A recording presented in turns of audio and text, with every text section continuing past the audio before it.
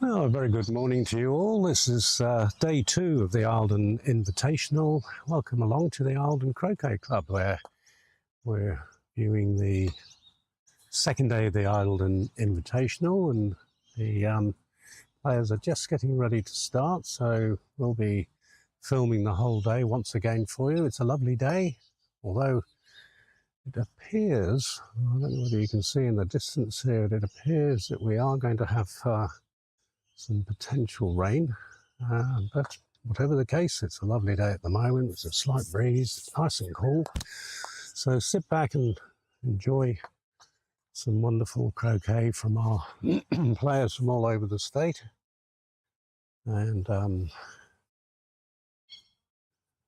we'll try and bring you as many matches as we can to sate your viewing pleasure. So the first match we're going to be watching this morning is between two Eildon players. This is Lorraine Hathaway and our president, Jill Cole.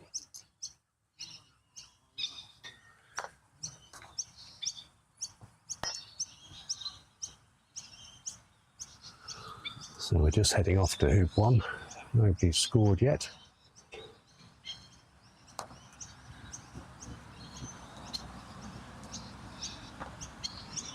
So Lorraine and Jill, similar handicaps. I think Lorraine might be around about the 6 mark and Jill is 5. Should know that well because Jill's been my doubles partner on a number of occasions and a great player she is, so this should be a very competitive match.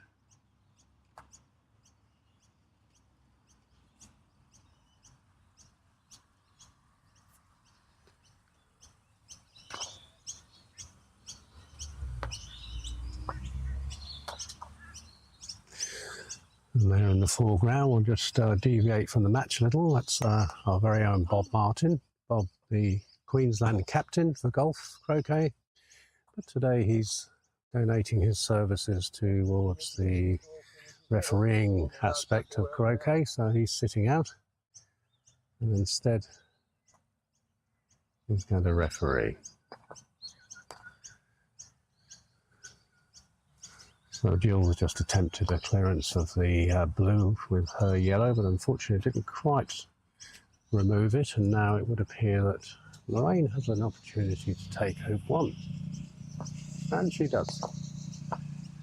Great result. And not only does she take hoop 1, but she also heads off to hoop 2, which is a very good start.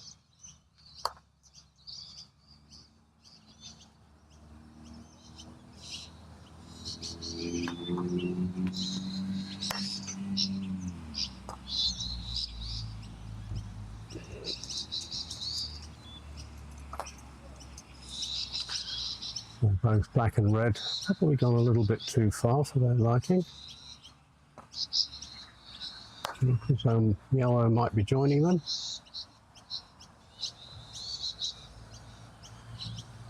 It's difficult once people get the lie of the land, as it were, when they play a few hoops. I'll get to know the speed of the lawn. It usually starts out a little bit slower here. The dew is still on the lawn. And there's a good shot from blue right in the jaws of hoop 2.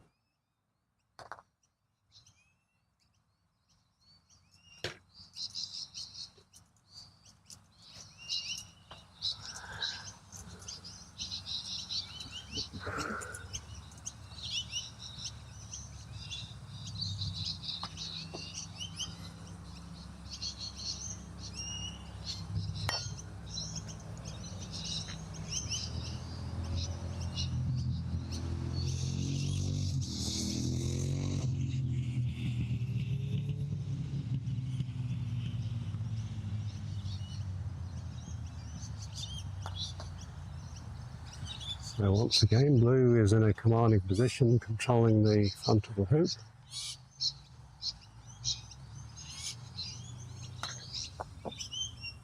And doesn't quite go through, but it is in the jaws with nobody behind, so it should be safe unless, and we have to remember Jill is a very good jumper, unless Jill has the opportunity to jump with her yellow.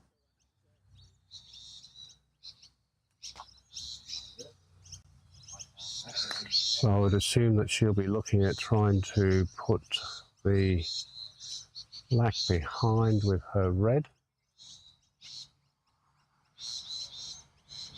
Oh well, that's a very good option. She's snuggled up to the black, which from here we can't really see, but I'm assuming that it may well prevent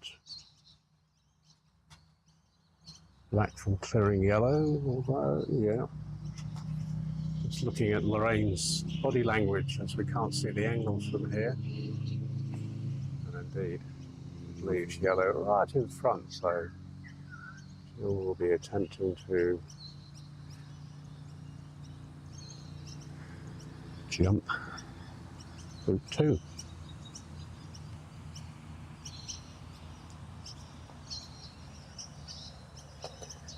Oh, and unfortunately, yellow was unsuccessful.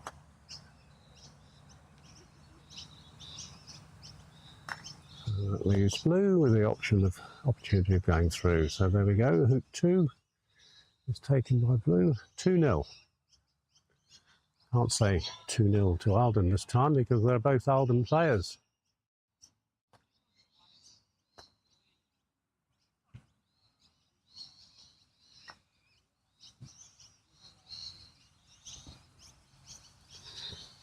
Perhaps we could say Eildon 0, Eildon 2.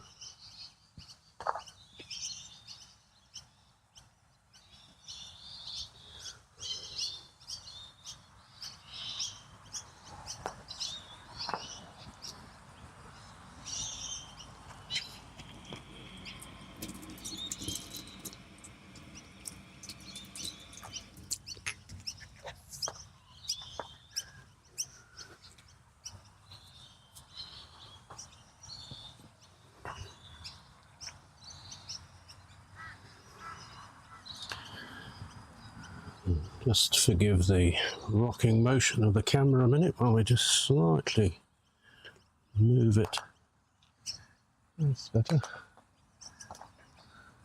A nice resounding clearance.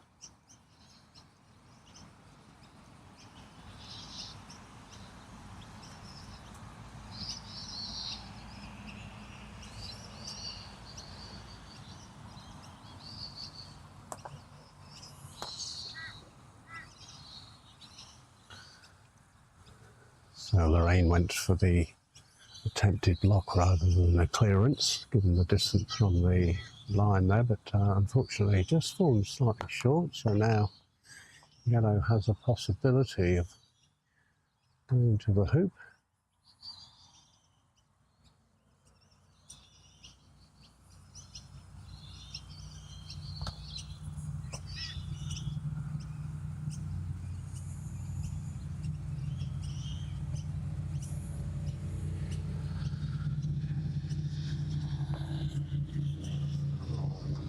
Rejected. Blue to play, and now as we can see, blue has a pretty good chance of going through here, given that it's fairly straight on to the hoop. Hoop 3.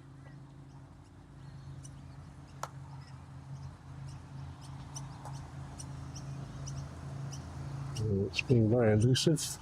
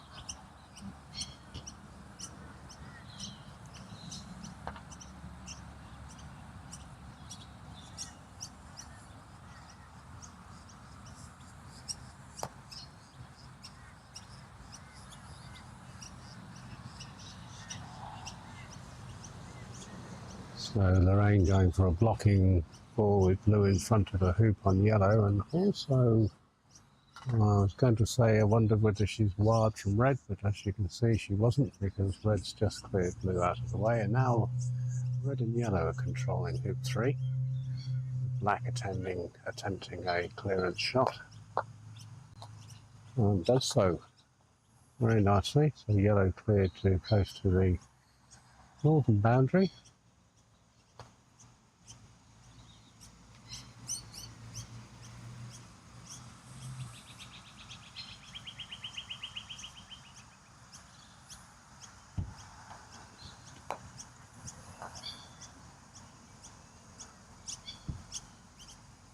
Well, a nice shot that's come in right in front of the hoop, only unfortunately it's going to be no doubt hit away by one either the blue or the black. Unfortunately blue just missed clearing red, so it now gives red the opportunity of going through the hoop.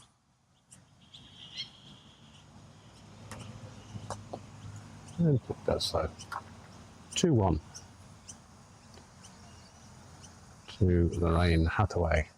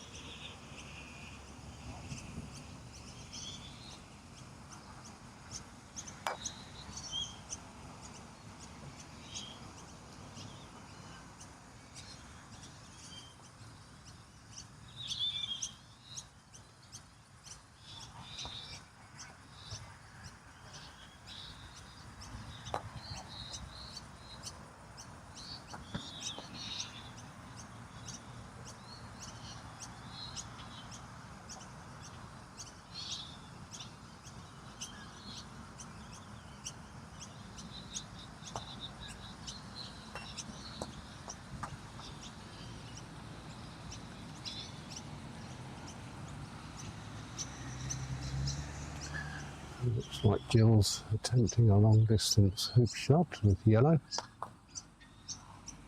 Adventurous for the fourth hoop, but Jill's good hoop runner. Oh, and unfortunately just gets rejected by the left hand upright. Now what can blue do?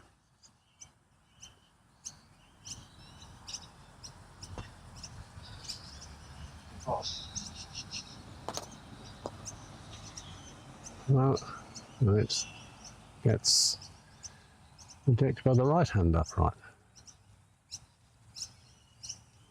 Or just sails past at any rate. So red does a nice strong clearance on black, leaving yellow in a commanding position in front of hoop number 4.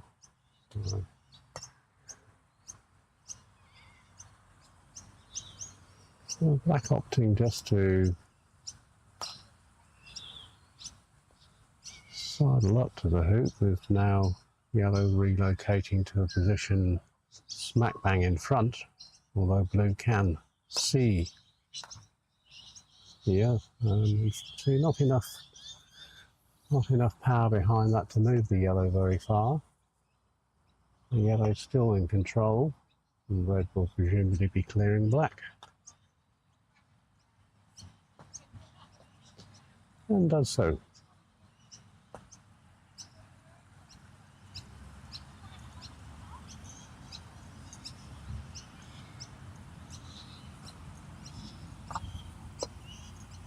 Well, unfortunately, black sails past and misses its target, so now yellow to play for hoop 4.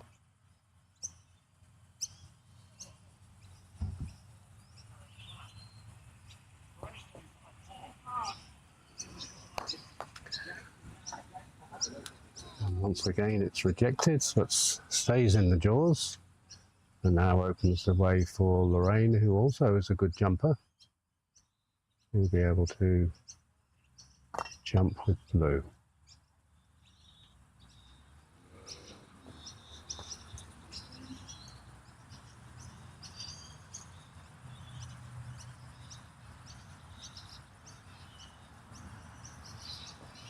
Oh, unfortunately doesn't get any lift and just pushes yellow through.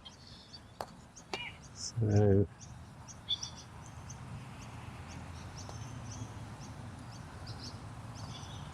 another hoop to Jill.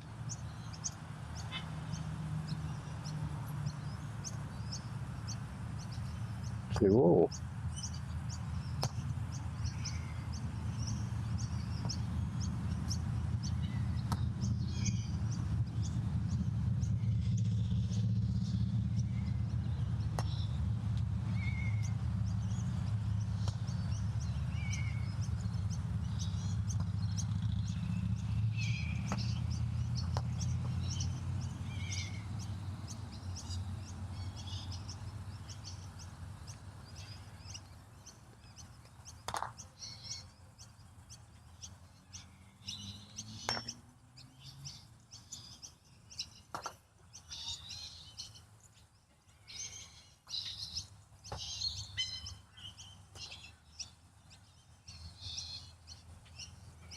Well, that was a very fortuitous hit by blue, which knocked black into red and presumably has hampered red enough that red can no longer take a shot.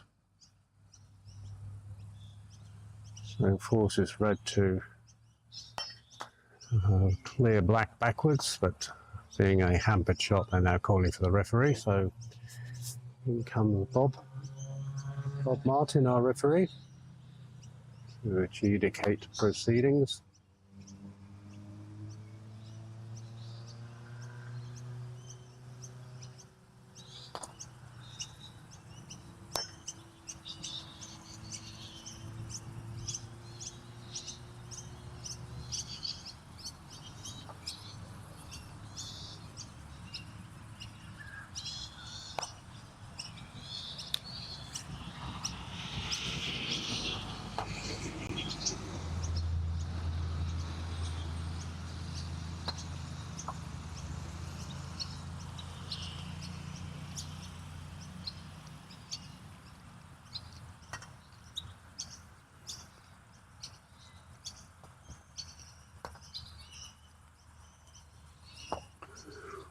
So a clean shot. Unfortunately, black doesn't quite clear red away as far as it might have liked. And now presumably yellow is going to clear blue, which it does with a beautiful stun shot by Jill, leaving yellow right in front and presumably wide black from the hoop.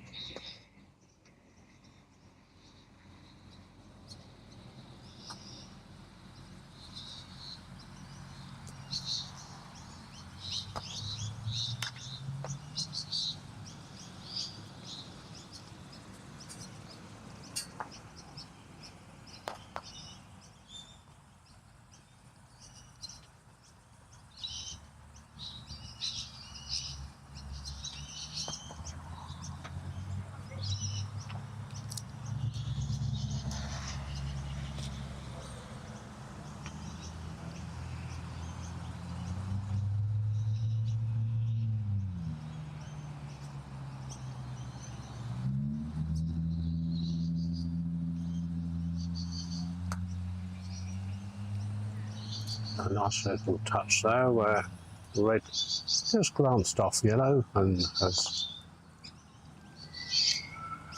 wide black, so consequently black had to clear yellow.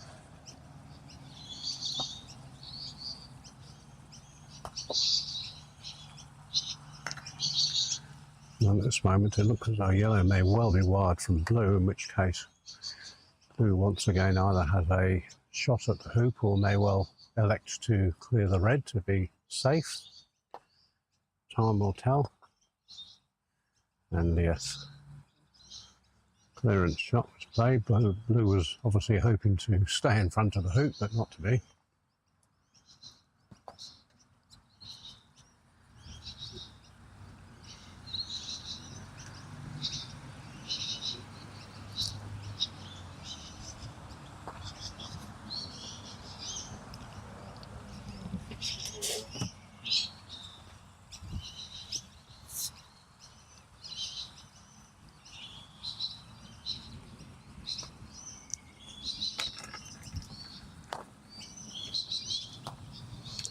Lorraine's shot with black was a nifty little through the back door of the hoop, which presumably is wired yellow from the hoop.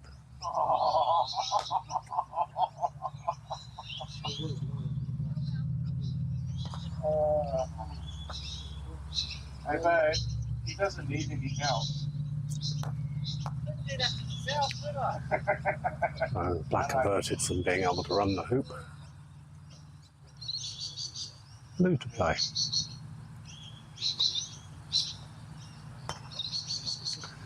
And once again, a nice little promotion of blue on black to put black in the front of yellow, of red.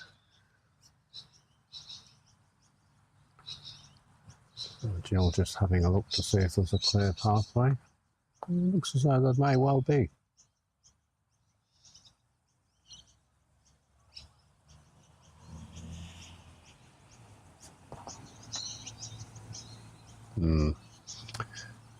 Thought twice about that.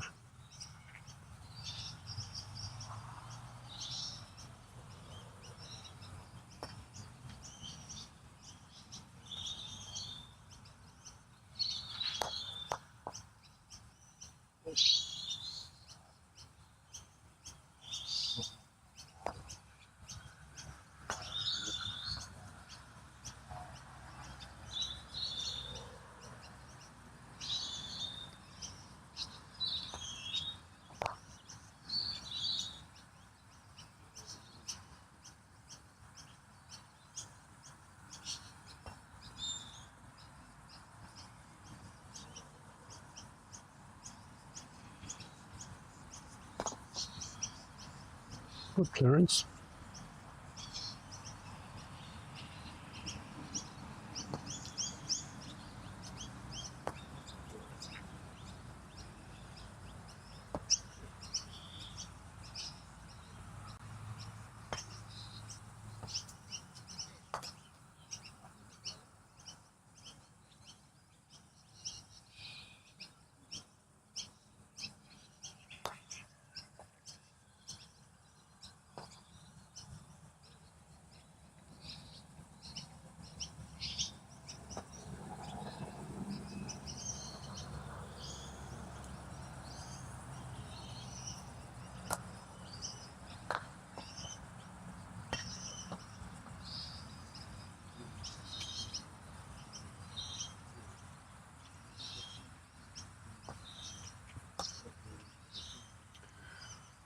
Hoop 5 proving to be once again rather elusive as these two battle it out. Jill Cole from Eildon and Lorraine Hathaway also from Eildon.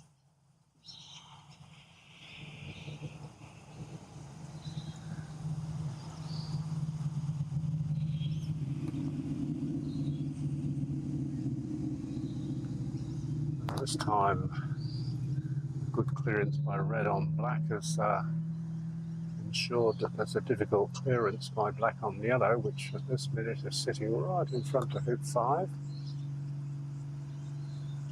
And unfortunately black just sails past.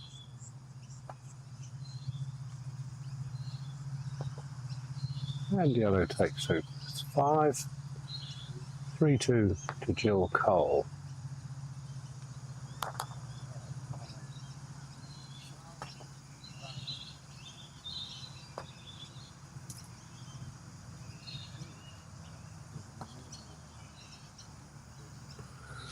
There's a good depth of shot there, unfortunately just slightly to the left of the hoop.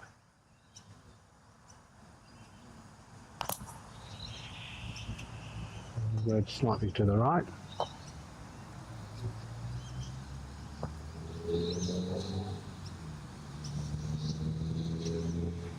And black bang in the middle.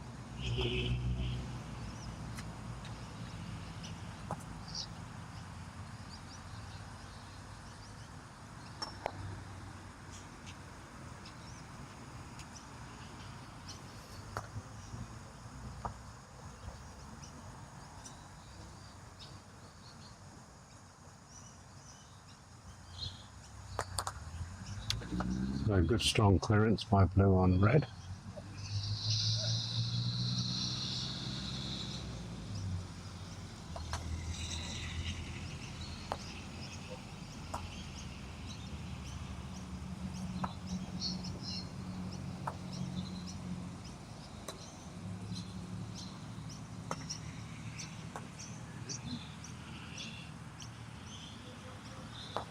Good attempts to try to do a blocking shot on black, which has a straight on position in front of hoop number 6.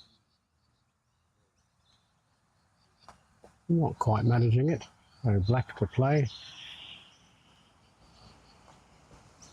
And unfortunately gets rejected.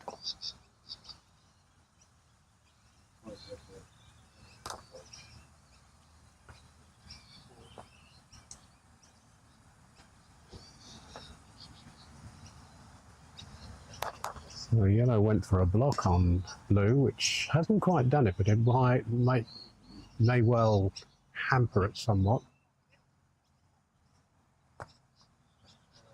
Yeah, it's done exactly what Jill might have wanted, so it now leaves red with a much easier shot in front of the hoop.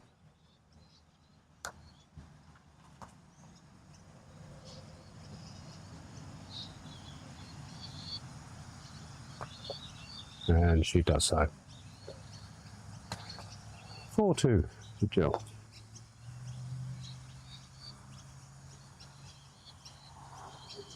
I don't know whether anybody was listening to the commentary yesterday, but we were talking about the, you know, the pros and cons of missing and getting shots, and just how difficult it becomes when you miss what was an easy shot. Suddenly that shot that you should have got becomes a shot the opposition should have gets. And instead of being 1 up, you're now 1 down, which is a difference of 2. So things can change drastically and dramatically in the game of croquet, like any game, but it's often on a knife edge.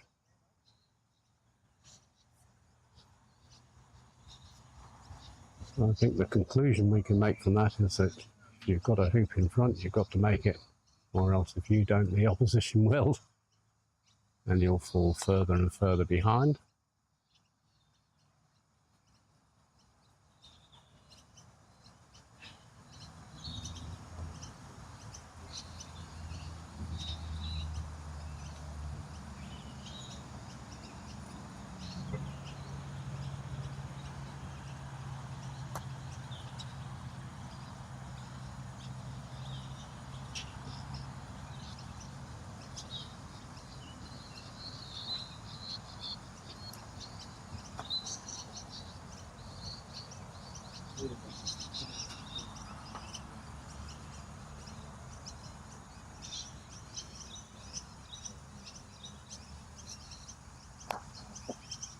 And a lovely shot by black. Head down, shoulders forward, and through it goes. So all 3.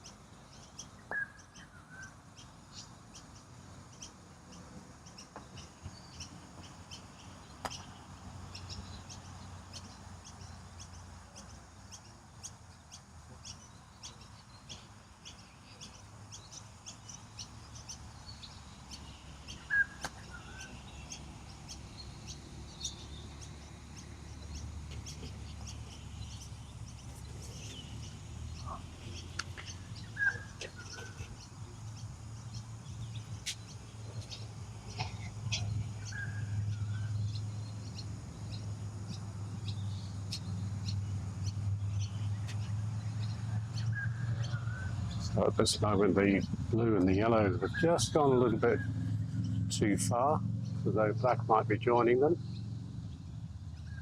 And red the only ball in front of the hoop.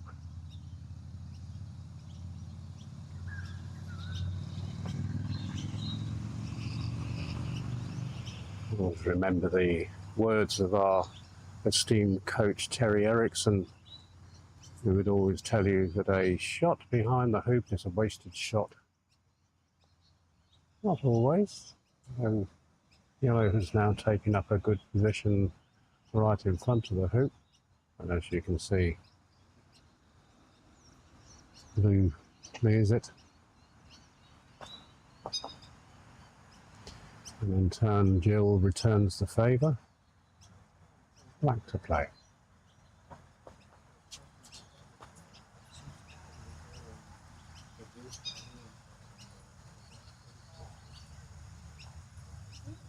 We paid up.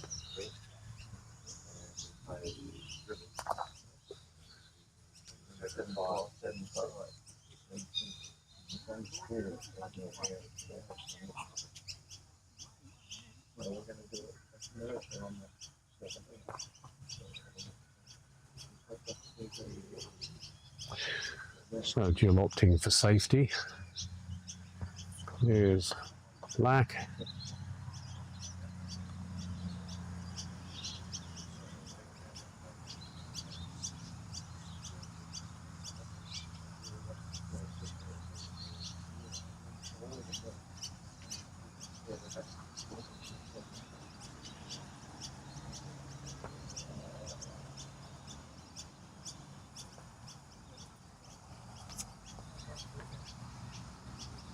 So red ends up in front of the hoop, and unfortunately it's going to be subject to possible clearance by black,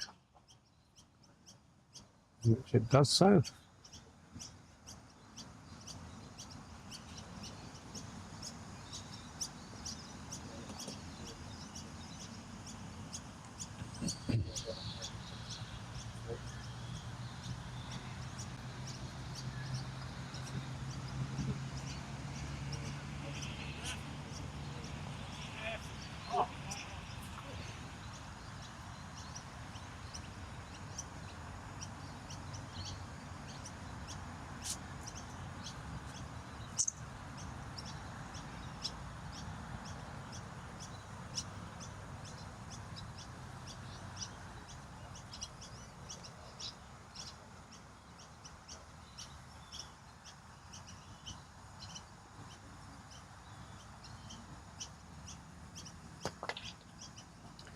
So an attempted clearance by blue on red, which is right in front of the hoop, but unfortunately just clips black,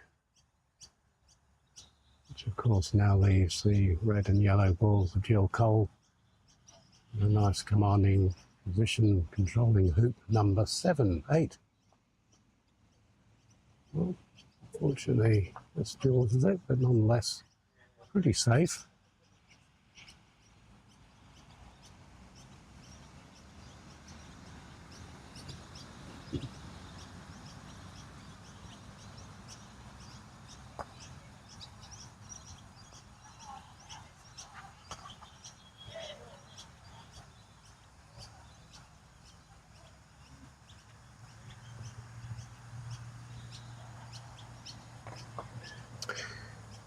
And Jill helps red through with a okay by yellow, taking the score to 5-3.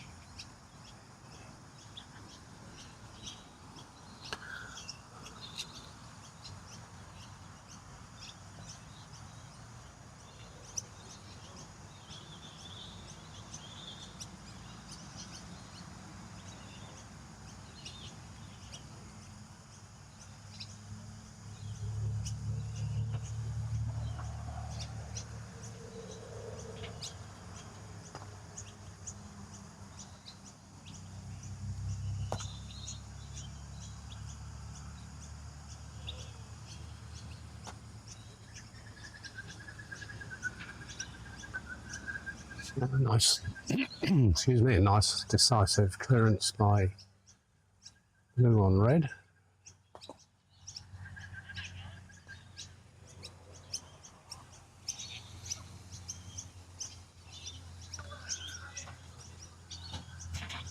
So now Lorraine will be looking at clearing, either clearing yellow or going for the hoop. Difficult to say from here. Yep.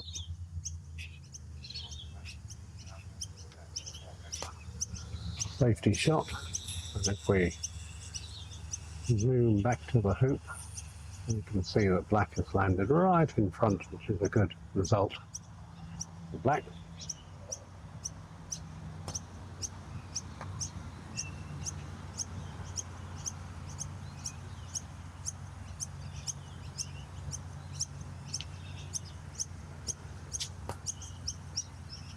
Will blue go for the hoop or will blue go for red? There's the obvious shot.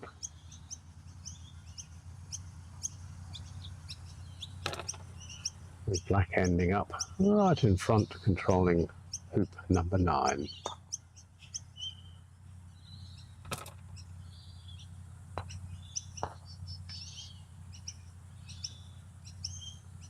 Oh, a valiant effort by red, which comes in immediately behind. I don't think there's too much trouble with a hampered shot here. Back to play.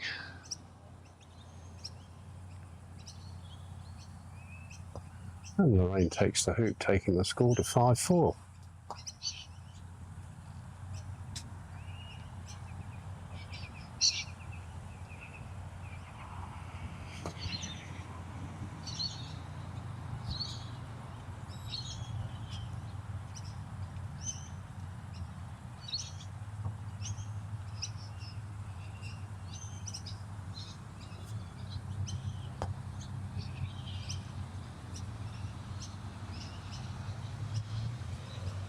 Just sidles past the right hand upright. Once again, just slightly long.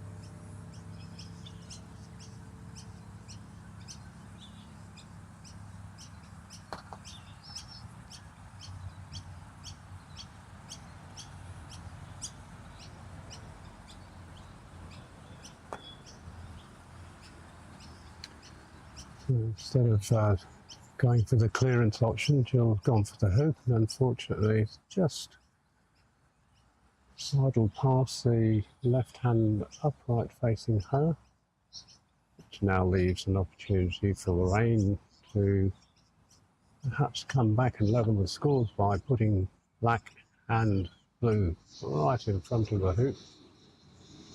And now red has to attempt a clearance. Black.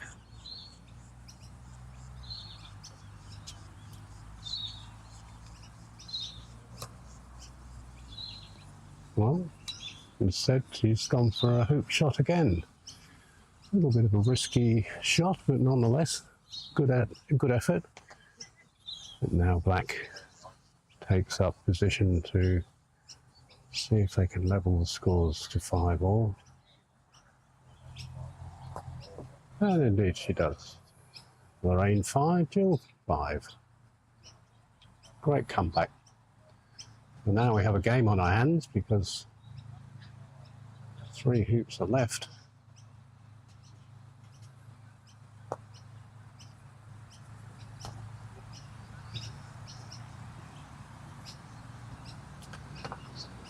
So Jill probably be a little bit disappointed with that shot. Yellow's just gone over the halfway line.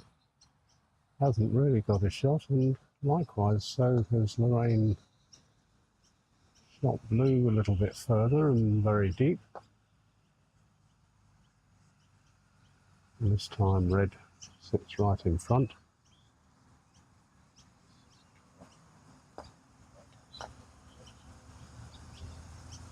A nice little kiss by black to just dislodge red and sit in front of the hoop, although yellow now will obviously take up position on either clearing black for threatening ball, or looks as though Paul's going for black to black.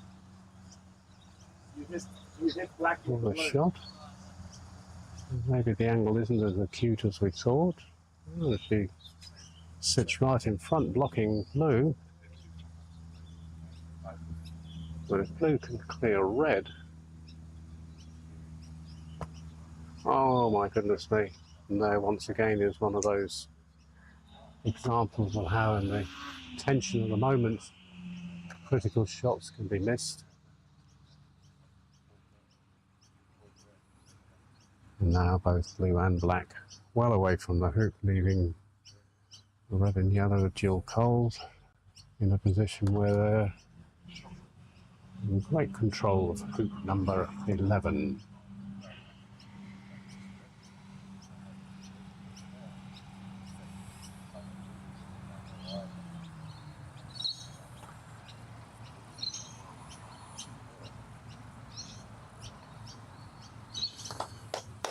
Gill just setting up yellow.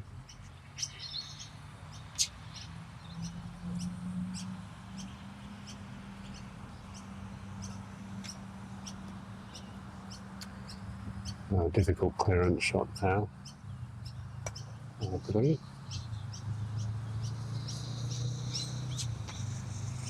Excuse me, unfortunately just cannons off the near side upright. Now Jill will look at trying to clear black, and that will pave the way for yellow to go through. She does so. A nice strong clearance. It's put black on the northern boundary.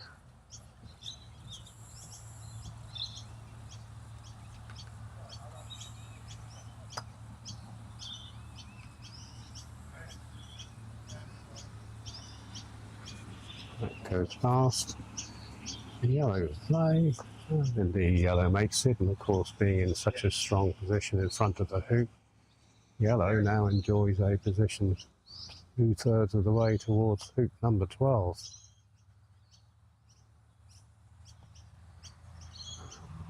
There's a good shot from blue coming in.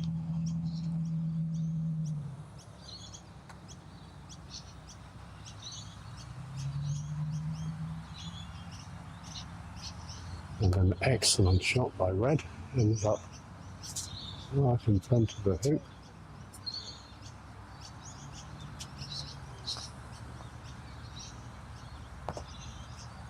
And a wonderful clearance by black, which now one would assume leaves Jill with the only option, because blue's in a very strong position of being cleared by yellow.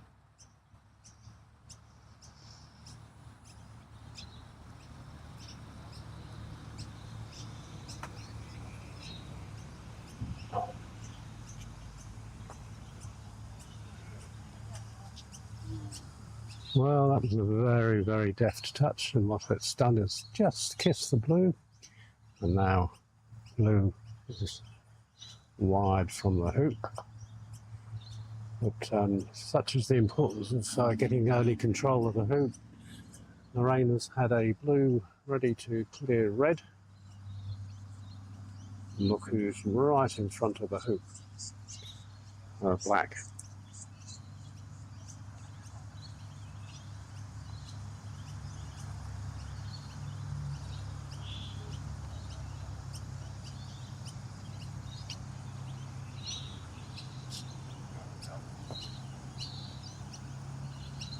Oh, good try, unfortunately not to be.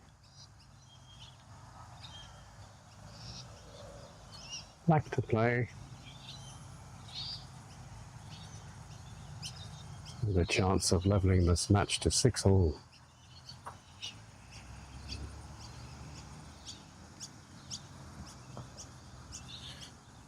And Lorraine does so, the pressure's on. 6-all, hoop 13 to come.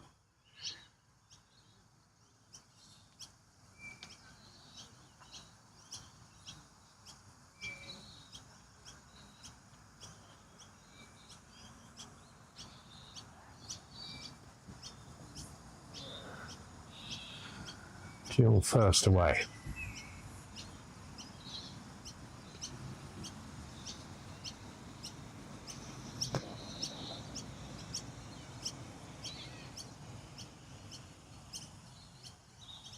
So not a bad shot. She's got into a very strong position in front of the hoop. Red unfortunately going to the boundary, to offside position. Now blue to come in. But unfortunately it looks as though blue is just falling short.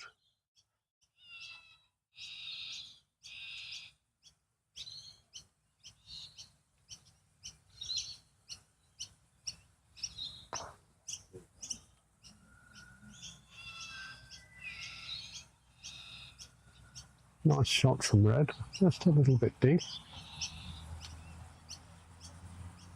Black to play.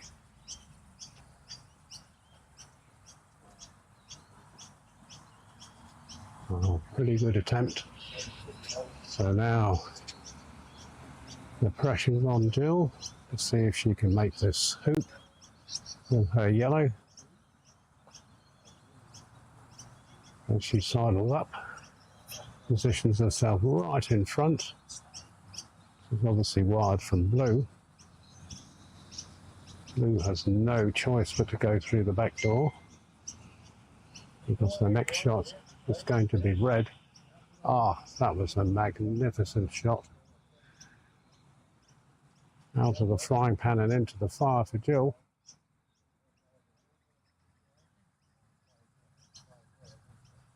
So this throws a new complexion on the attempt, which would have been a red clearance on black, but now she may well try and opt for a promotion.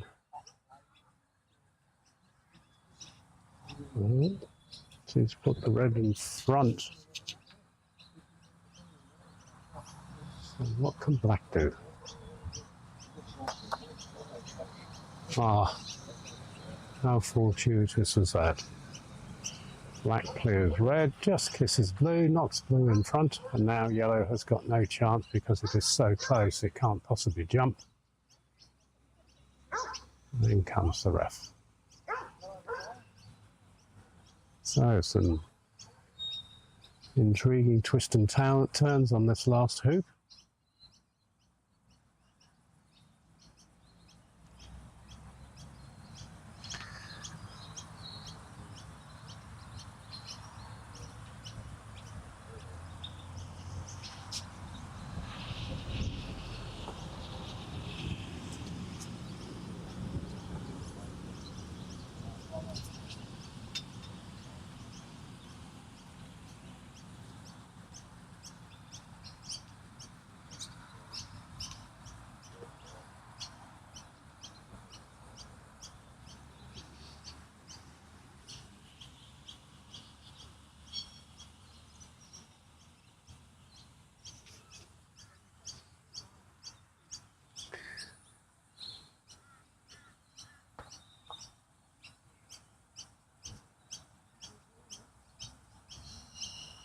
Another very delicate shot here.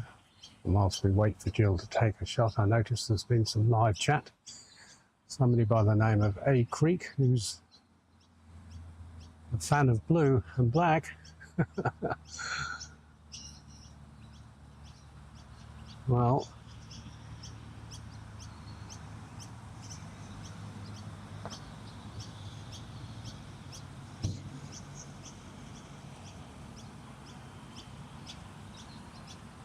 I'd hate to say who's going to be the winner here, because this is a very, very tense moment.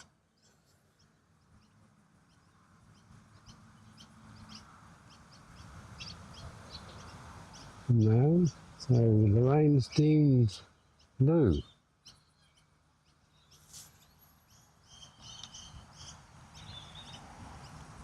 Red to play, after which it will be black. Now what can black do? Whether it has a clear line of sight to the hoop, I'm not sure. Unless red can put a spanner in the works.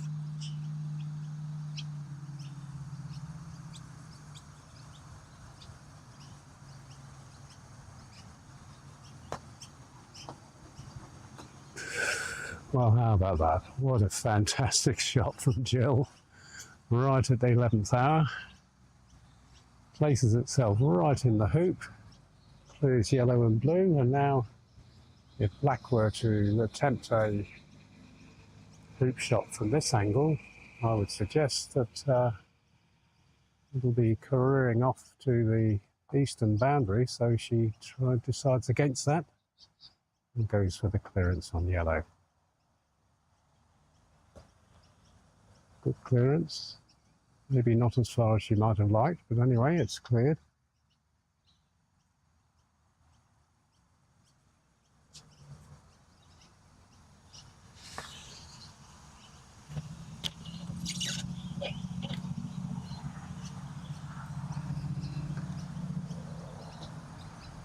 And whoever you are, a Greek woohoo back. Oh dear, dear, dear. Yellow misses the intended shot and slides on by, which will now give blue an opportunity of clearing red through the back door again. It's not yet a live ball on the playing side, and we now start all over again. Yet another rotation. So plans thwarted on both sides here.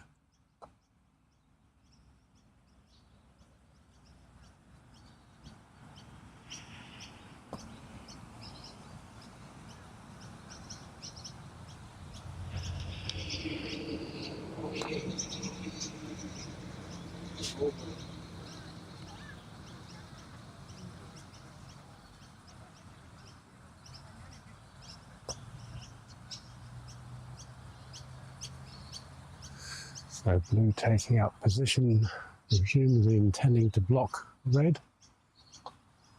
Excuse me.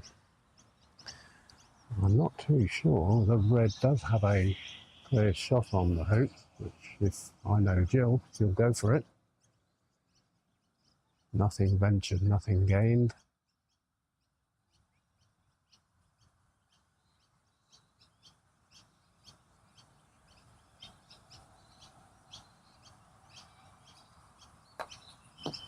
Oh my goodness me. Tension is palpable.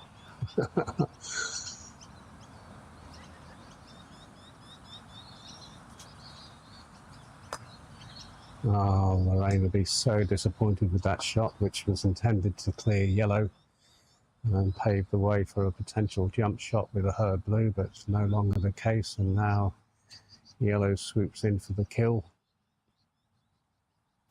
and clears blue.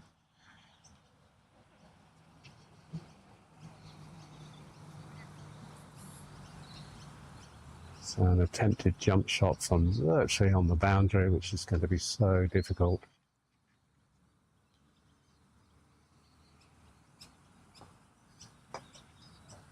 And unfortunately just veers off the left-hand side of her mallet, and Jill goes through. 7-6, what a terrific game. An excellent ending to a game between Eildon and Eildon. Jill Cole 7, Lorraine Hathaway 6.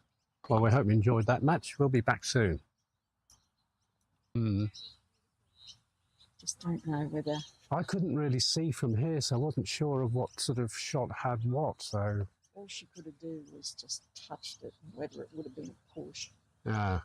But, yeah. A couple of shots there when she cleared the black, used the black, no, the yellow to clear the black. She went that way and yellow came in front of her. And then the Roquet, that was a major sort of Yeah. faux pas. Yeah. What a shame. All right. Can you carry on with the filming? I just need to go to the toilet.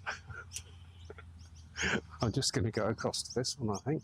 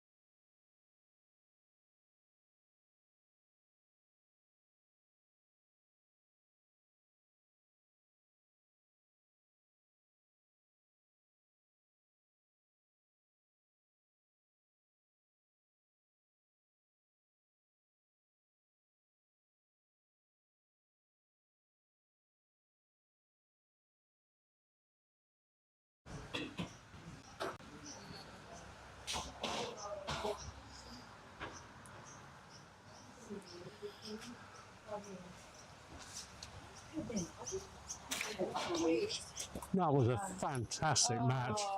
Fantastic match. I have to get the brain trust to tell me what I could have done that last time. You'll love watching that one. No, I won't.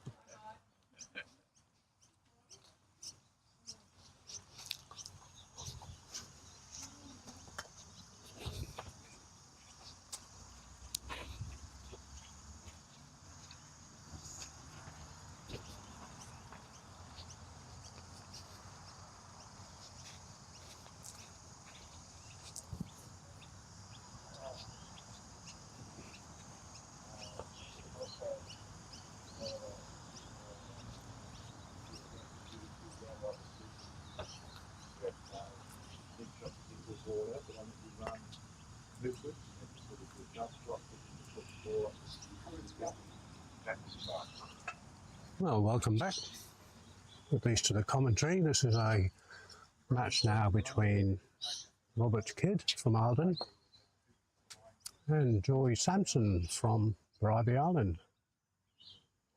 Looks like Blues won the first hoop, 1-0 to Robert.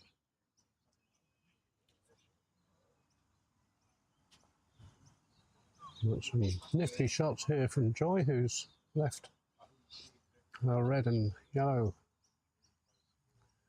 in good position in front of the hoop 2, but Blue, oh my goodness me, I was going to say Blue attempting the clearance, but instead of clearing it, it's put it right in the hoop. So Joy takes hoop number 2. You know, sitting right here, a resort, but and on that, you know, you're saying that very well. I am a bit grey on that. Terry describing to us that if it's in sort of open play. It's an open play. It's not although it is a bit on it's not there. It's not just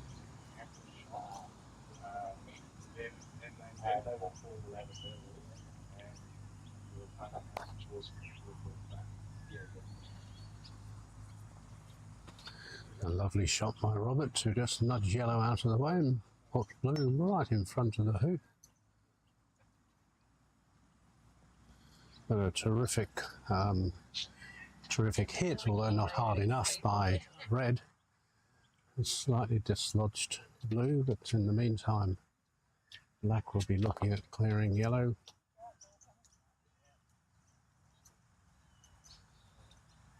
So Joy has the unenviable task of trying to clear yellow from one boundary to another, which was nigh on impossible, but who knows. Good try. Blue to play.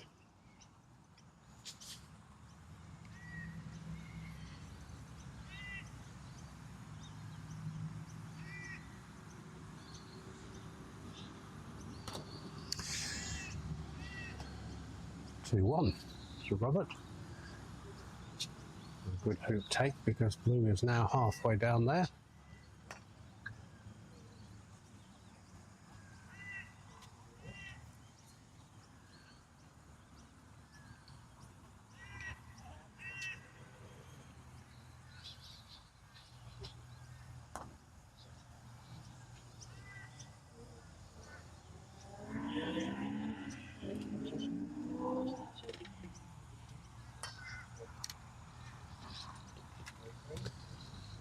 I'm going to just adjust the camera position, sorry about that. Right, so it's 2-1 to Robert Kidd. Robert the Kid.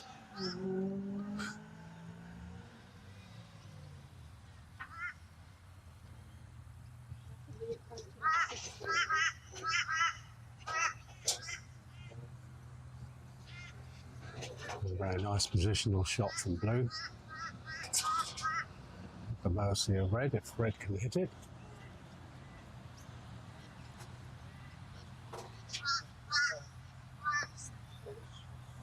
Oh, Joy attempting the adventurous long-range hoop shot there, just collecting the right hand upright.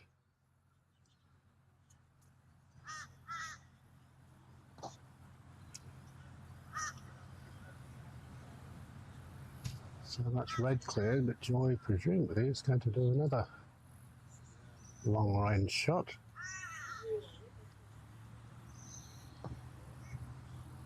And this time she goes off the left hand upright, and now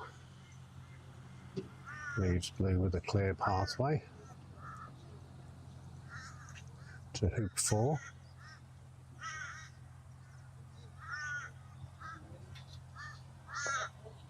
And he does. 3-1 to Robert Kidd from Eildon.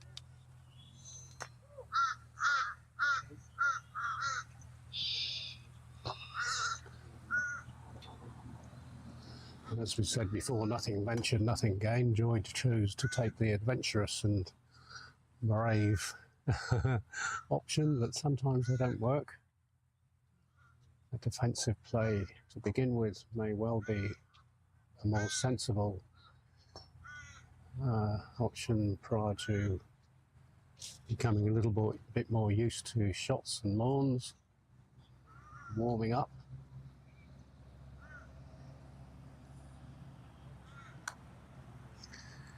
It's now about 8:30 in the morning here at Eildon Croquet Club, here on the sunny Redcliffe Peninsula at Woody Point.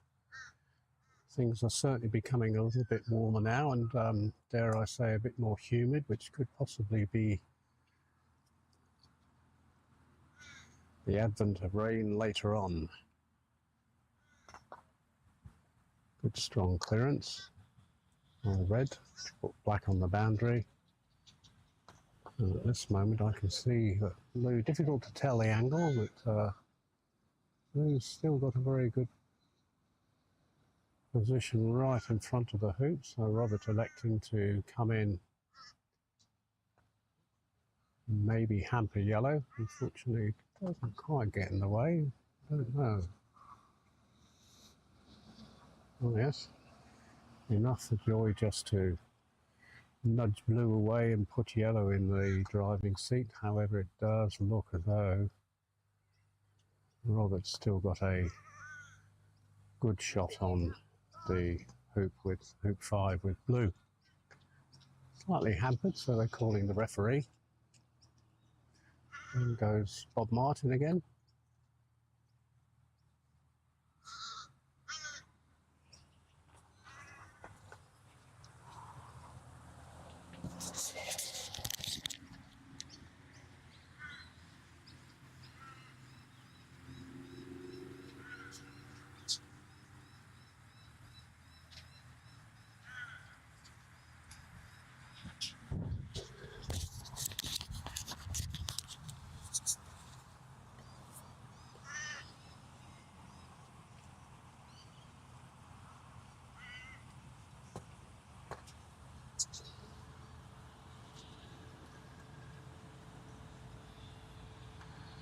So blue elects to clear yellow and stays right behind the hoop. Good outcome.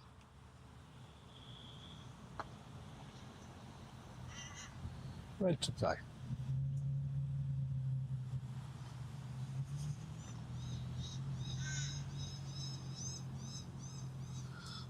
Well, that was a nice little nudge that might have put blue just slightly off centre there.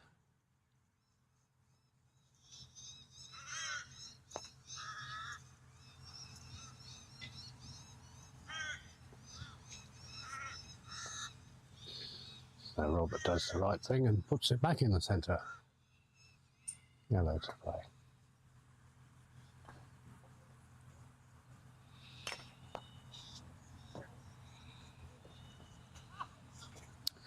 Well.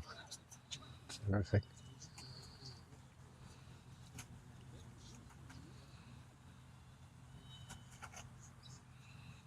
Well done, Joy, but still an open hoop for blue.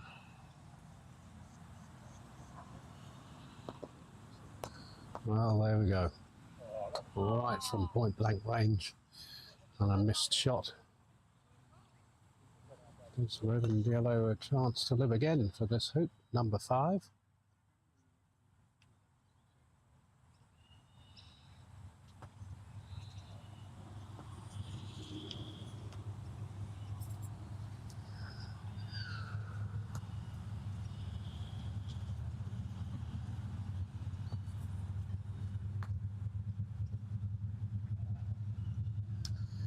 Well, excellent shot from Robert, just comes in and sidles into the side of the jaws.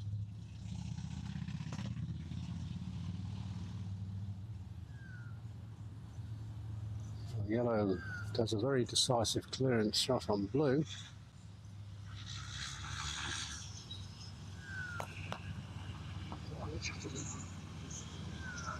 And looking at the hoop at the moment, whilst black might be in front of the jaws, we've got the potential option by Joy of doing an in off. We'll zoom in on that in a minute.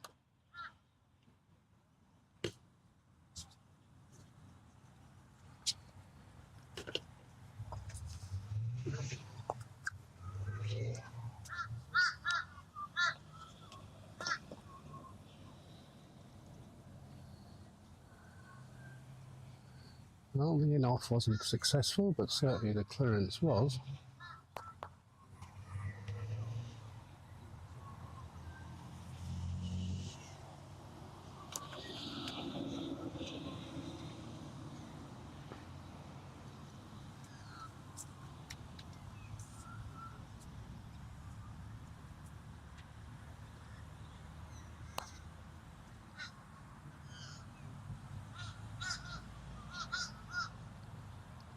So now we're back to black and blue controlling the hoop again.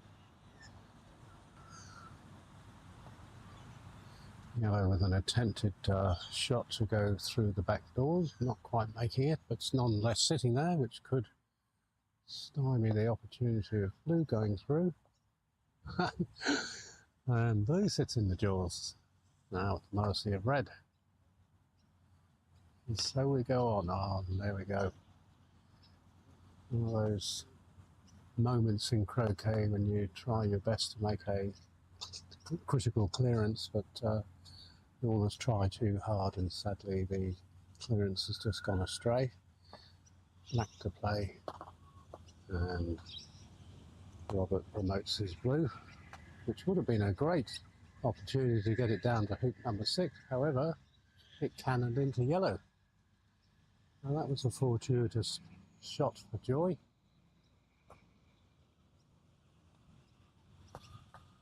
I wonder whether she'll jump for joy.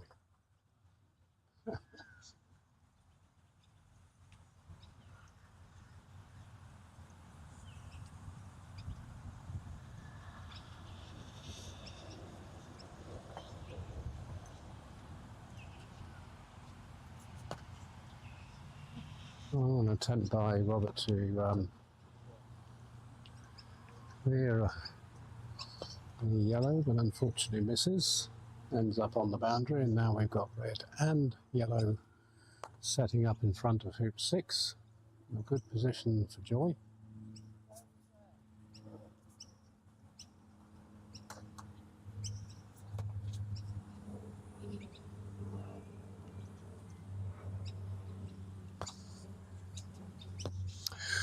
My goodness me, that was nearly a phenomenal shot by Black. Had a clearance shot on yellow and or the hoop at the same time, but unfortunately misses both, so now yellow to play.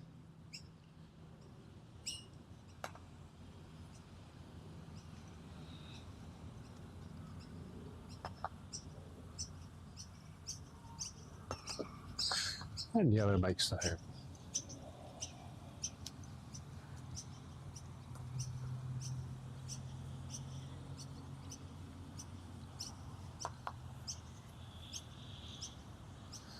So 3-all.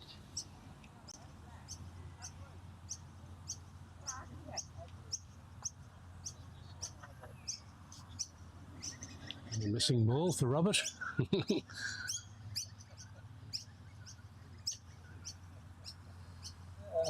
he finds it.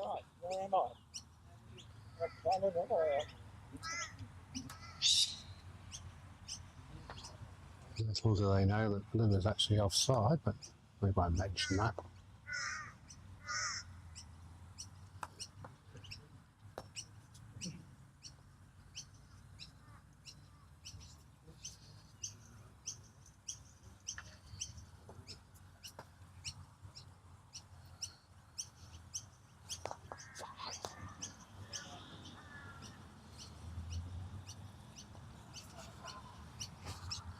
The clip on 5.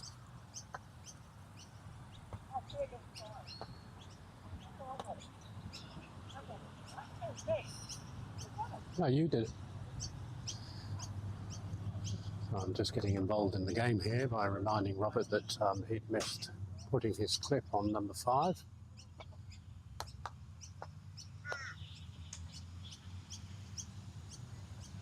A great shot by Joy, just nudging Black out the way, leaving yellow and red in a fairly strong position there.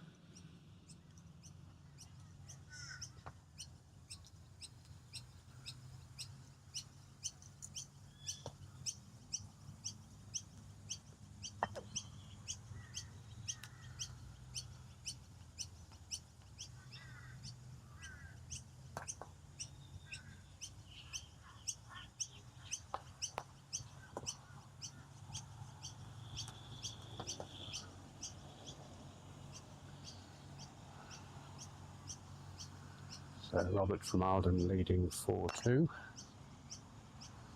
Good strong clearance by Joy with red on black.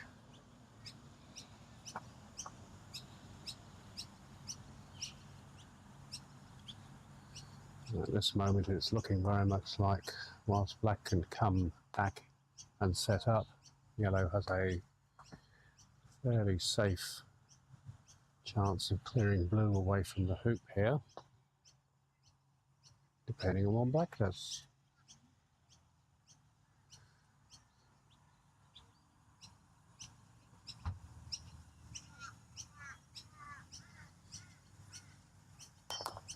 Great clearance.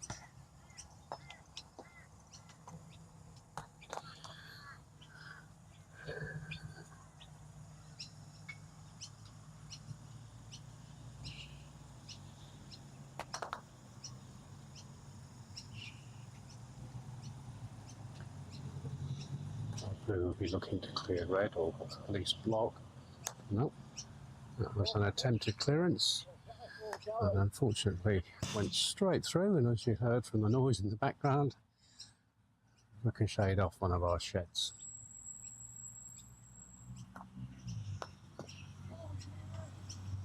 Good attempt by Joy to get red through the hoop, but not quite making it, so now leaves Robert with an opportunity here, possibly a jump shot, possibly a clearance. Robert is a very good jumper.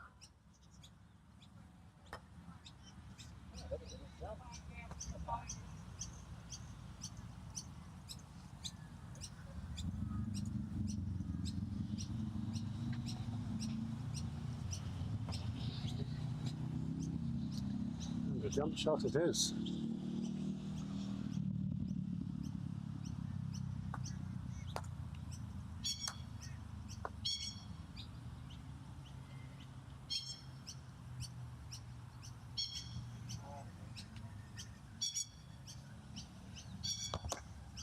And unfortunately misses the hoop.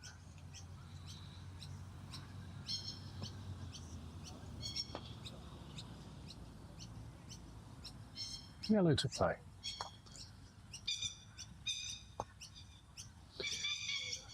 The yellow safely sets up.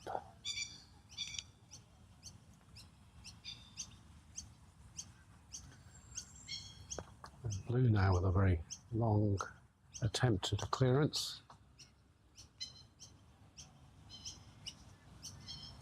Not quite making it.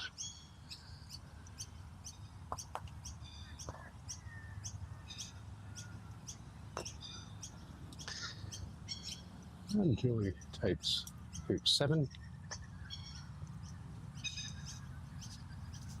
4-3.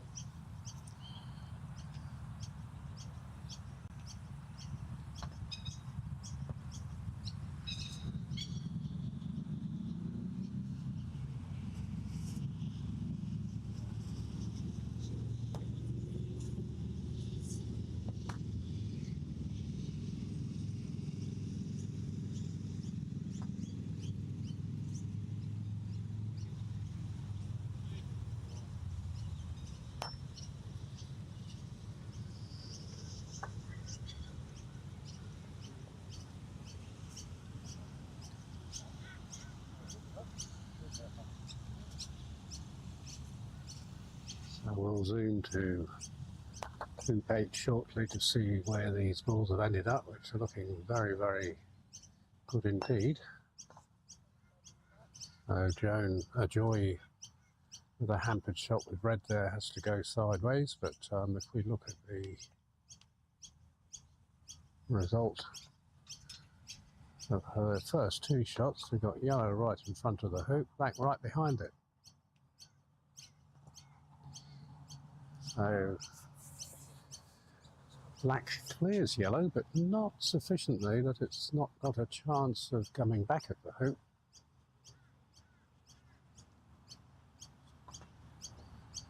And that's a wonderful shot by Joy.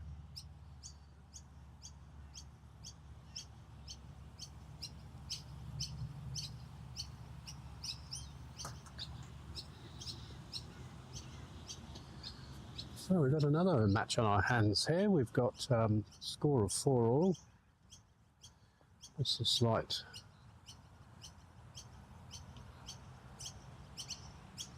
delay now while the second colours just mark their balls to allow Robert and Joy to play through to hoop number 8.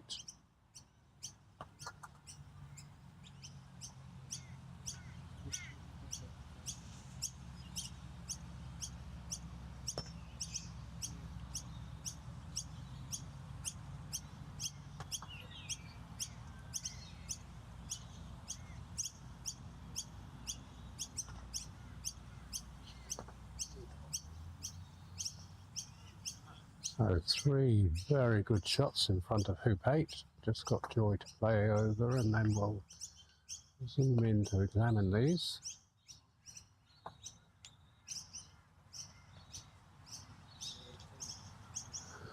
So Robert has a pretty strong opportunity here to take hoop number 9, and he does so. 5-4, Robert Kidd of Eildon.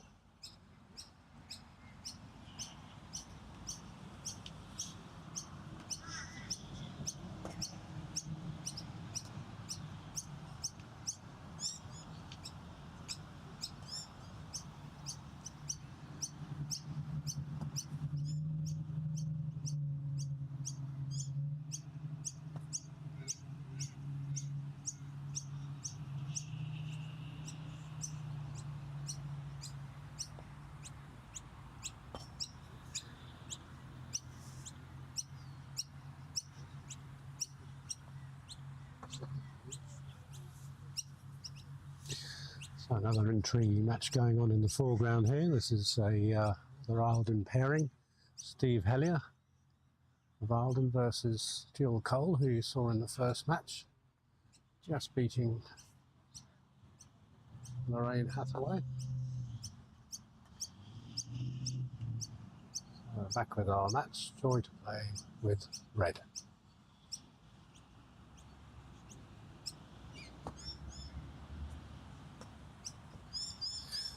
Excellent shot, straight through the hoop. 5-all.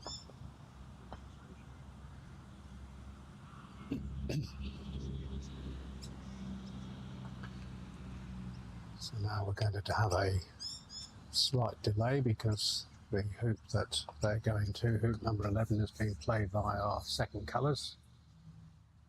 We'll just Robert stopped the clock, and we'll hang on and let them clear the hoop.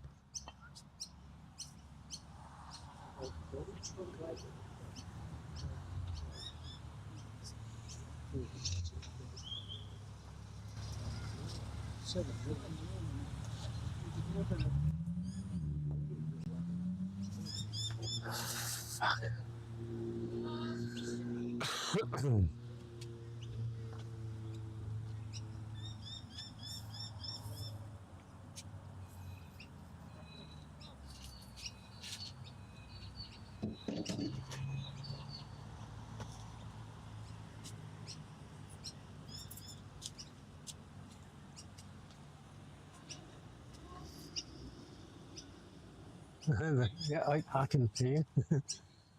Lorraine's off to a fly here. Is she? Oh, good. 4-1. Good.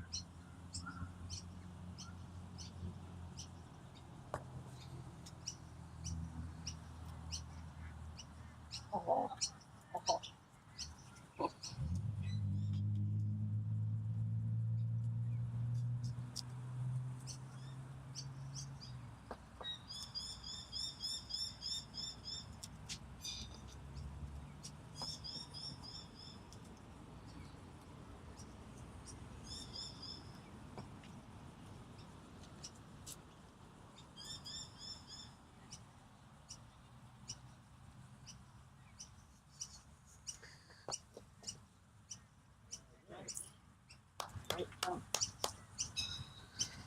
So whilst we're waiting for Robert, and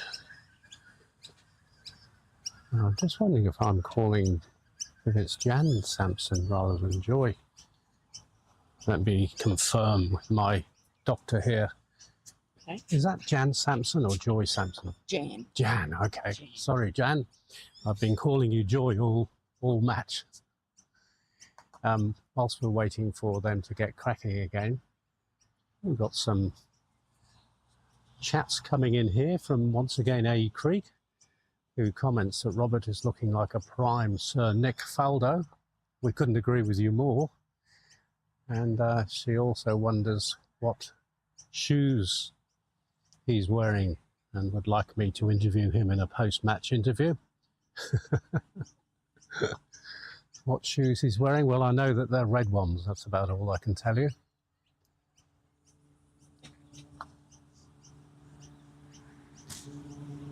Well, at least it's good to know that there's one person watching.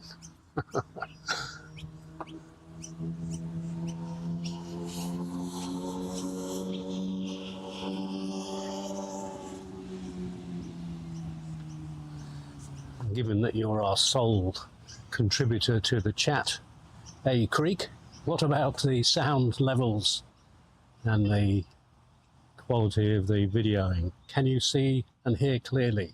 Do let us know.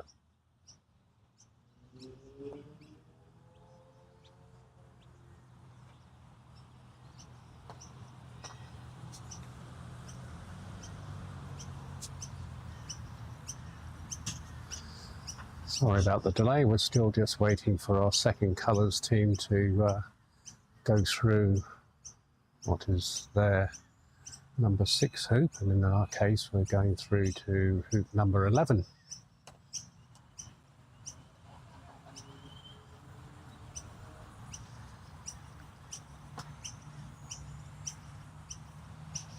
The scores are tied up at 5-all between Robert Kidd from Eildon and Jan Samson. My apologies, Jan, for calling you Joy. At least I realised. It's probably because I was looking at your face and thought you looked full of joy. So that's where the mistake came from. So hopefully, Jan, you'll forgive me.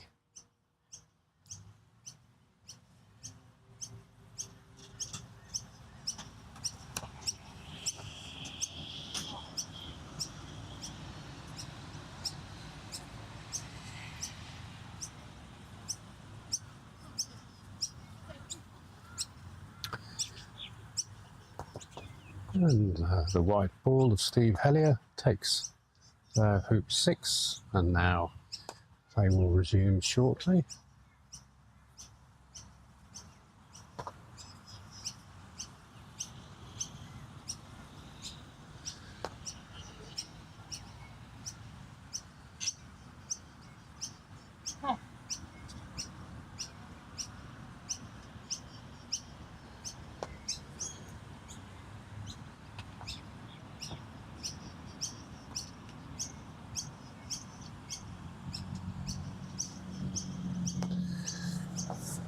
So Jan and Robert about to resume play. 5-all the score.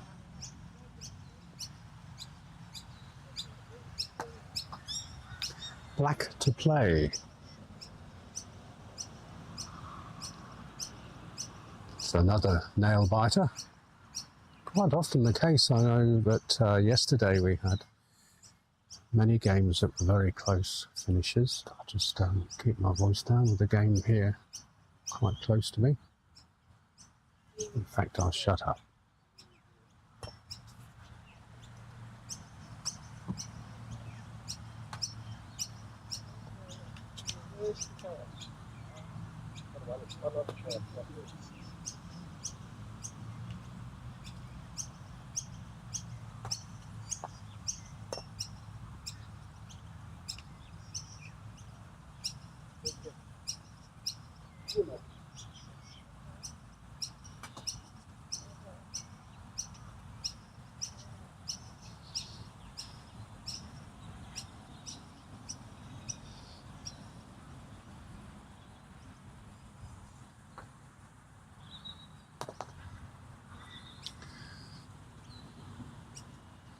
A good strong clearance on red by black. Now yellow will play in to take position. But unfortunately just overshoots the hoop, giving Roberts Blue the opportunity to perhaps clear yellow and stay in position. Yeah, she does.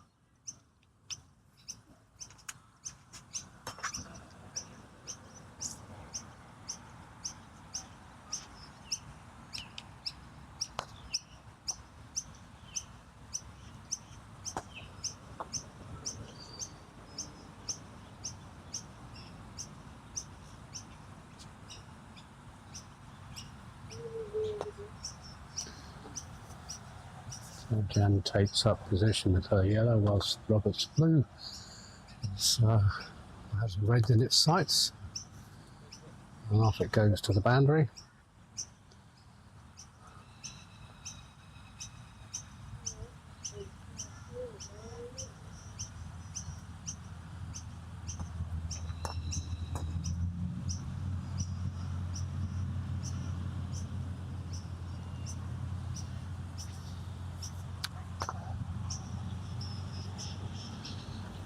Black to play, presumably this time yellow is in its sights.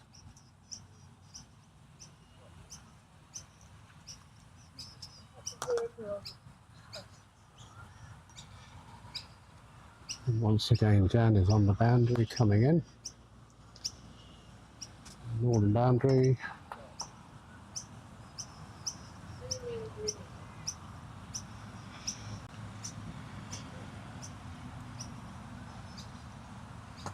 There's quite a fortuitous shot that Jan's, you can't probably see from here, but yellow has actually wired blue from being able to clear red. So Robert's been not forced, but selected to take a shot at the hoop, and unfortunately misses. And now, because of the position that yellow took up, it gives red an opportunity to go through the hoop, and Jan goes through with a plum. So Jan sneaks into the lead at 6-5.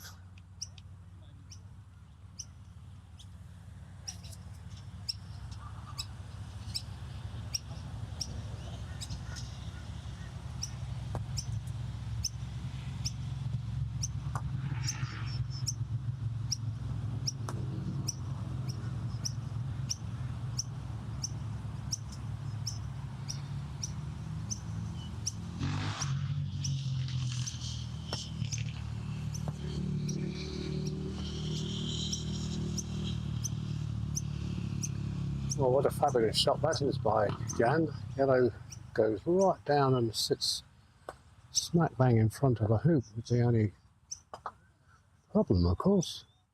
Black's right there to clear it.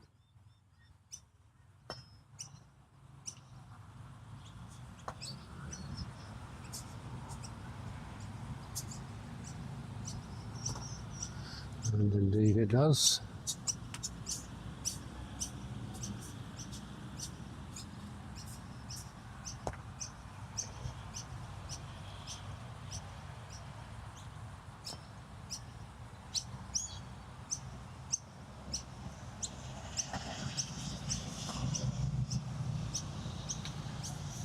So blue does have a shot on the hoop. It's quite an acute angle, but nonetheless it's possible that whether he'll, yes he does.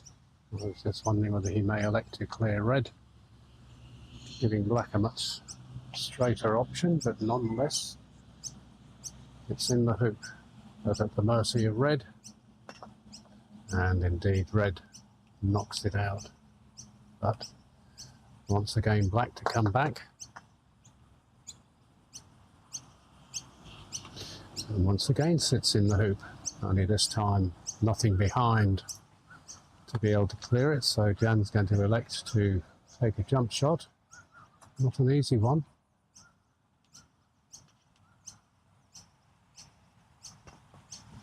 And knocks black through, unfortunately. So once again we have a match on our hands. 6-all. Hoop 13 to come.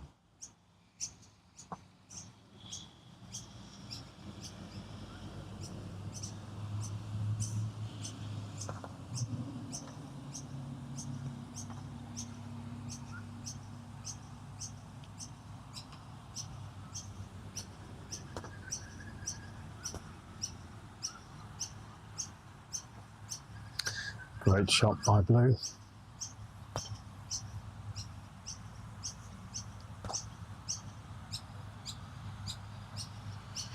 Red just falling short there.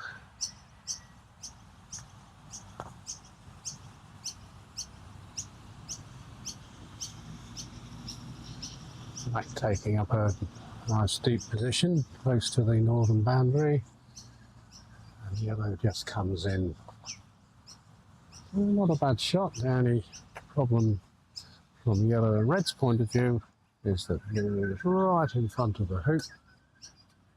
And Robert take hoop 13.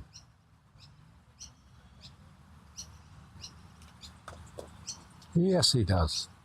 Fabulous, fabulous mending for Robert.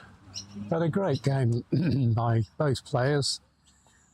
Samson from Bribey, and I think also Eildon as well now, dual club member. And of course, Robert the Kid from Eildon Croquet Club takes a well-earned win. Well, we hope you enjoyed that match. We'll be back again with you soon.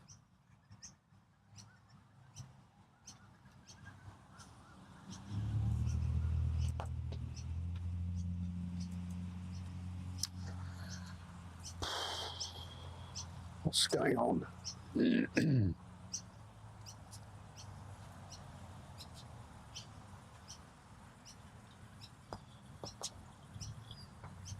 No, that's Graham. I didn't know he was playing. I didn't know he was playing.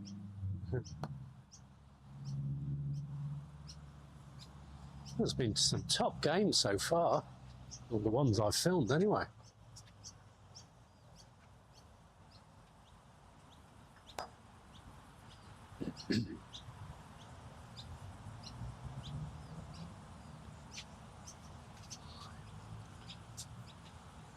Five, four.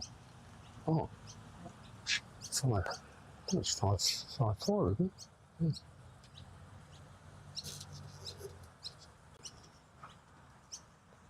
It's interesting. Rain was leading 4-1. Oh my God. But Megan's backing herself. Yes. Rain had a chance at a jump shot and didn't take it. Lorraine. Yeah, she's had a couple on this match, I noticed, and fluffed them completely, so she's probably not feeling terribly confident. No. Oh, good shot. It's interesting watching other people's decisions. Yeah. I think, am I that wrong? Who can I, everybody else, 3/4 finished, aren't I? Oh, I hope I've got my microphones off.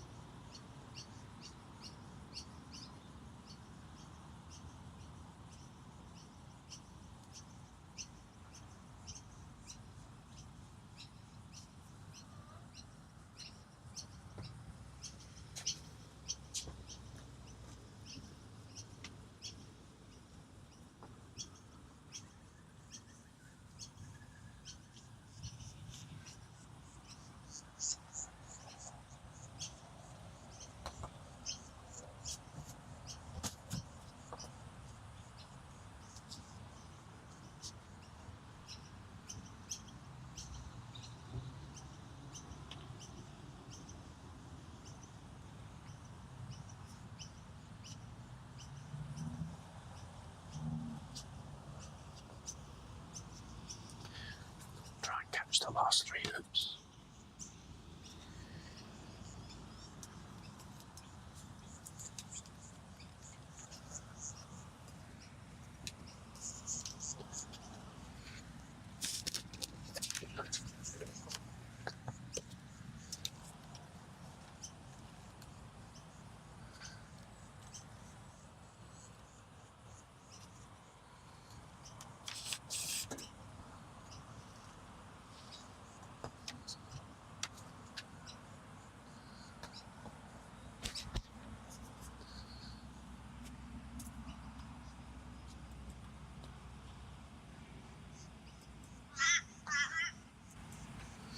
So we're just going to take you over to Another match here, once again with Lorraine Hathaway, this time playing Megan Stewart, both once again Eildon players.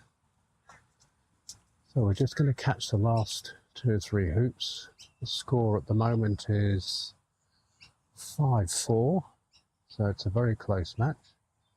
Lorraine, I'm told, was up 4-1, and now Megan has caught right up.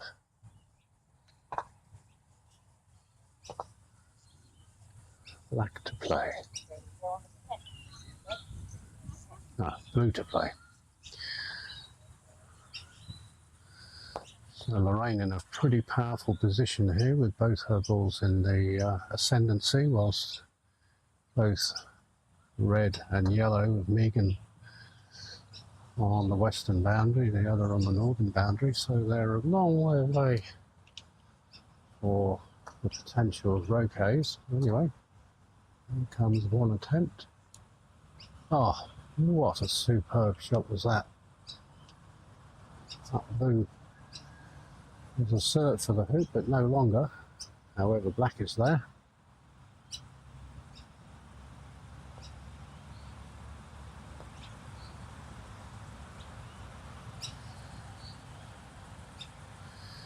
Yes, black makes it.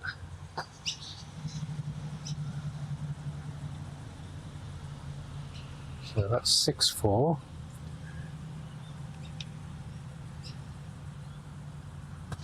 Megan's yellow is sent to the offside position, going in for hoop number 11.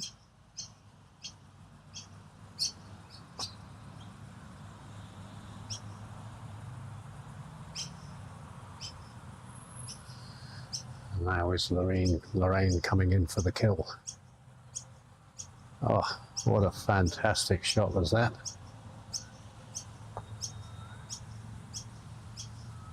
Blue right in front of the hoop.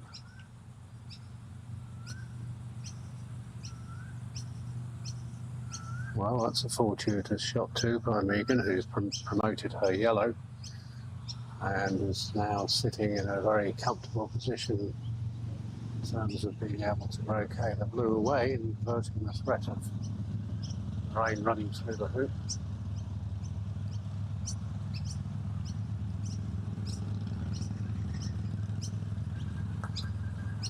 And what a great outcome was that. Not only does she rotate blue away with a fairly forceful shot, she also ends up right in the hoop. So great result for Megan. And good results for exactly what she needs right now, because she's down 6-4 to Lorraine. What an attempt was that. Unfortunately, just cannons off the left-hand upright.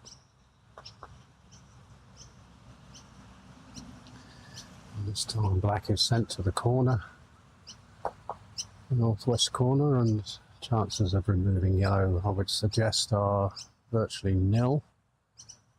And it looks like Lorraine's agreeing with me because she's going halfway.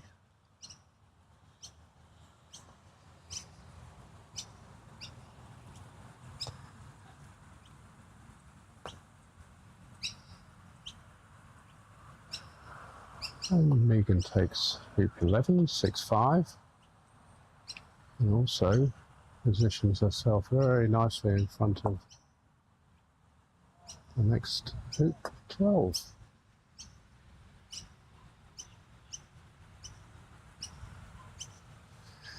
Well, that's a very close miss from Lorraine.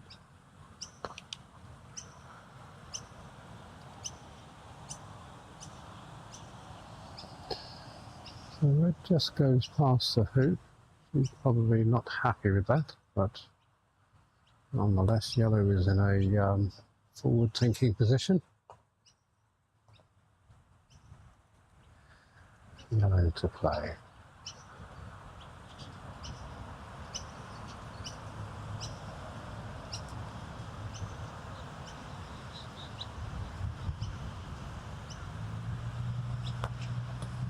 Oh, unlucky. Yellow just rejected.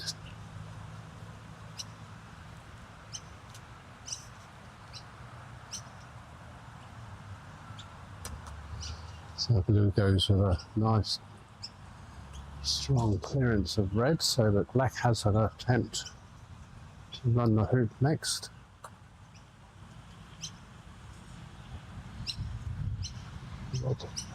Red try for the block, just overshooting a little bit, and now black to play this for the game. The pressure is on Lorraine. She can't hear me. Or maybe she can. Unfortunately, once again rejected.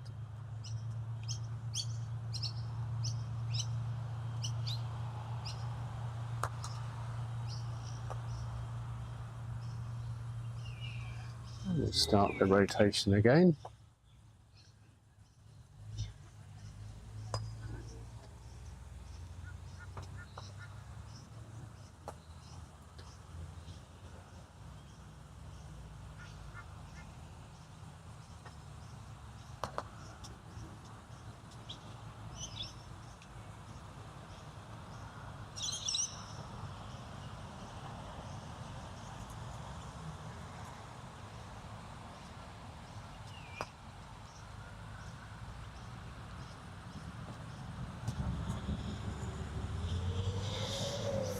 So black takes up a good position there because yellow's a little bit far away for a clearance.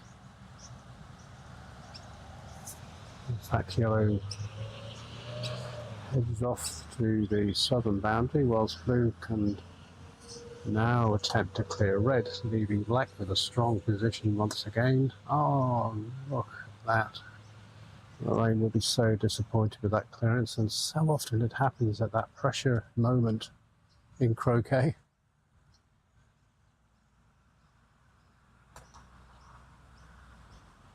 So now red to play.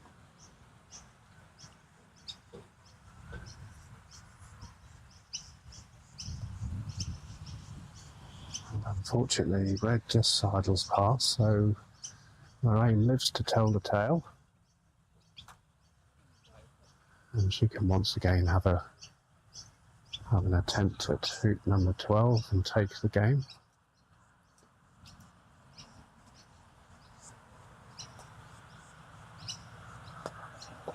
And she does. Just checking to see if that ball is through.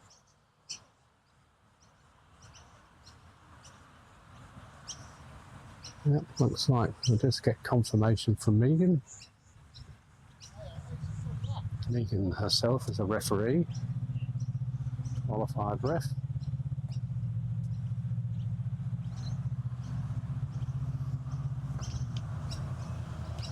So, not through.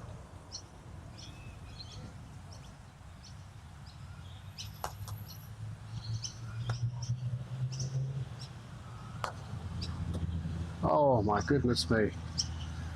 That was a sterling attempt to clear black out of the jaws by yellow, which hit the black, but unfortunately it was so far through it just had a little shiver and stayed in the jaws.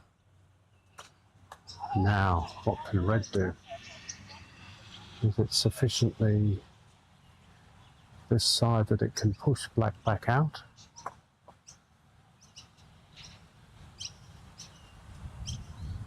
No.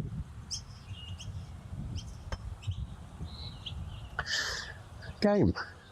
Fantastic result. What a great game as well. Fantastic comeback by Megan. But Lorraine has prevailed and takes the game 7-5.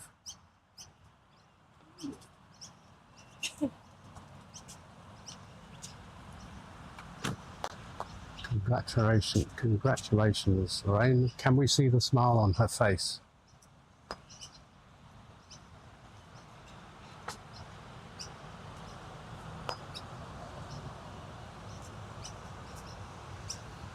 Let's not be too unkind. All right, hope you enjoyed those the remnants of that last game. We'll be back with you again soon.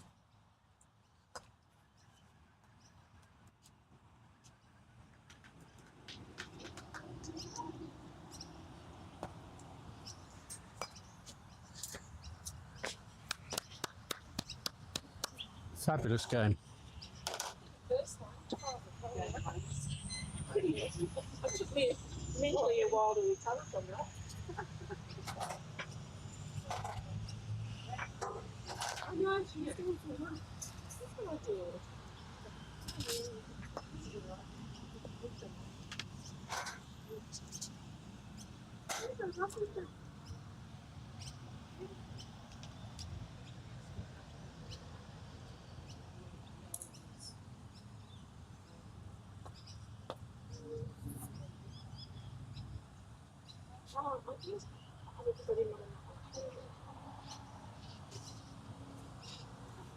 I'm not very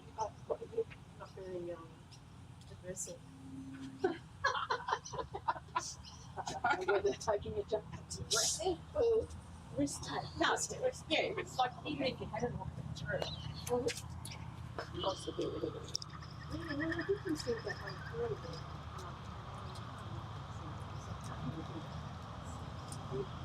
But I think that what happens is, on my own risk,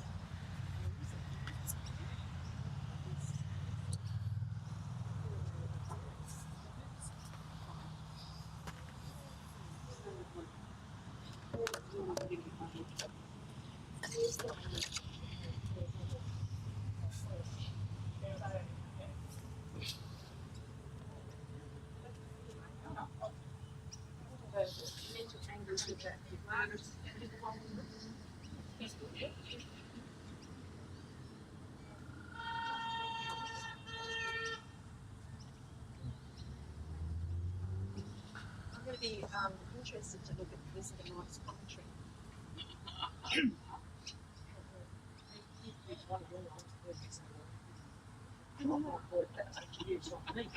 I know when you hear Stewart on yesterday.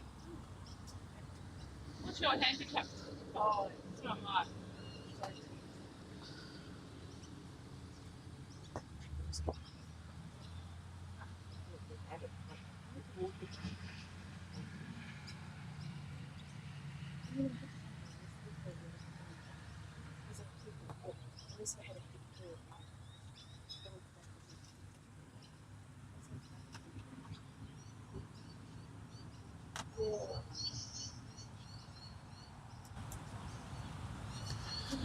So whilst we're waiting for another game to start, we're just looking at the croquet scores results here, and in the Block A, Robert Kidd from Eildon is in the lead with 2 wins and no losses with a +4 net hoop score. We've got Jill with 1 behind him, although I don't think this is yet updated. So Jill, then Jan Samson from Bribey. Lorraine's now just won the last game, as you saw, against Megan, so she's got 1 each, so that will propel her upwards. And then in Block B, looks like we've got at this moment, with the latest results, although not updated yet, we've got Graham Bishop in the lead with 1 win, Cameron 1 win, but very early days just yet. The one thing which is interesting to note is that a lot of these games have all been being won by 1 point at 7-6, so it's sort of anyone's game. So the competitiveness of each of the players is absolutely supreme, and there's been some brilliant matches that we've been able to watch so far, and I'm sure that augurs well for the rest of the day. Just by way of introduction for you, there's a comment in the chat asking where this is being played, and I'm assuming whoever is asking is not familiar with this part of the world, because Eildon Croquet Club is in a place called Woody Point, which in itself is on the Redcliffe Peninsula, and that's north of Brisbane in sunny Queensland. Eildon's been in existence since 1955, and a little bit different to most croquet clubs, where they usually use their location as their name, as in Windsor Croquet Club, Caloundra Croquet Club, and so on. But in Eildon's case, This club was created by a lady, I'm not sure of her name, I think it might be Mrs. Walker, but way back in 1955. And she used to hold the croquet games at her house, and her house was called Eildon in the Woody Point region. And that's where the name came from. Shortly afterwards, she managed to acquire this land, and the Eildon Croquet Club was born in the location that it is to this day. So that's where the name came from. She was Scottish and obviously named her house after a region in Scotland where she must have come from. So there you go, that's Eildon Croquet Club for you. Looking a little bit overcast now. Not quite as hot as yesterday, and with a little bit of a breeze, the temperatures are actually quite pleasant. So a good day's croquet is promised by all. And we'll be back with you soon.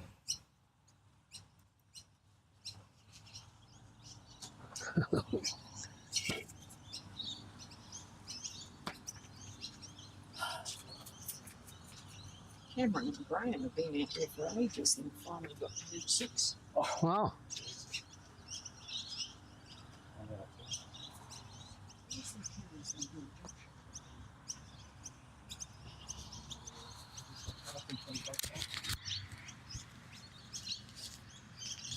There's still a squat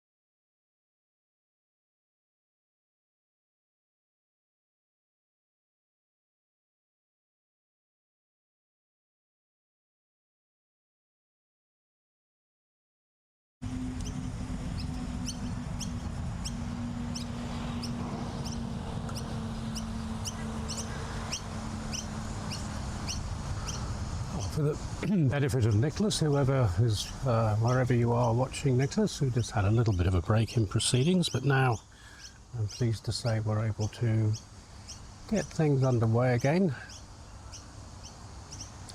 And this match, once again, is between two Eildon members, which are Steve Helier in the foreground and Megan Stewart at the far end.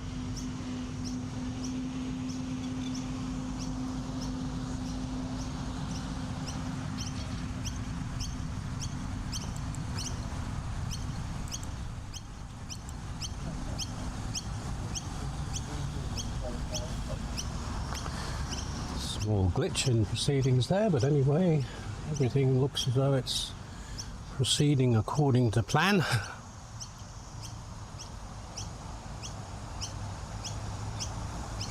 Megan Stewart has just taken hoop number 1.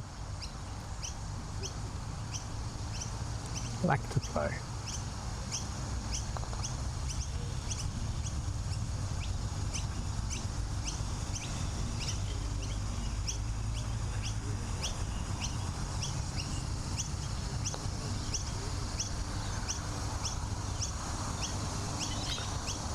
So not only has Megan taken hoop 1, you can see from the hoop in the distance there at hoop 2 that Red is in a very commanding position, i.e.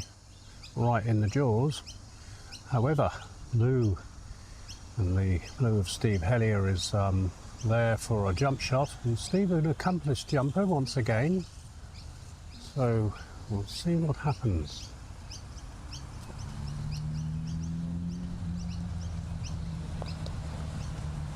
Oh, very unlucky. Certainly had the height, but just rejected by the hoop.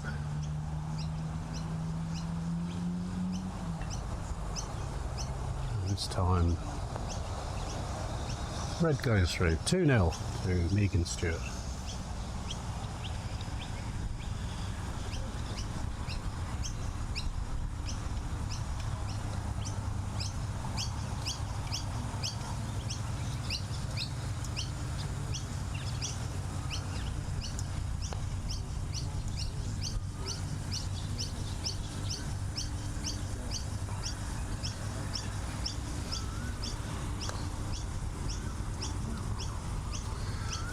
Good attempt by yellow to clear black, but not to be.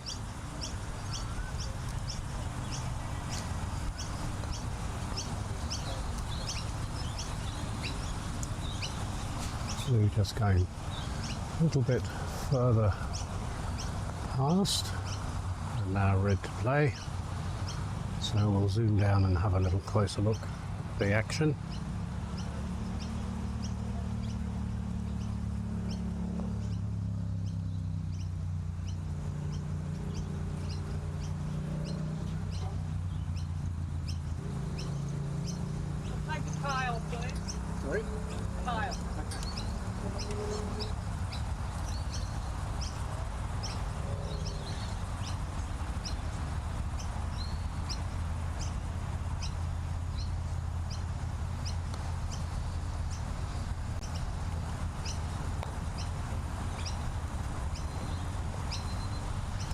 So yellow does a successful clearance on black,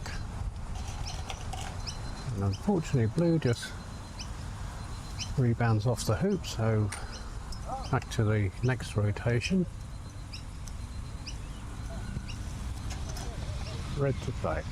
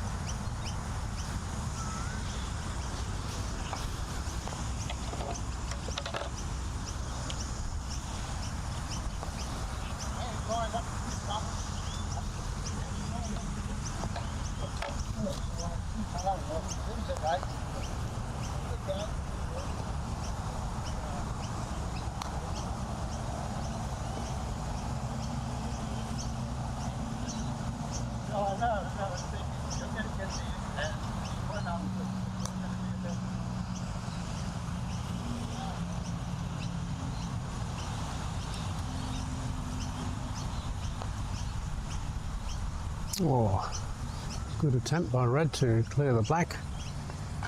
No such luck, and now black to play.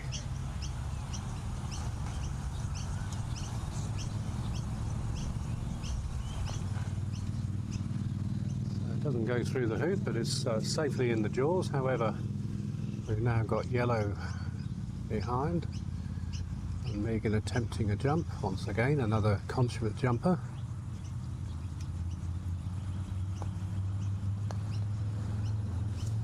Unfortunately not to be this time, and indeed knocks the black through to give the hoop to black.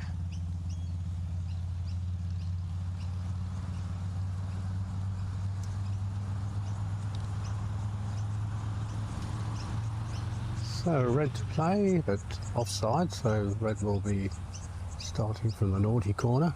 No, not red to play, blue to play. But red is over in the offside position, blue taking up a pretty good spot down there at hoop number 4. Now red to play, I'll get it right.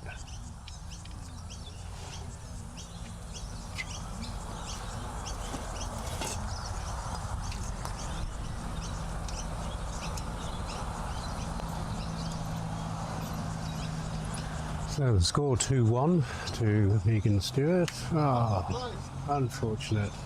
Steve Helier from Eildon just coming down and glancing off the outside upright.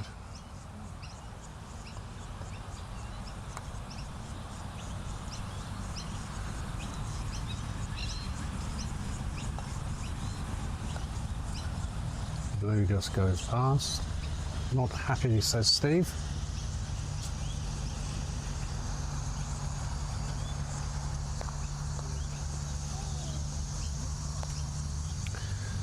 Red taking up a wide position from black. Steve would probably do well to promote his blue there, so it's wide from yellow. Unfortunately, whilst he's wide, his black is at the mercy of yellow.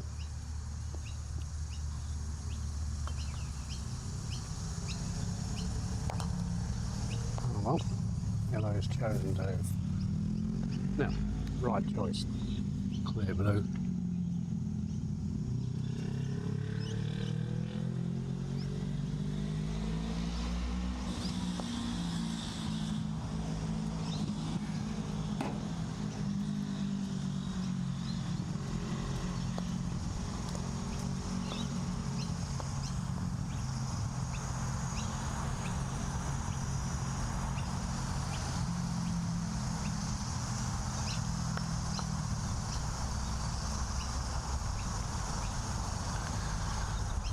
A nice positional shot there from Steve, which will see black right in front of the hoop.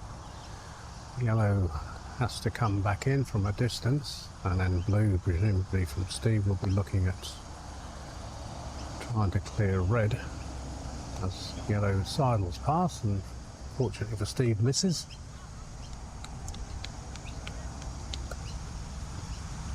Well, he attempts to clear the block shot, but unfortunately was unsuccessful, and now that's left red with a easy option now to clear black. Yeah, very unfortunate. An opportunity gone begging there. Not to worry, let's start again.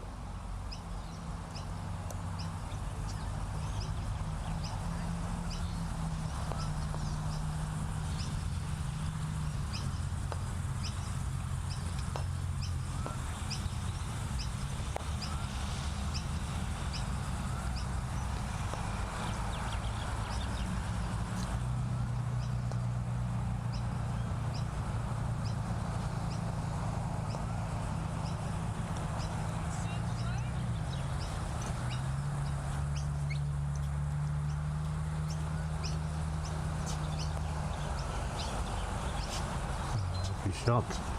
My blue just creeps in front of the hoop. wide from red, so red really doesn't have a lot of opportunity but to do exactly what she's done, which is terrific. Megan's just come straight through the jaws of the back of the hoop. But it looks as though Steve still has a shot on yellow to clear it. Well, unfortunately he's not cleared it far enough, so consequently yellow, whilst it's a bit straight on and could push blue through, Megan's now going to have a jump shot.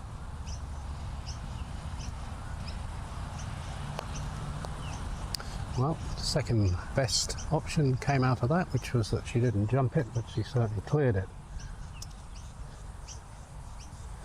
And we start again.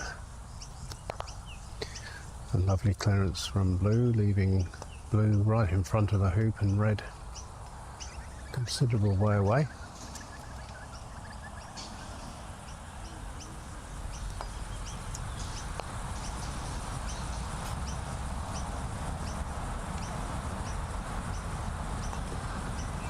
Just goes beyond the hoop.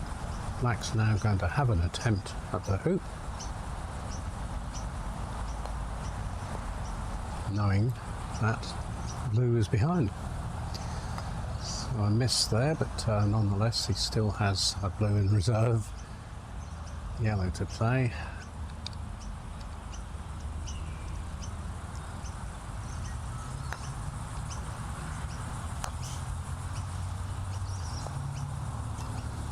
Very good attempt to push the black in front of blue, but not quite.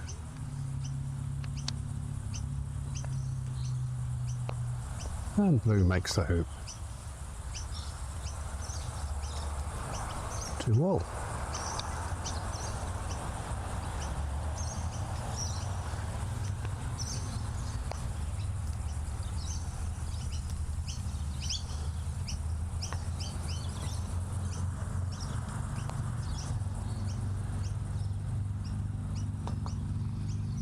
Two lovely shots there, one by red and then black to stymie the opportunity of red being able to head for the hoop. Yellow just pushes red out of the way, so it does indeed have a shot, depending on what blue does. It knocks yellow out of the way, but unfortunately not quite the right one. So red to play with a reasonably easy shot on the hoop, but she's going to have to make sure she gets it, because right behind her is black. Well, there we go. Pressure of the moment often thwarts what looks like an easy attempt, and now black has a good shot on the hoop, and he does so. 3-2 to Steve Helier.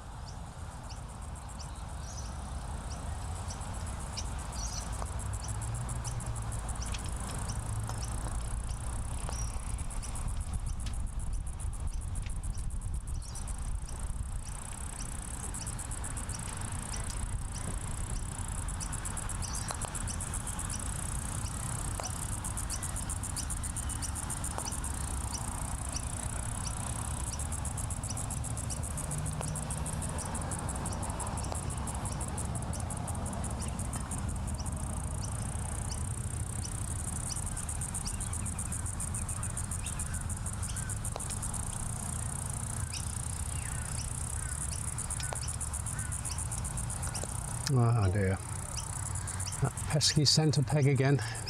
Unfortunate, it stymies black's attempt to go through and stay in front of the hoop, so yellow to play with a long distance, but certainly not impossible shot.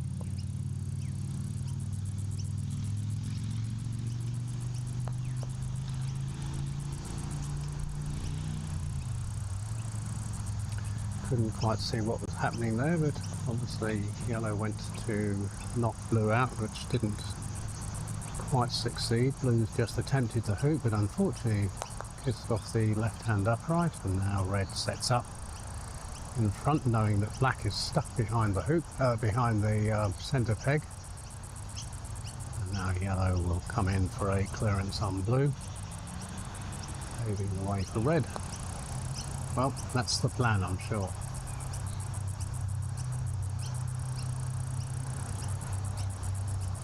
Well, not quite. Wasn't a clearance. Megan opted for a block and was successful, but there's a possible cannon here. And indeed Steve succeeds, so blue sends red packing via yellow.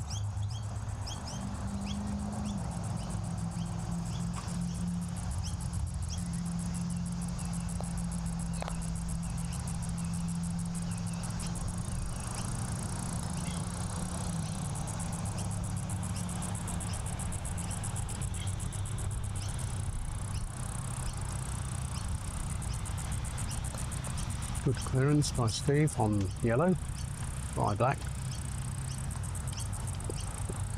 Blue in front of the hoop, slightly to the left, but nonetheless a possible shot. Is that the right terminology? Snooker. Shall we say an achievable hoop running shot.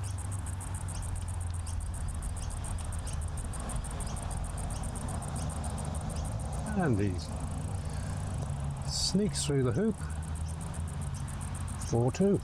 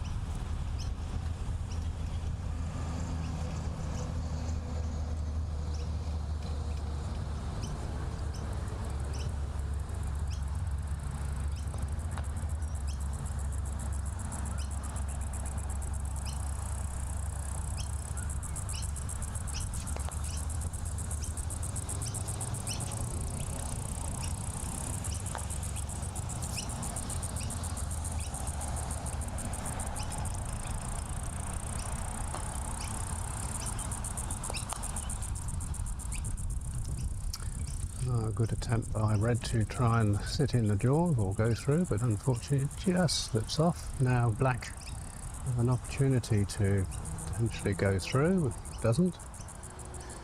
However, sitting in front of the hoop, but potential victim to yellow. Oh no, yellow clears blue, of course.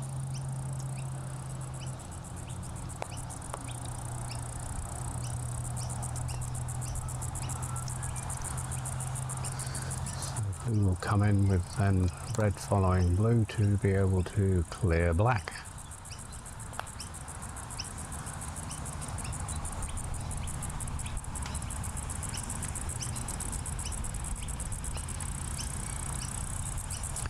And that's achieved successfully. No doubt black will be looking to take position or even clear red, which is the threatening ball of the opposition right now. Does so successfully. Yellow to play.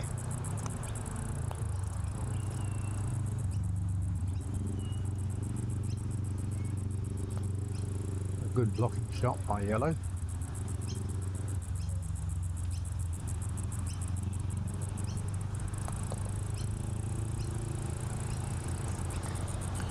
So blue's just nudged yellow out of the way and left blue in front of the hoop.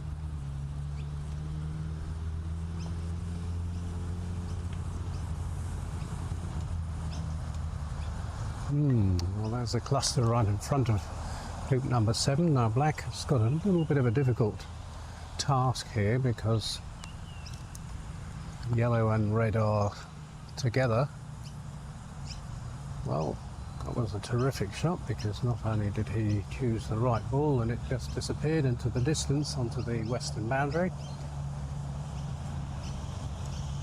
Blue may well be wired by black.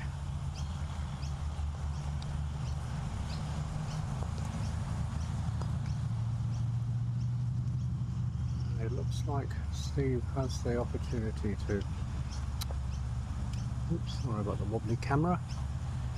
And blue doesn't take, it does indeed take hoop 7, 5-2.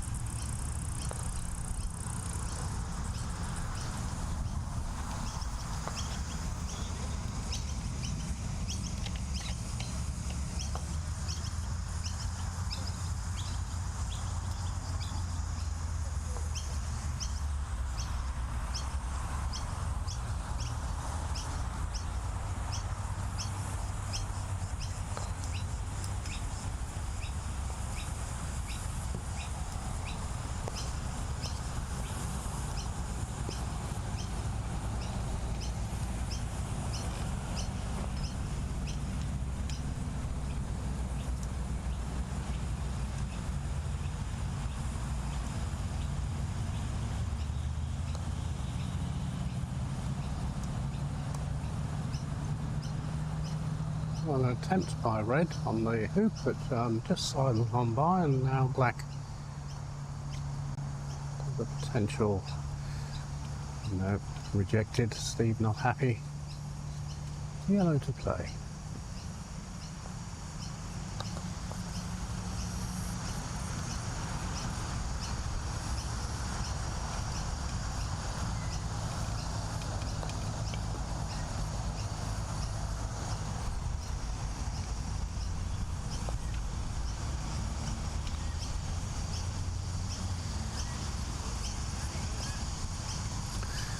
Once again, we can see that blue and black have got a pretty strong position in front of hoop number 8.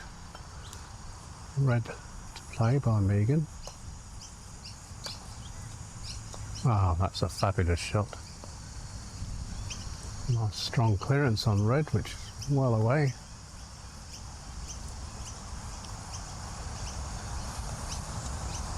Or by red, I'm afraid.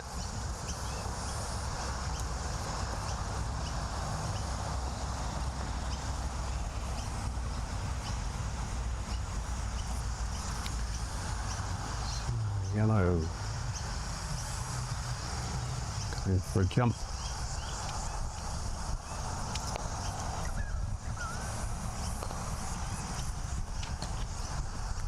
Successful.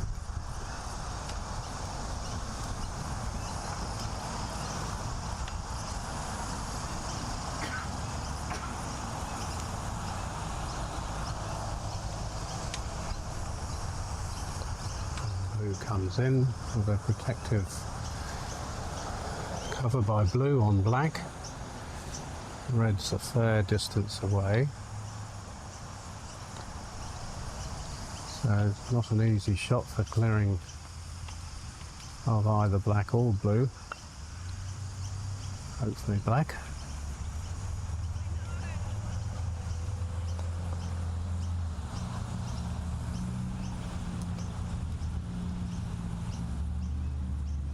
Wait for second colours to go through or get out of the way at any rate. So Megan's just eyeing up a potential clearance shot here, and unfortunately just sidles on by, leaving black with a potential hoop running shot once again.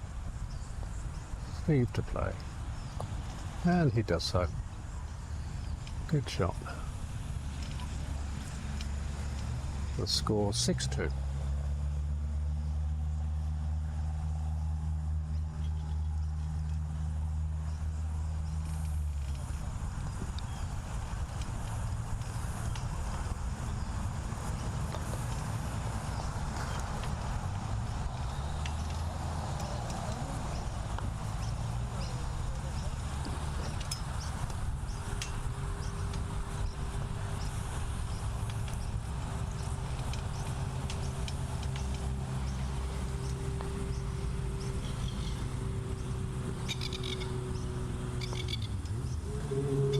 Waiting in the foreground for the jump shot of Jill Cole to attempt to remove the pink but knock the case. So back to our match, blue to play.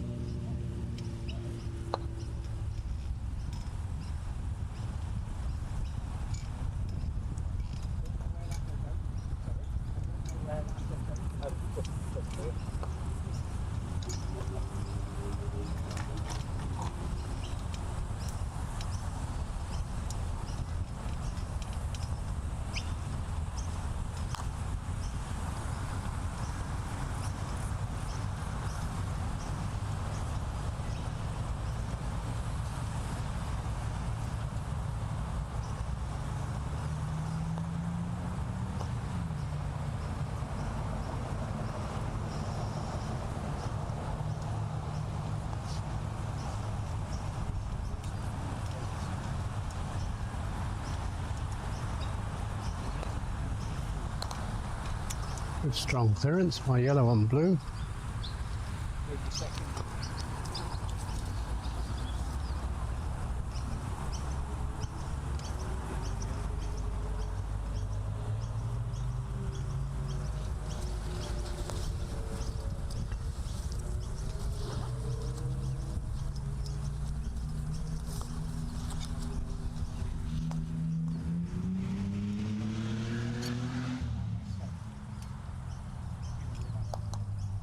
Another my red on black.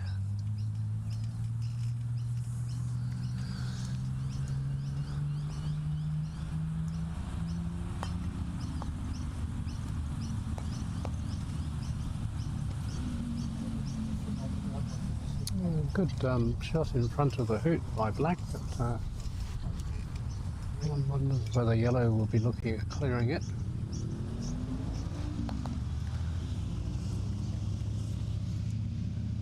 It does so at a nice angle so that it leaves the yellow of me and Stewart straight on with the hoop. Blue to play.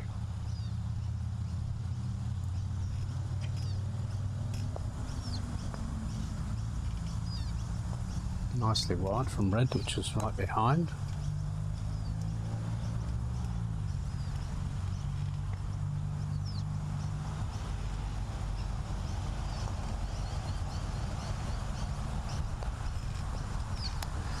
Another classic Megan Stewart expert shot there, where she just sneaks through the back of the hoop, sits right in front of blue.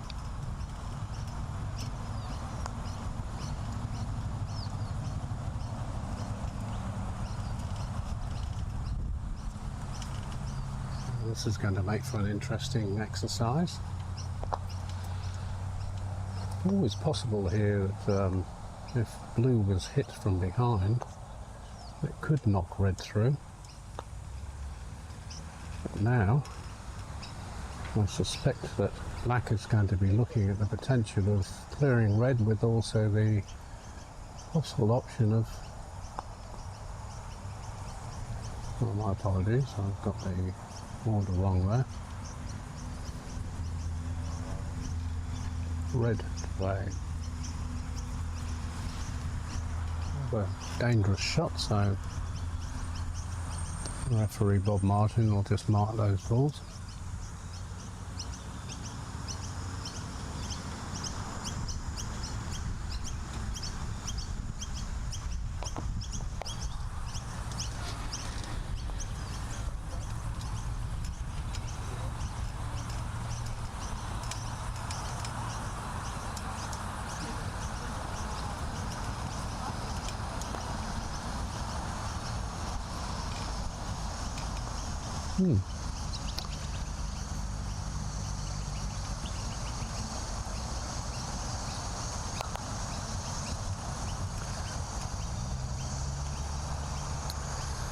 So Steve dispatches yellow to a safe distance away. Although often in croquet no distance is a safe distance.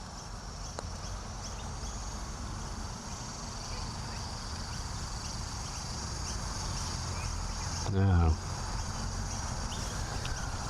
what will blue do? This is a particularly interesting shot because if he moves out of the way, then presumably it's going to allow red to go through. And that shot suggests that red can't, because it might still be on the leg, and therefore has to go one more rotation, which in the meantime will allow black and blue to come into the fore and keep red at bay.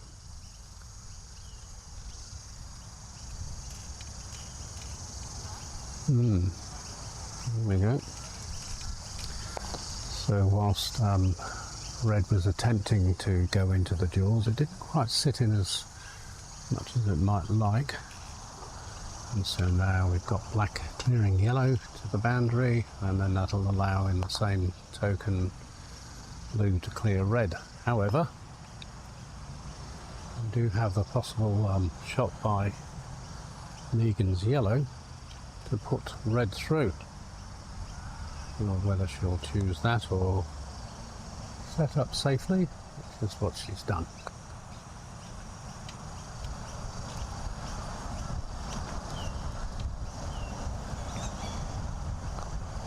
Well, that's a great shot by Steve Helier. Clears red, blue stays right in front of the hoop. And now Megan will have to really look at clearing that blue ball, and she does. Great shot. So back to plan B. Does Steve go through the hoop with his black, or does he clear yellow? Looks like he's going to go through the hoop. Sadly, it just shimmies off down off the right hand side. Yellow to play, and now Megan can perhaps attempt a jaws shot. Oh dear. Well, we have the hoop 9 being very elusive for everybody at the moment.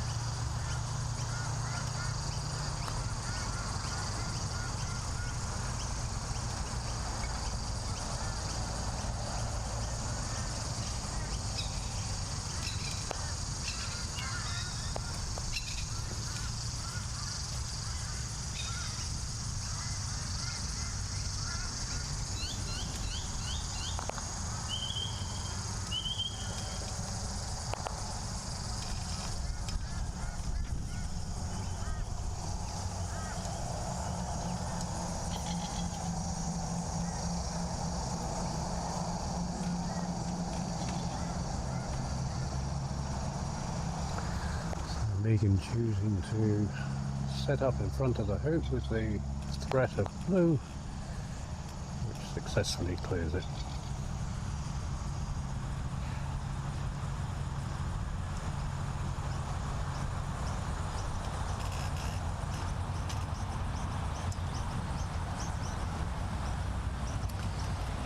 So Megan has a shot directly in front of the hoop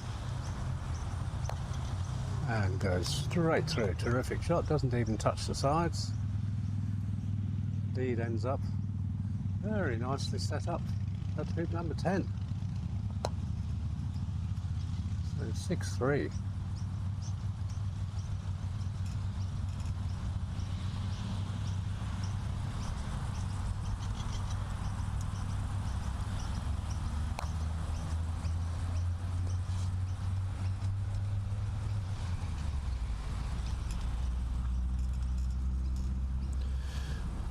Find some shade whilst I'm sorry about that.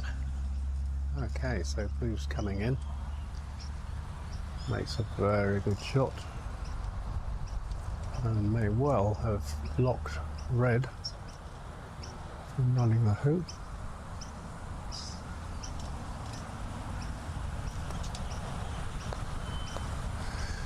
Great attempt, unfortunately just cannons off the left hand upright.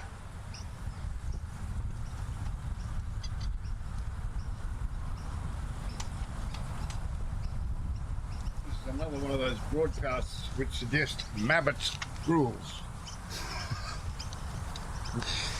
That's the inimitable Les Watson just walking past me there. Same So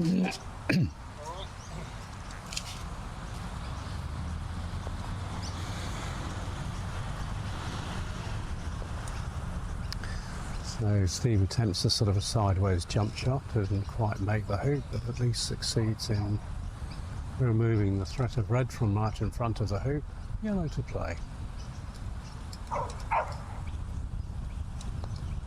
Oh dear. Megan will be quite disappointed with that shot at this juncture because there's a serious threat with blue right in front of the hoop, which would take this game. And Steve lines up to do just that. Well, there you go, another pressure shot which doesn't quite make the grade.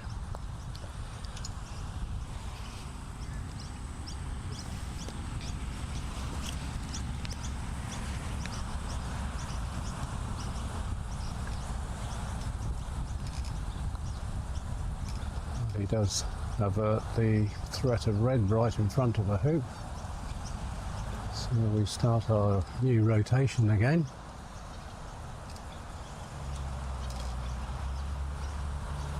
Yellow to play.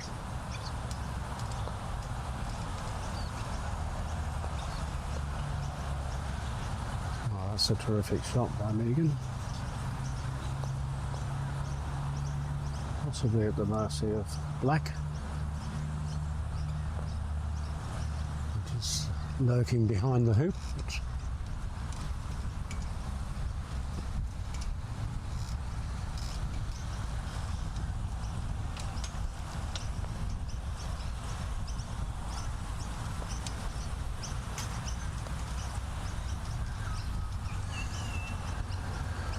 I suspect Megan was looking at a blocking shot on yellow there, and she may well have done just that. What a terrific shot that was. Yep.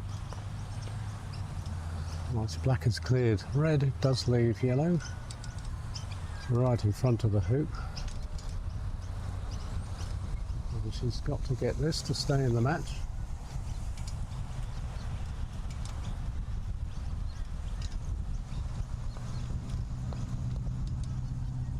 Dear. Not quite. So near yet so far.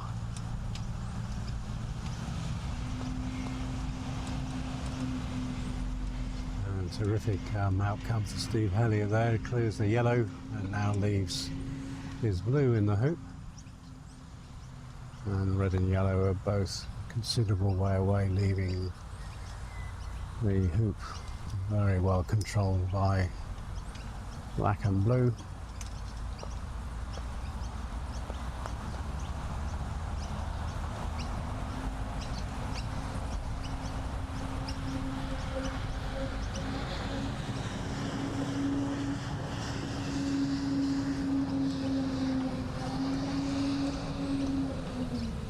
Can yellow remove blue?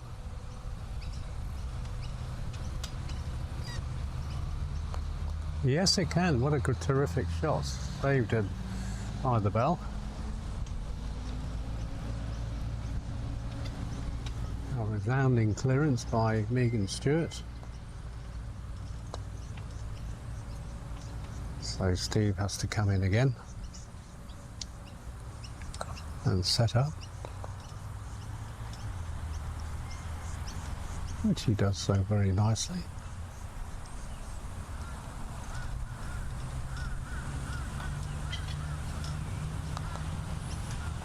Good clearance.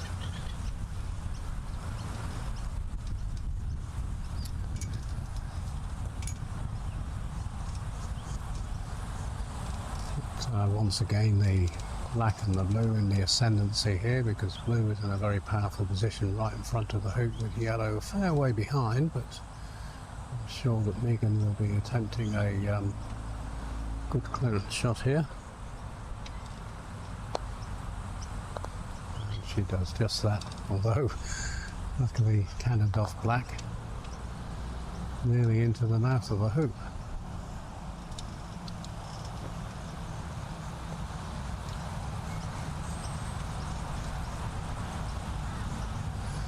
So this hoop proving to be very much a cat and mouse affair.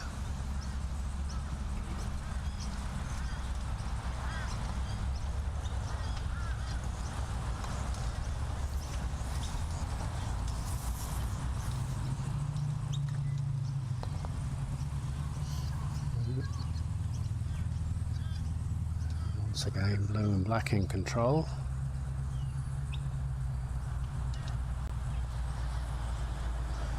Yellow goes for what looks from here like a very successful block.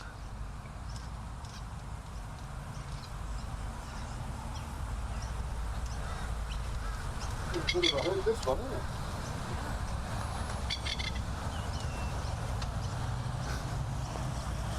Oh dear. Steve will be very disappointed with that shot. Just attempting a gentle clearance, and in doing so he's put yellow right in the hoop.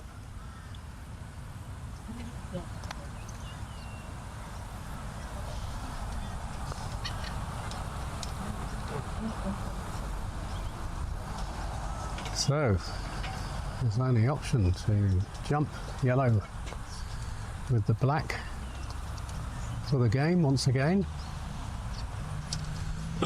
Black to play.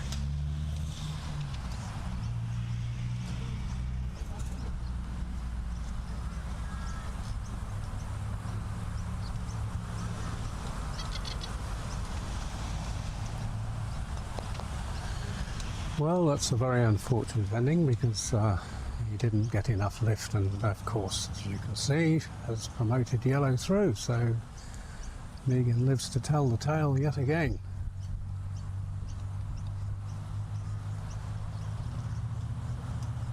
(6-4).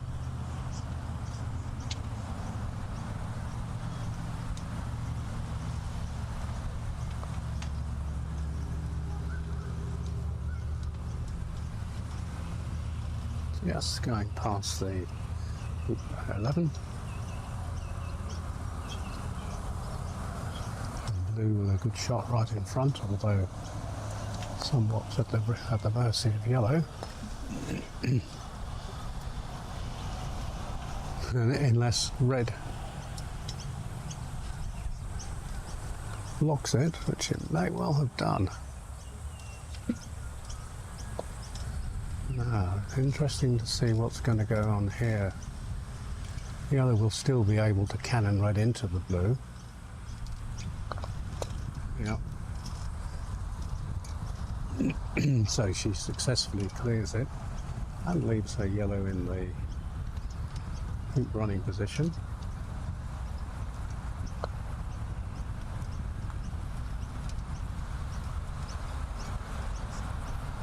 Red will clear black.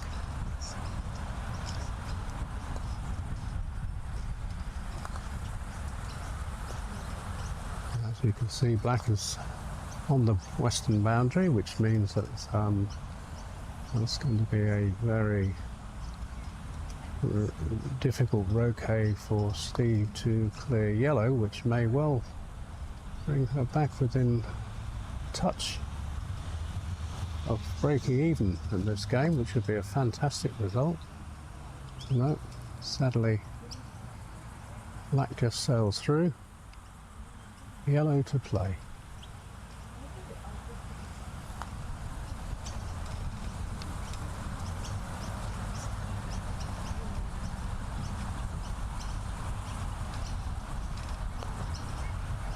And she does it successfully.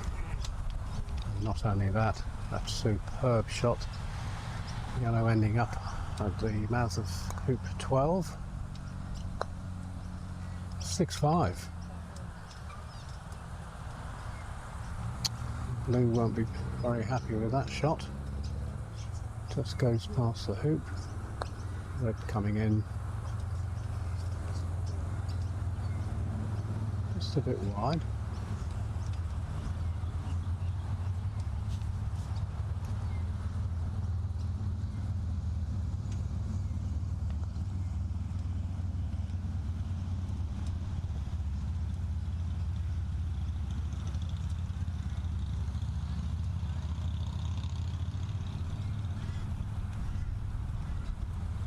So the moment of truth, 6-5 for Steve.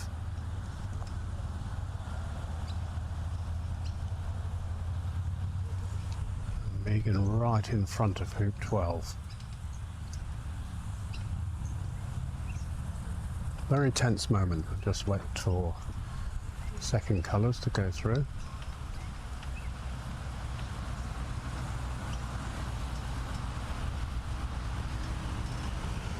Blue is replaced. And on we go.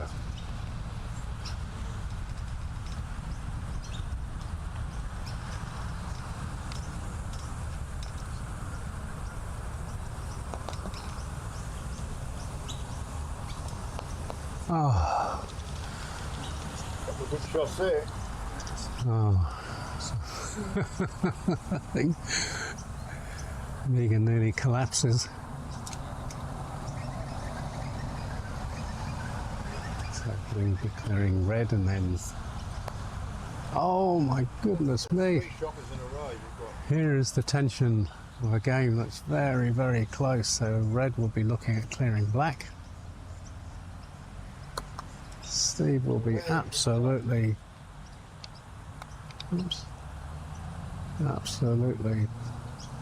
beside himself with that miss.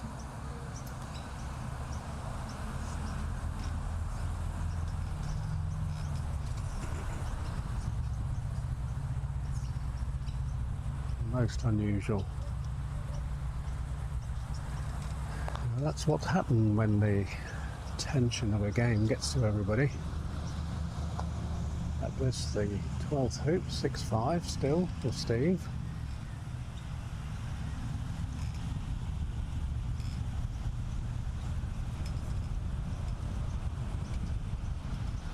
So you can see now that with Megan's yellow, which is right in front of the hoop, she's taking a very powerful position. Blue must clear, oh well, either of the balls will do. But if Steve doesn't clear yellow, then red will be looking at clearing black and leaving yellow with a clear shot at hoop number 12.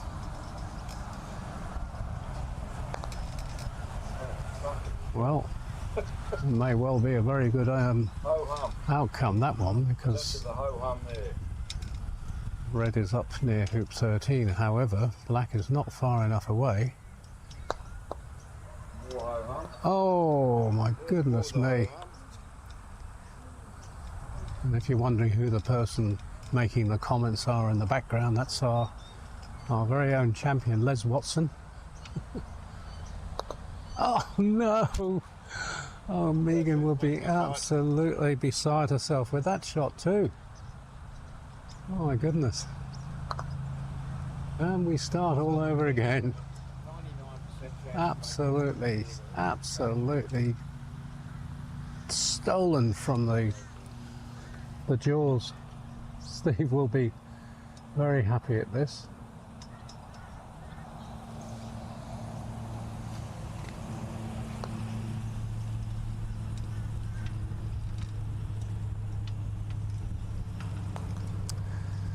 Unfortunately, red just sails past the hoop and black to take position and start all over again.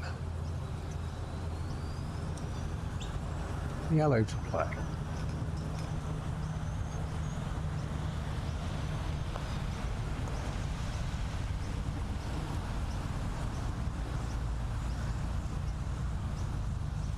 What can blue do?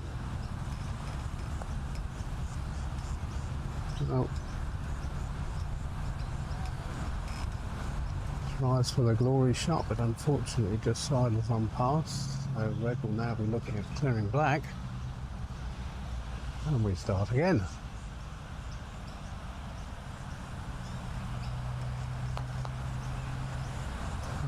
Great competitive spirit from these two Eildon players. Certainly no one's going to give up, that's for sure.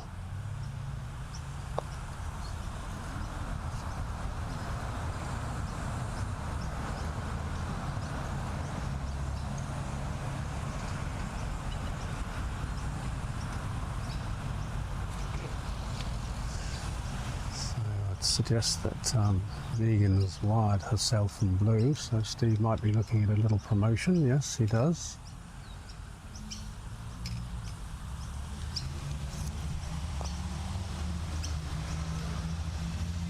No real option here. Megan must clear black. And she does. Great outcome.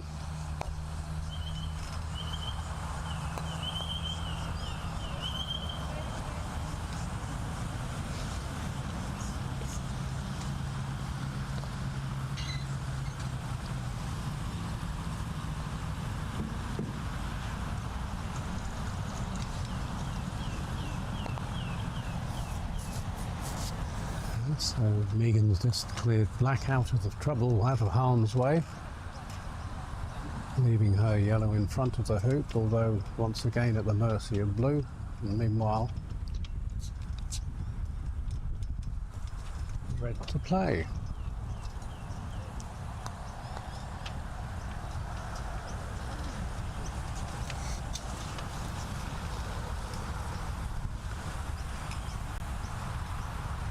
Oh, got that wrong again. Blue to play.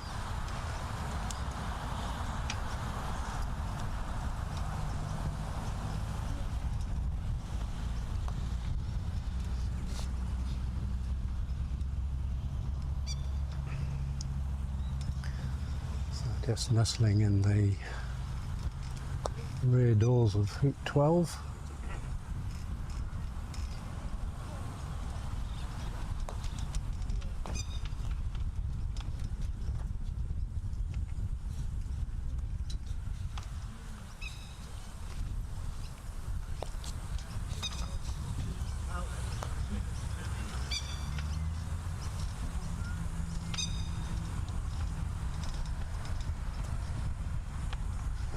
Now another chance for Steve.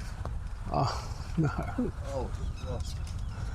There's about 20 bad shots out of about the last 30. Shot was a good shot, not bad.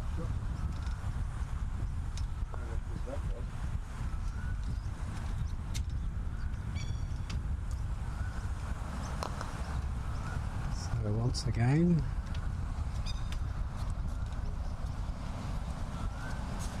yellow over on the boundary. Excuse me.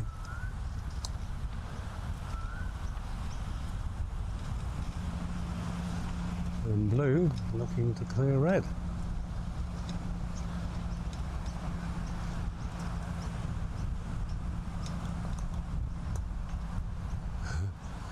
Well, he clears it, leaves his blue in the face of the hoop, but unfortunately I'm sure red will be straight back. Now that is a better result because this time red is in the jaws and Steve has no option but to clear from behind with his black. Oh, what a terrific shot.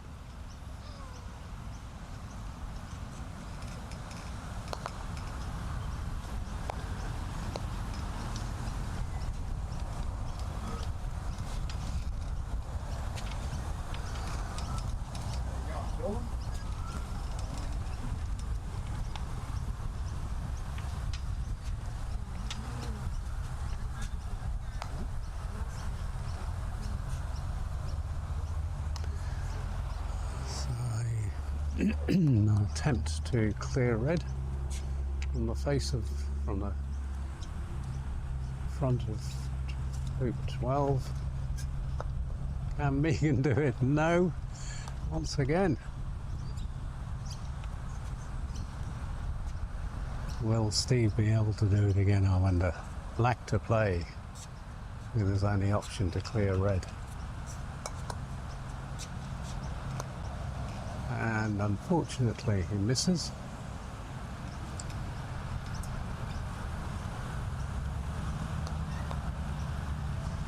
So Megan being very confident and going up halfway on the assumption that red is going to go through, and so is Steve. So at long last, hoop number 12 is run by Megan Stewart, and that brings the scores to 6-all.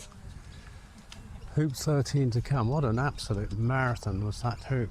But well played by both. Some great shots and some real humdingers that they both missed.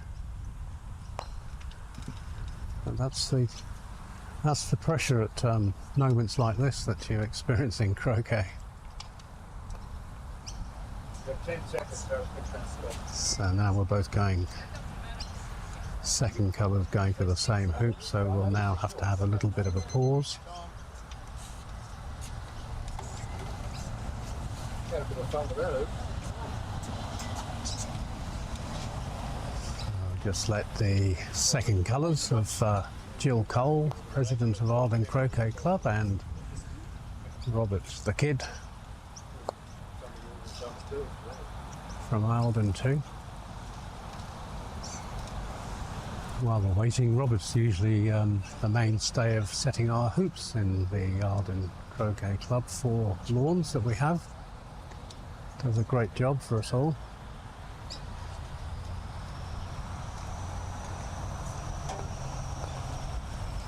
So any hoops that are too tight, well, blame Robert.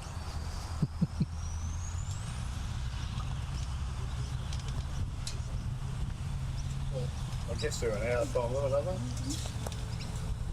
Yeah.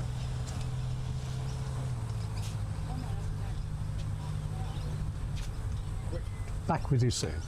You played well. No, I didn't win. Oh, you, oh, oh.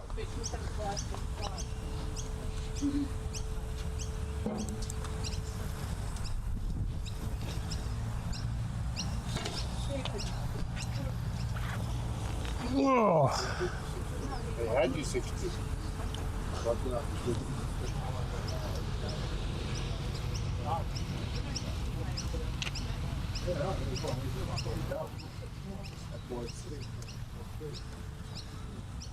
do you think? Got 3 or 4? 5?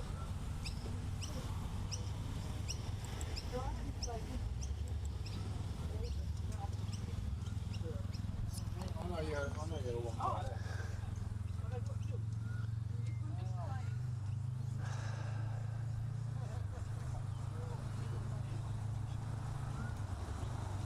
Well, you've been 80% of your best when I've played near you. 85 maybe. That's what happens when you have a, the only reason I keep playing well is because I play twice a week, every week. Sure, I came here, I play twice a month, or maybe once a month, and then I play a tournament.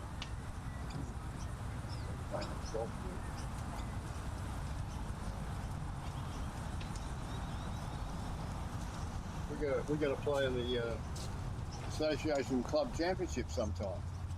Oh yeah. Oh yeah, next Wednesday maybe. Okay. All right. Yeah. Okay. Wednesday. Yeah. Yeah. No, that sounds good, Les. If Come on. This is a nail biter. This is superb. Yeah. No, that sounds great, Les. God, I get to play you. and I'll get Kay will probably want to go swimming, so I'll probably get you to pick me up. Yeah, So sure. I'll Yeah, let no you worries. anyway. Yeah, I'll see if I can sort of pick you up and then just drop, just slam the door on your hand so it just breaks a finger.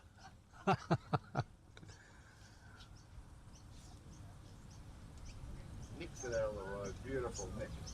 Great. Yeah. Must be up the front then, yeah. Jill makes the hoop clean as the whistle knocks away 30 feet up the court. Yay!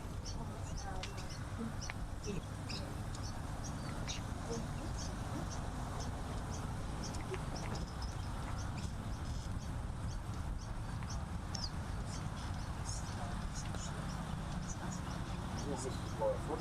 We'll see. Well, that makes the hoop like a motion.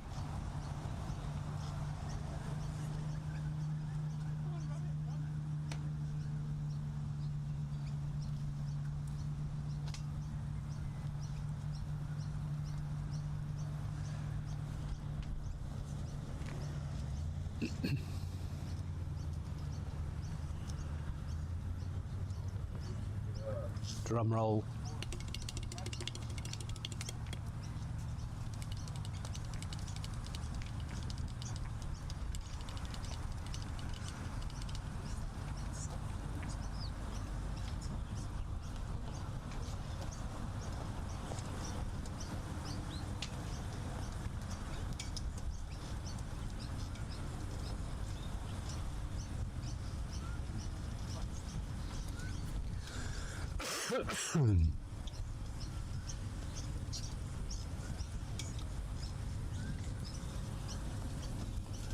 Oh.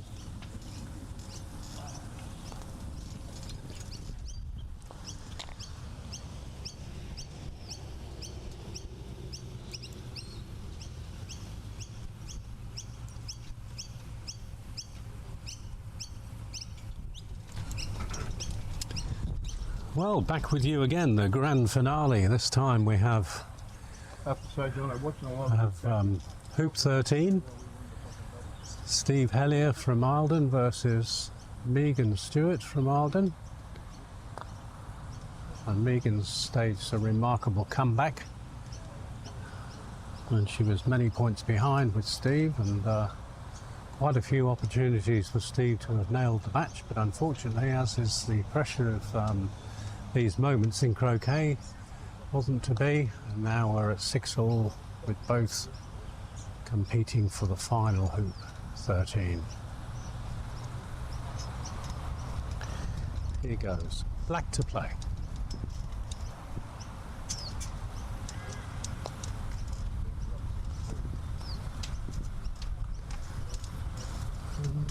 Probably could have been a little bit deeper if Steve would have liked it to be. Anyway.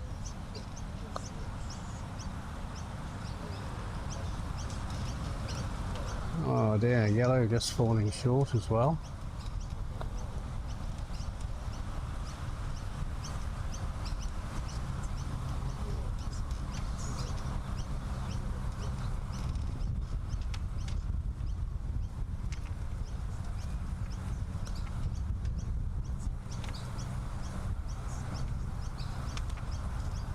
Terrific shot by blue.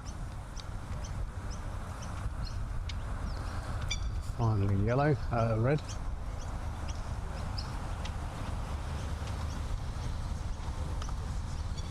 Pretty good shot by red too.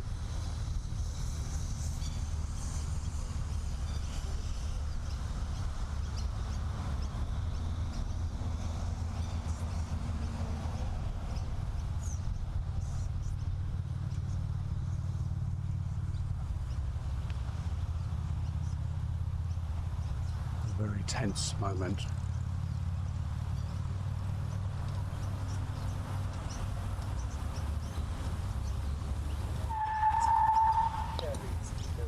great shot.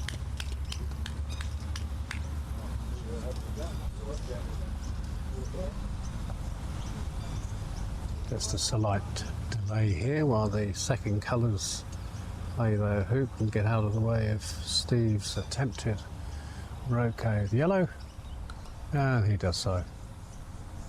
Nicely done.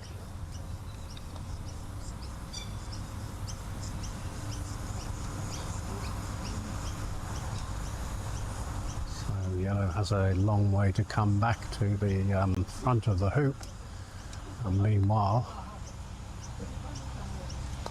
just show we have blue sitting waiting in the wings. Let's go back to yellow.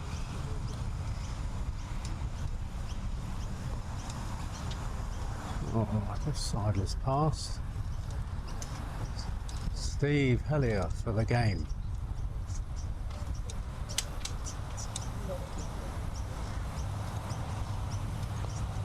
Oh my goodness me.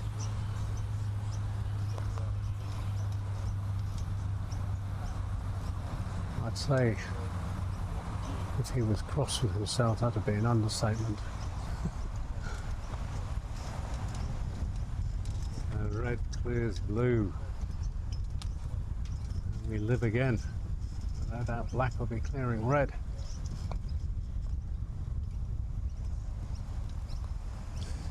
And leaves himself in a top position right in front.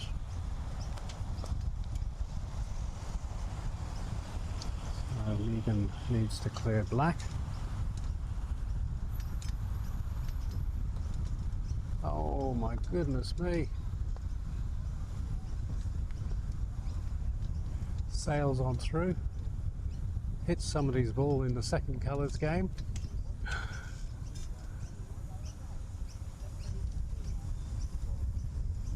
And now Now red must get black.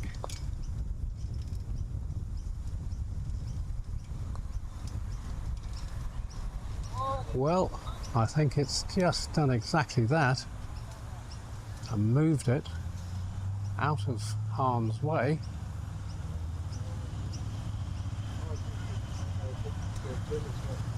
So black can no longer go for it.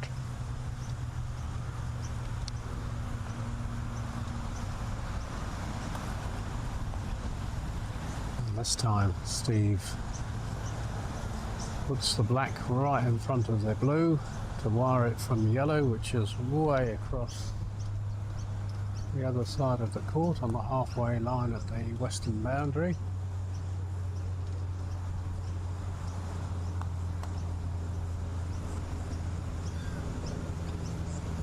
Yellow to play.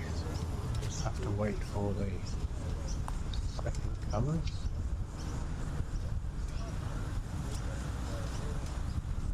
And here it comes.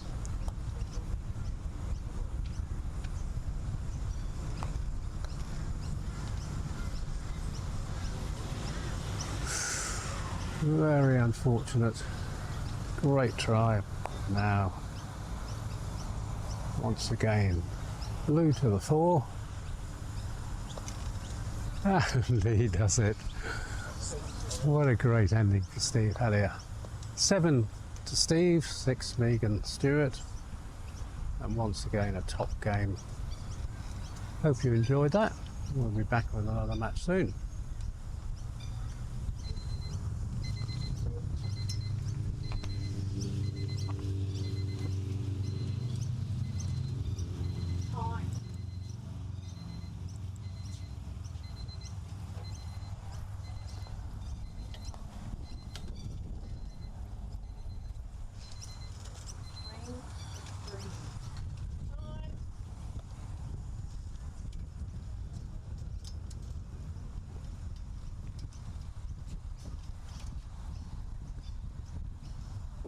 Oh, what a great match was that.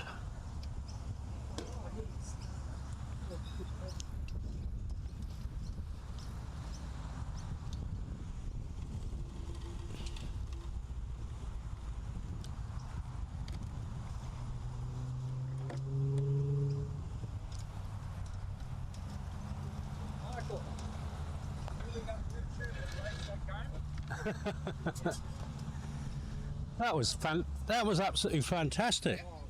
It's enthralling to be up here. A real Nile biter.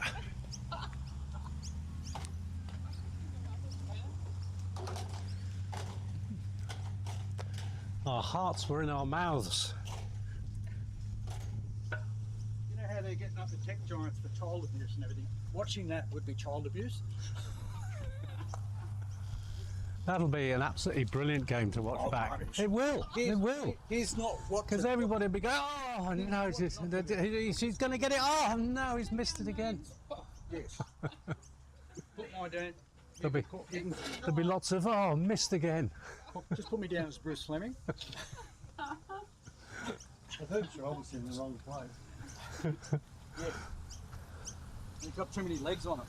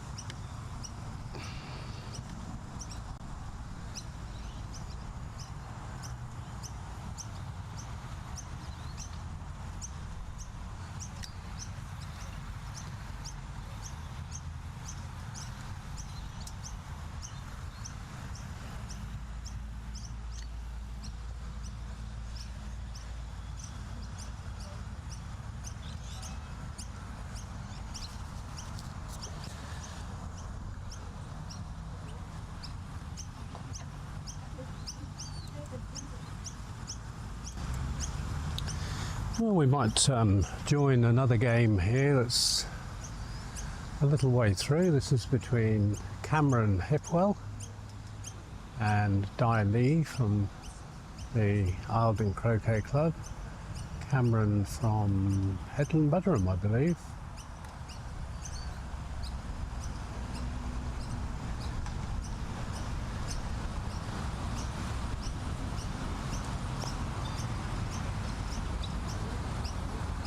And the score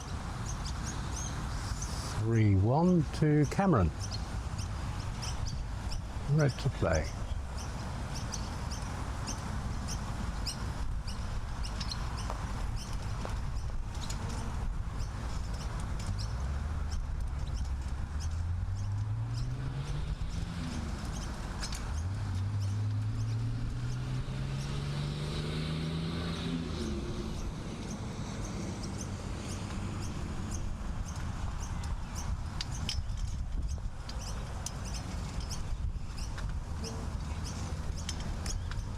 So black taking a pretty good position right there in front of hoop number 5.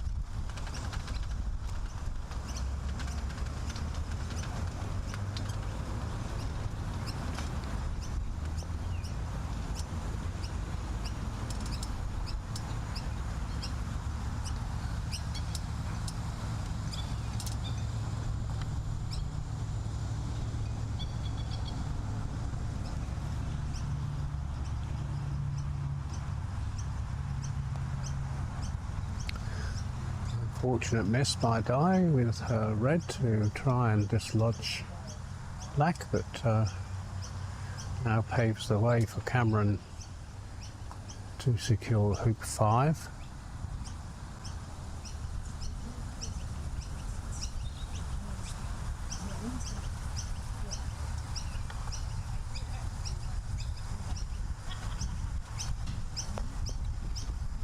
Not quite. So black sitting in the jaws.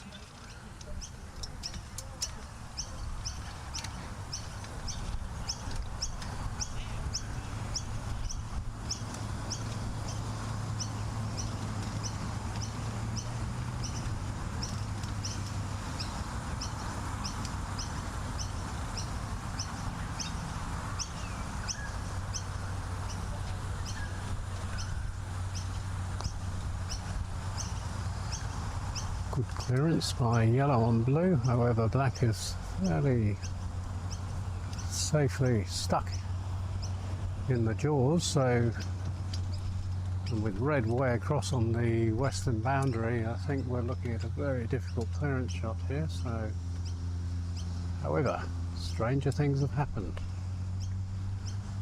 Never can we presume until the hoop is made.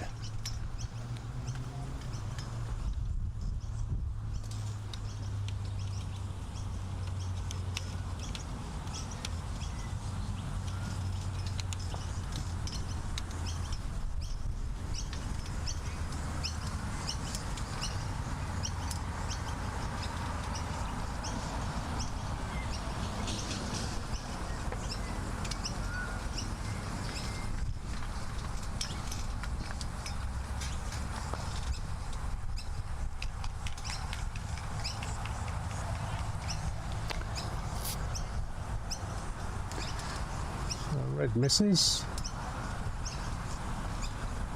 Cameron now has the opportunity of putting his black through the hoop 5.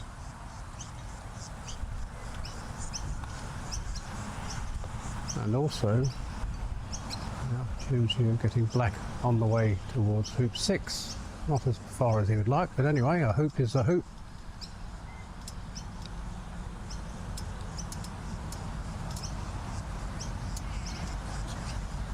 4-1 to Cameron.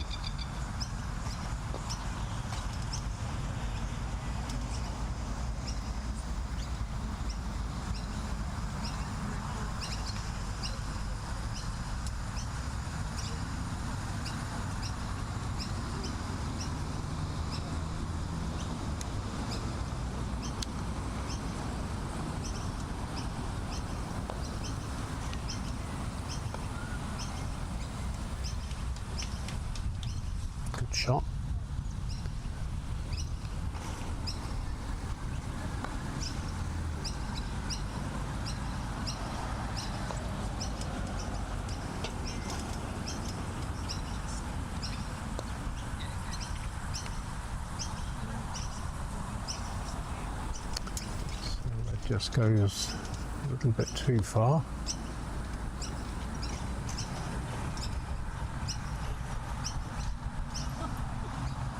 Black's going to be attempting to clear the yellow so that leaves the way for blue in his next shot.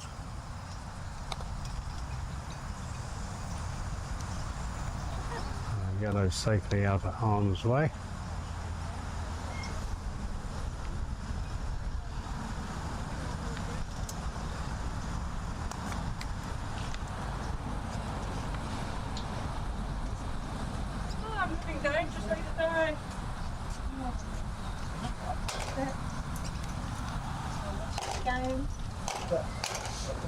Don't forget to take it off the book.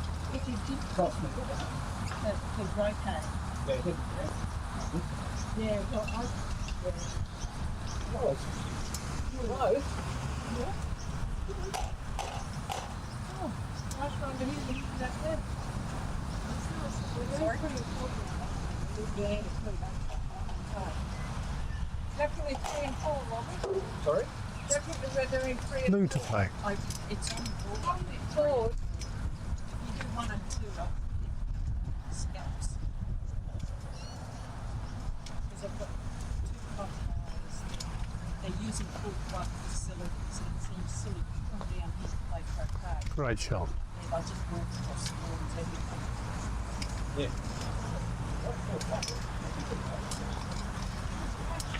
I changed it on the board last time I was here. No, no. That's what I said to him, because I wanted to do 3 and 4 first. He said,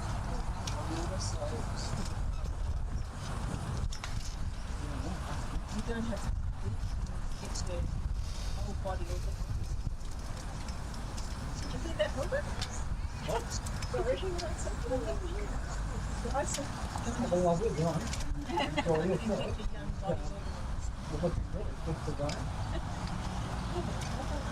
So they're both black and red, setting up good, strong positions in front of the hoop.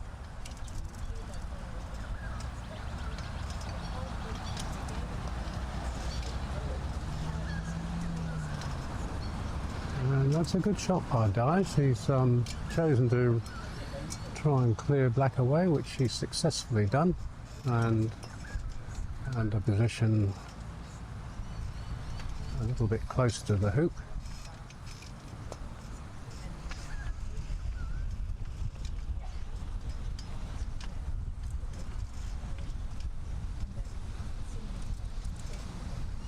So what does red do?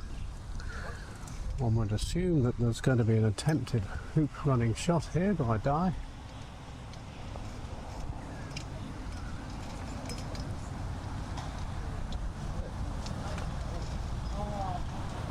but you wouldn't be. Unfortunate, but sitting in the jaws of the hoop. Dye Lee's been around the croquet scene for a long, long time. A major stalwart on Croquet Queensland. No, And also a representative on the Brisbane North Region Committee for a quite considerable period of time.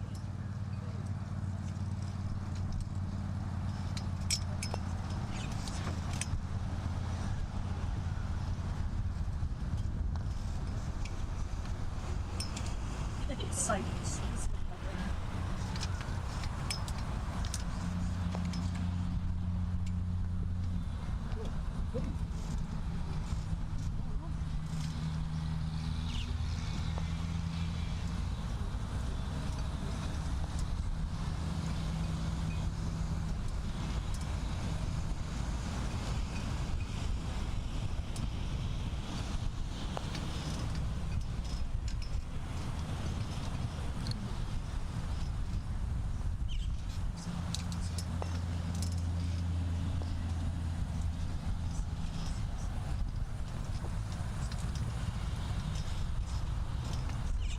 It just falls a bit short. Now Cameron looking at a jump shot with his blue over the red.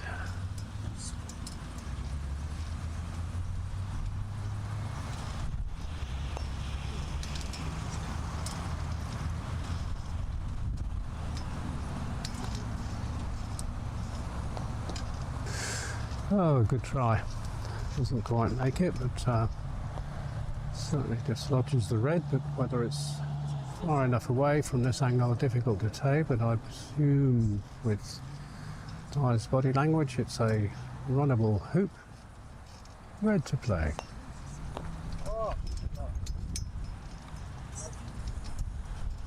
Red stays in the hoop.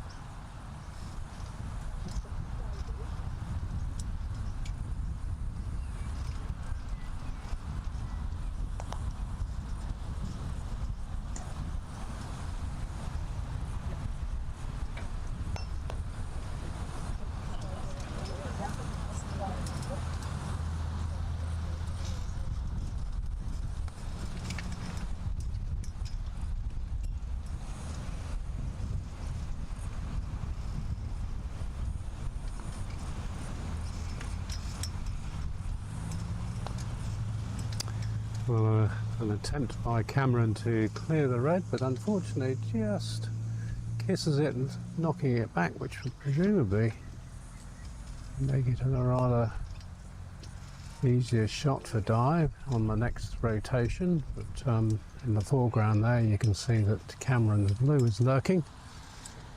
So I would assume that we're going to be looking at a clearance shot here.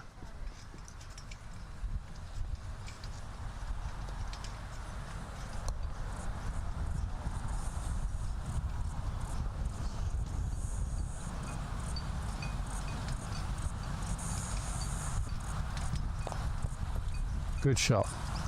Oh, thank you very much.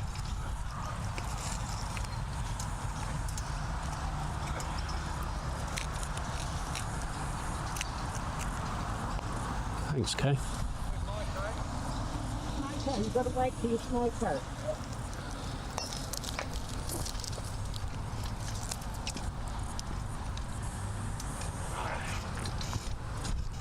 Make you want to get out, do you?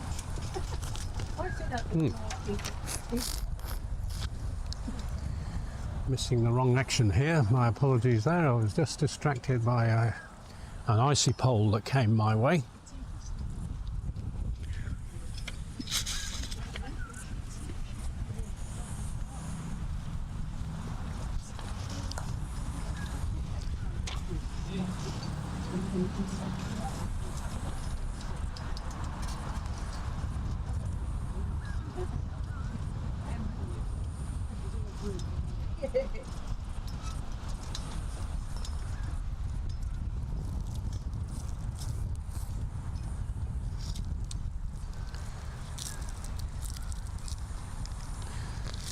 Yellow misses the hoop.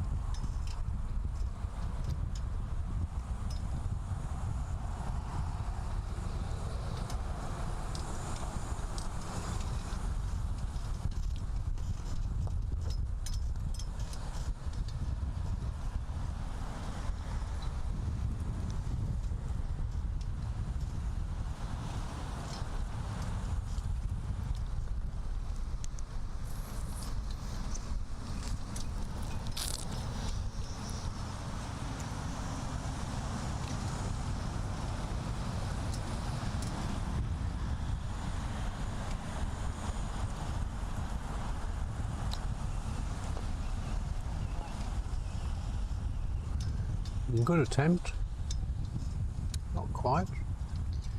So Di gets a second chance to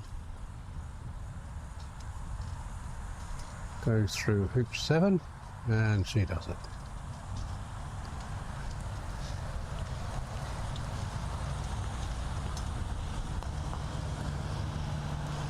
"5-2 to Cameron Hipwell.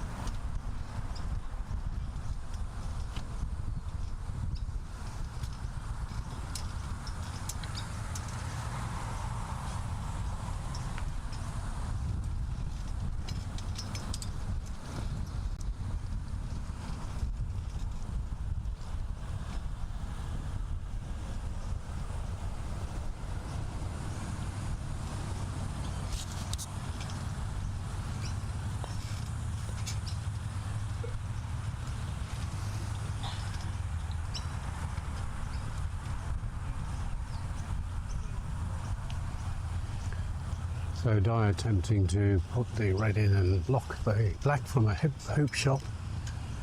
Not quite sure from this angle how successful it was, but one way or the other he'll be going for the hoop or clearing the red.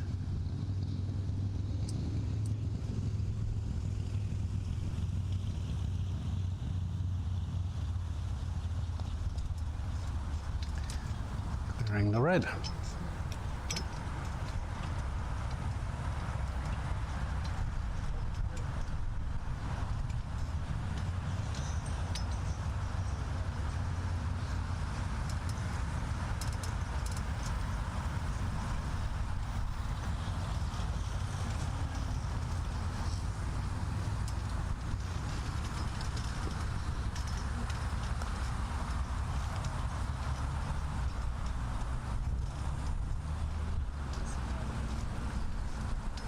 Cameron now attempting a hoop shot from probably 2.5 yards.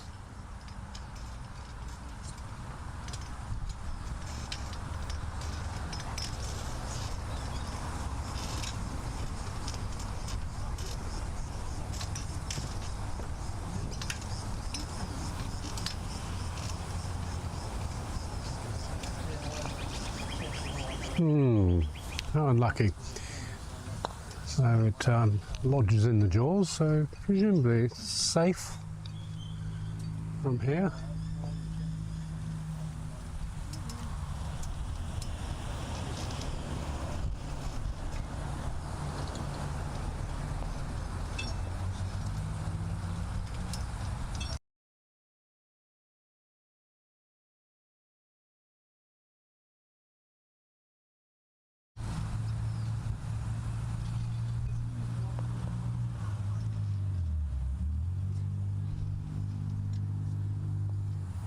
Oh, terrific shot by Di.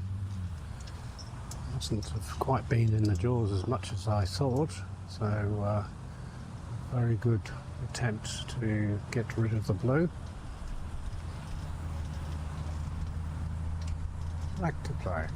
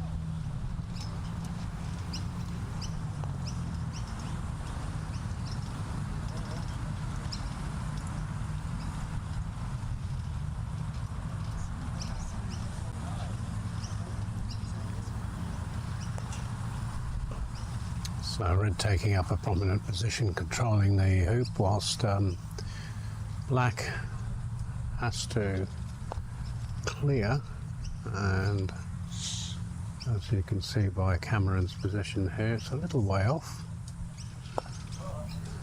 He'll be going for yellow, and if he misses, then yellow will be going for blue, leaving the way for red to take this hoop. But let's see what happens. There's many steps before that. Oh, well, he's removed the threat.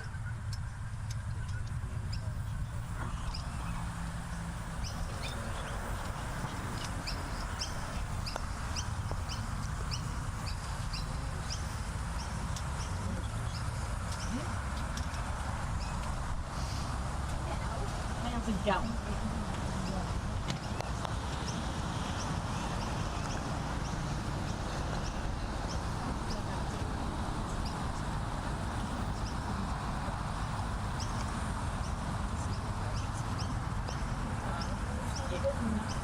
So blue going for the hoop.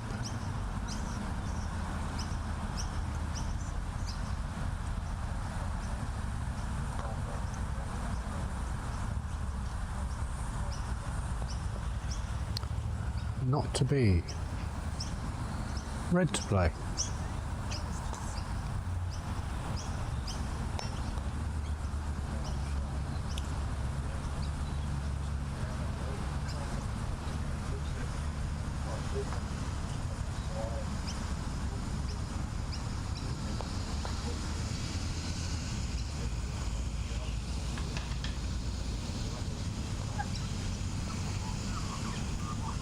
Unfortunately, just sails by.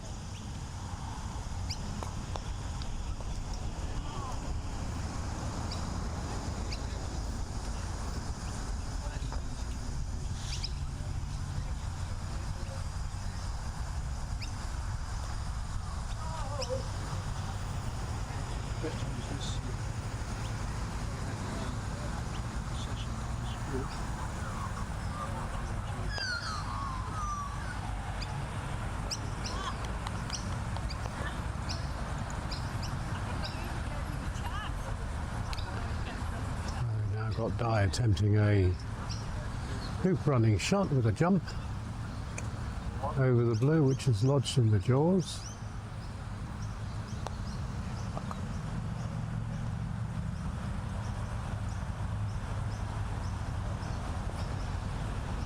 Oh, what a shame. Great attempt.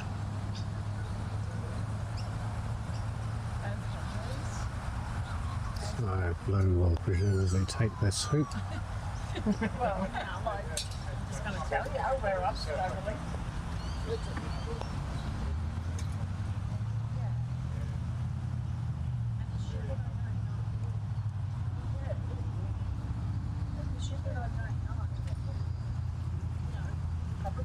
So Cameron's now with a commanding lead of 6-2. Someone plays a wrong ball. Hoop 9 coming up.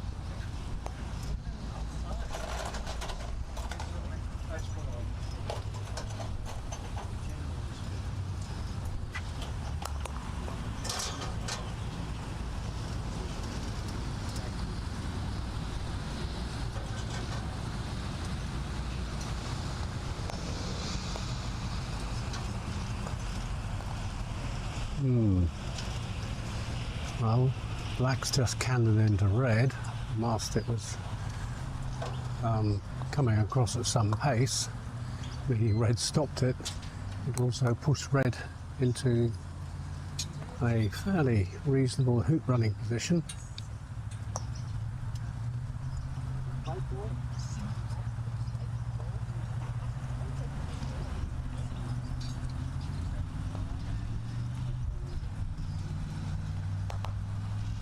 Oh, that's a terrific shot by Cameron. So blue's dislodged red from in front, however. According to Dye's body language, it would suggest that she is able to run this hoop.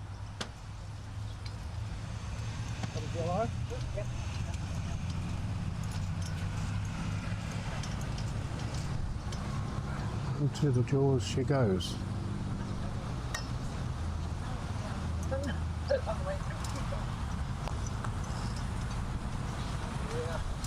Idiot.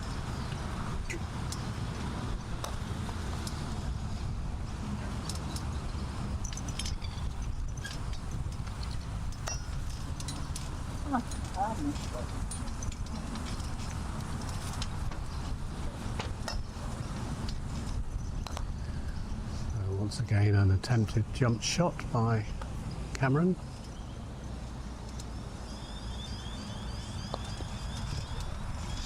And always good to stare down the barrel of the lens here and see these shots straight on.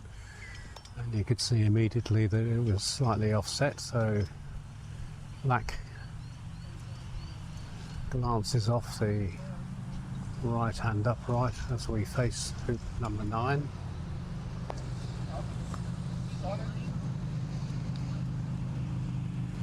Yellow to play.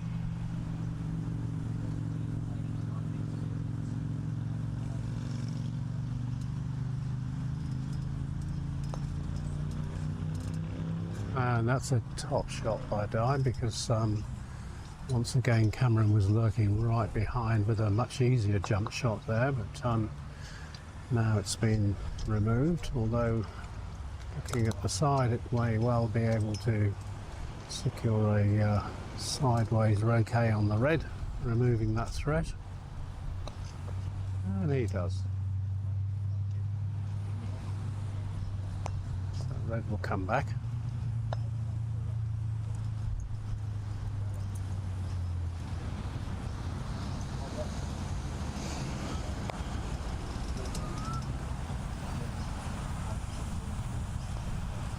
And she makes the hoop.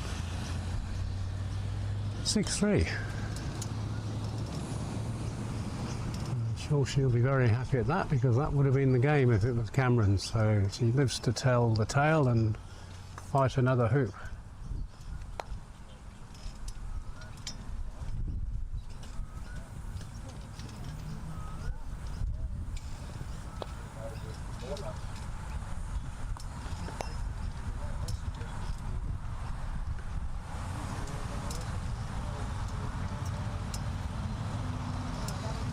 Black falling short, yellow to play.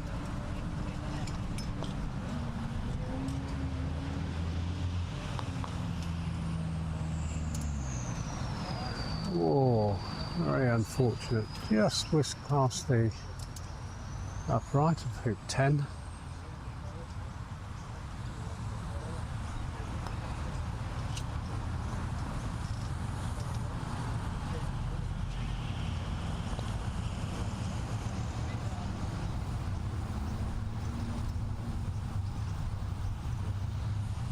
Blue also short.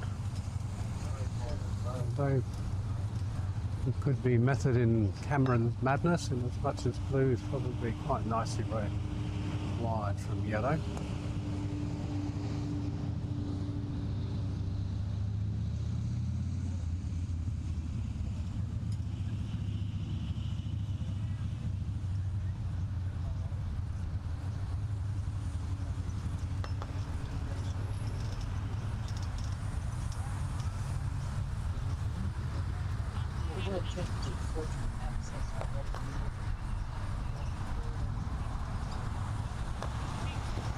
Well, a good attempt, unfortunately it's rejected.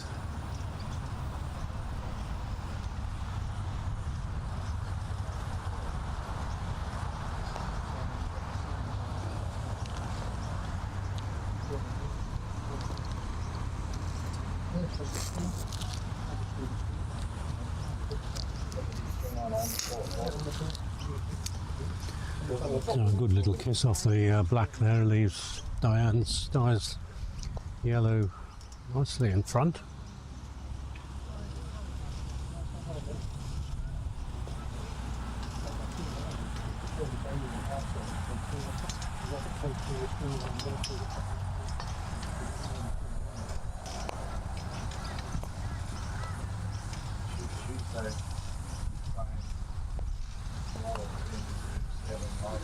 So blue's obviously setting up because Black must have a line of sight on yellow. Probably would have liked blue to have been a bit closer there, but let's see what the red does. Oh, that's a really good attempt by red to clear the black. Unfortunately, it's just cleared it the other side of the hoop. And now black will be able to get rid of yellow.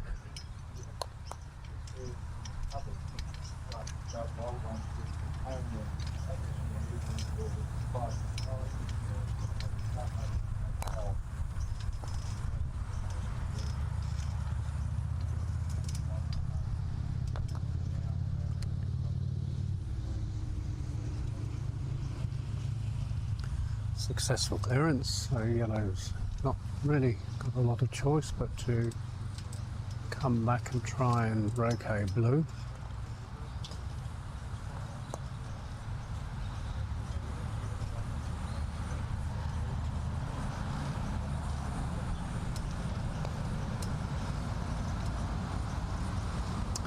Not to be.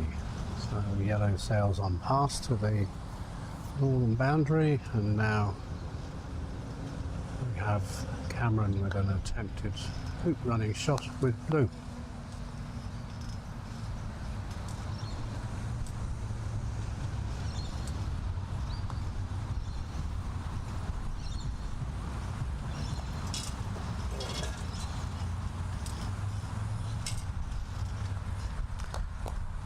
Slightly obscured, I'm afraid, but unfortunately blue didn't make the hoop.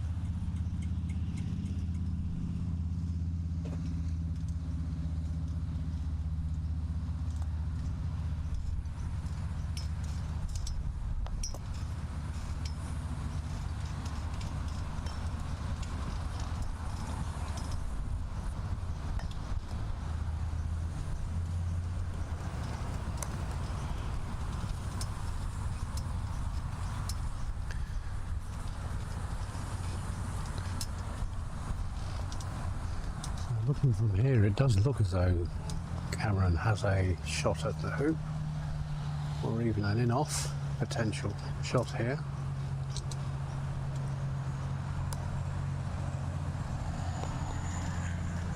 No, neither is done.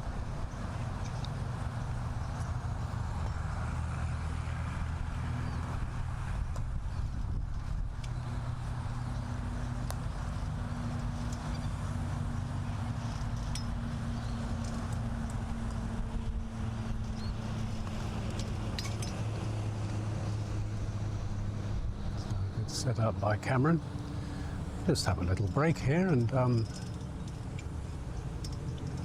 show you our furry little friends. The family of plovers that lives here.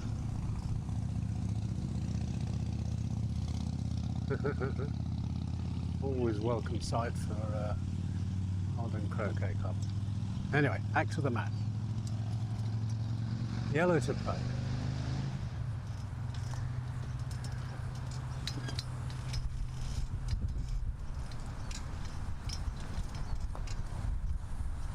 Ah, superb shot. Well, this is a bit of a comeback by Dai Leahy. He's now secured both the 9th and 10th hoop. So we're looking at 6-4.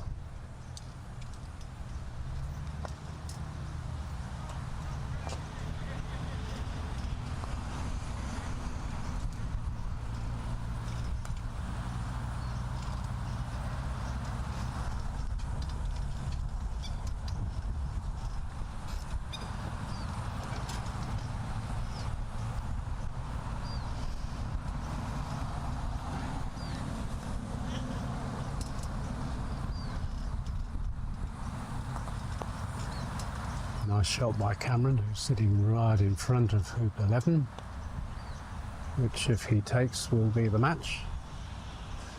So I'm sure he'll be now looking at trying to protect his blue with the black against the potential roquet of yellow which is in the foreground here.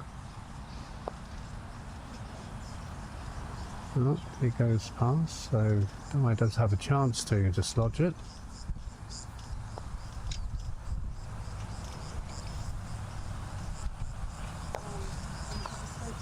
Ah, what a fabulous shot that is. Well done. Great Roque, saving a hoop, potential hoop.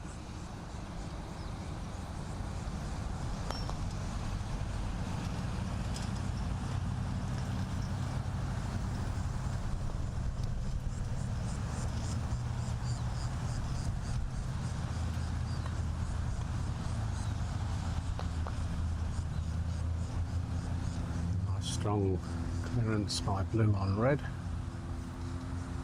So once again, red will have to come back and consider the black, which Cameron's got sitting right in front of the hoop once again, a little bit further out, maybe a yard and a half.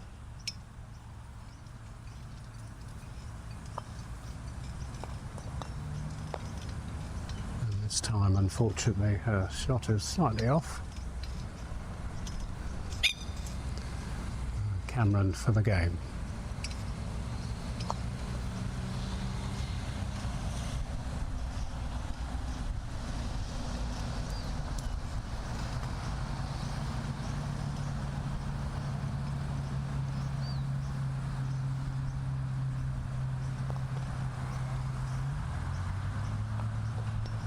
Not to be, that's not on this shot anyway.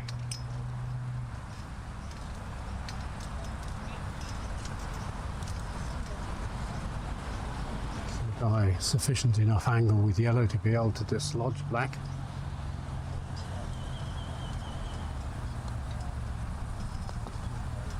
And she does so, and of course leaves her yellow there, which is good. However, as is the case with all these hoops, Cameron's waiting behind.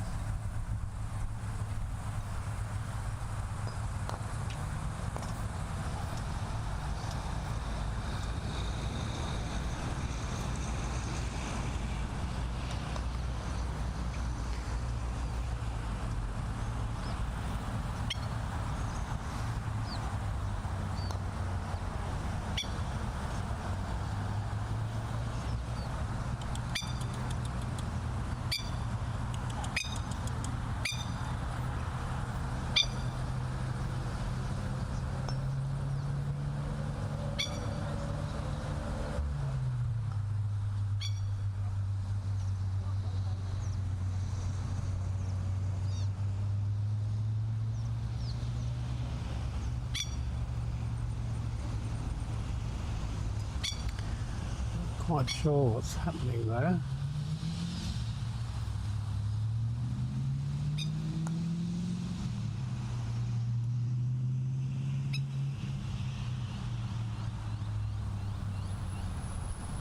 Maybe a wrong ball played. Should have been a red.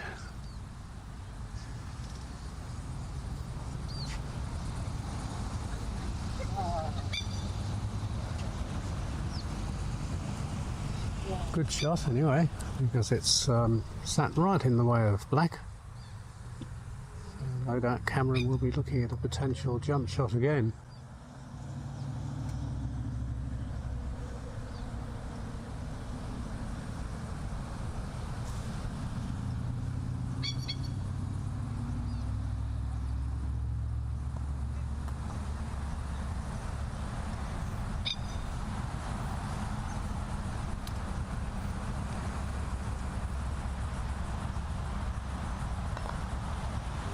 Others looking on.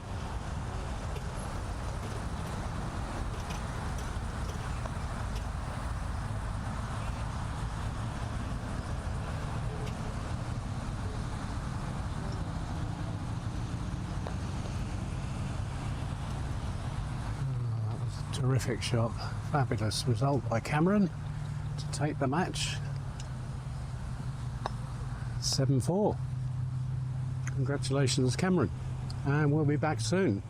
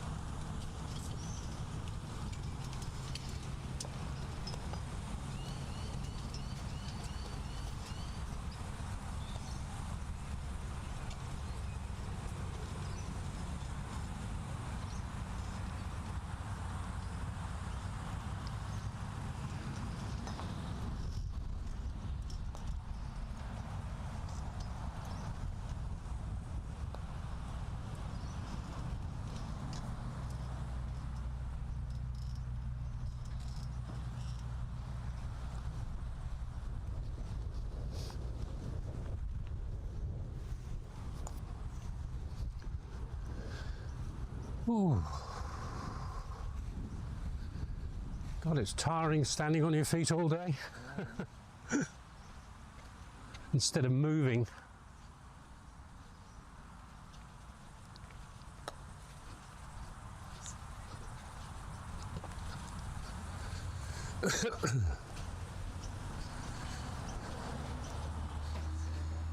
Leslie, do you know who the lady is that's playing Graham? Shelley. Shelley, is it? Right, thanks. More? From... MOAR. Yeah, from Bribey. Great, thank you. And here. Oh, right, she's a member here. Yeah.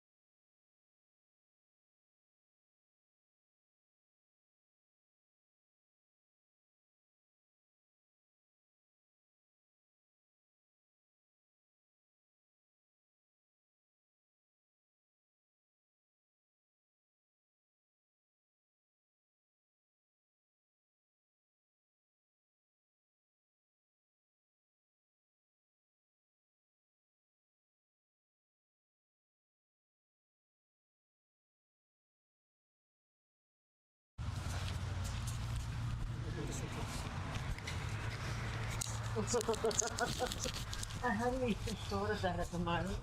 Yeah, okay.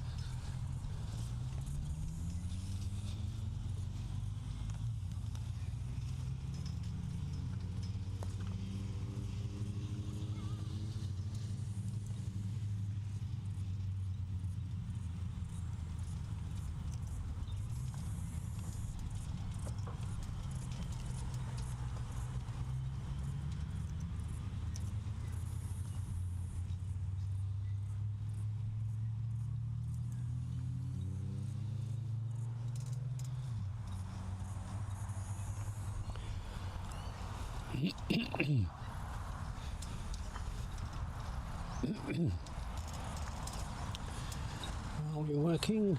Yes, we are.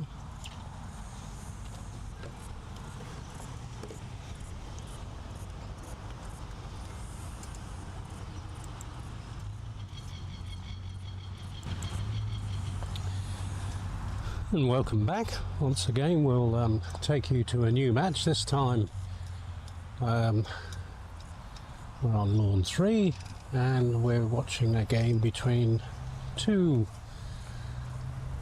players, one from Eildon, Graham Bishop, and then we've got Shelley Moore, who's from Bribie Island, although I think she's also a dual member of Eildon as well. So welcome, Shelley. And whilst we're part way through the match, let's just see what score we've got.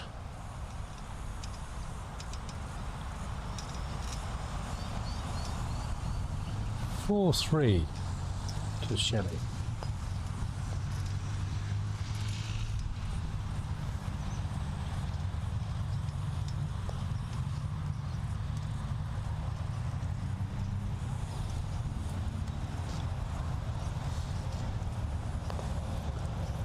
Just try and adjust the legs so we're nice and level.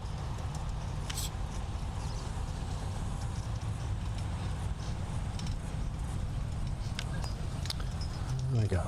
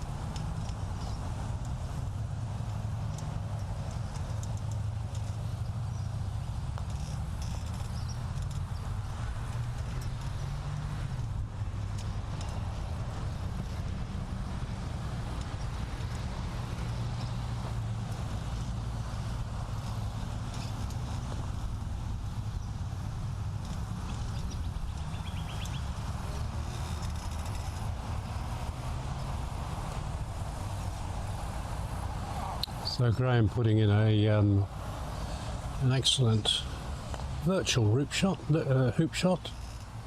with his blue. Doesn't quite make it. And now Shelley will be looking at rocaing black away out of harm's way.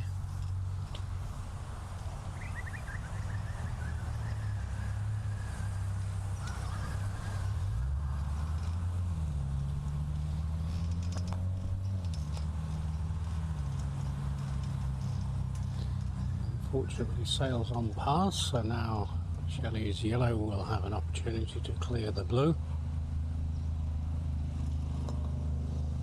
And does so whilst staying in the hoop, which is a great result. But Graham, the attempt a jump shot, he's a very good jumper too. Oh, bad luck, Graham. Not quite on this occasion, so does Shelley promote a yellow through the hoop or just... Oh, well she doesn't, but yellow goes a little bit further into the jaws, blue gets pushed aside, but in the meantime what we can't see is black is just behind the... There we go, we can just see. Right in their way of clearing yellow. Oh, unfortunately Graham misses, and now a certain hoop for yellow. Well done. 5-3.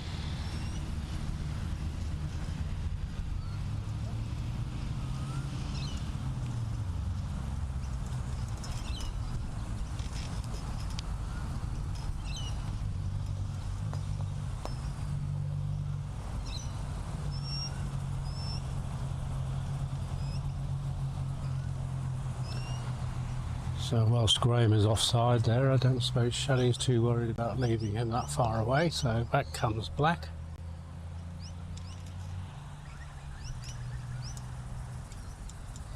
Not a bad shot. Yellow to play, and we'll be out of the way of this upright of the shelter shed here. Oh, that's very nice.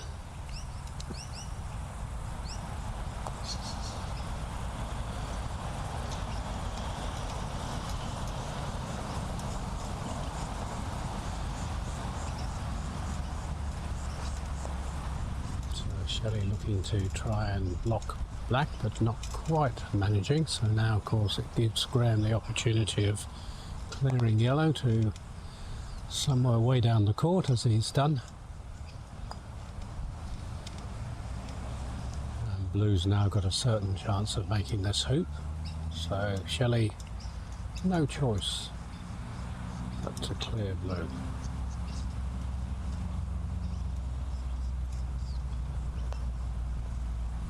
Oh, very valiant effort.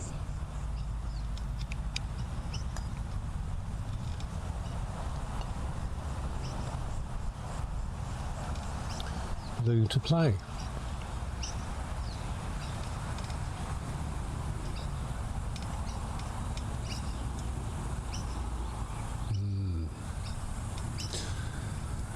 Not wanting to risk it. Graham playing safe.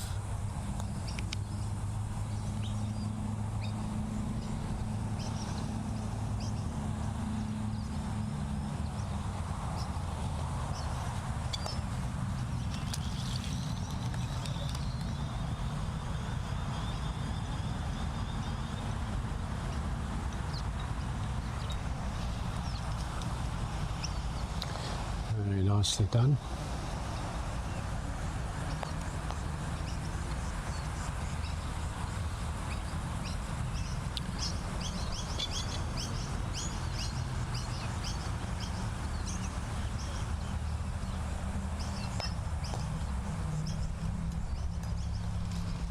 Unfortunately, yellow just misses its target, leaving blue and black in command.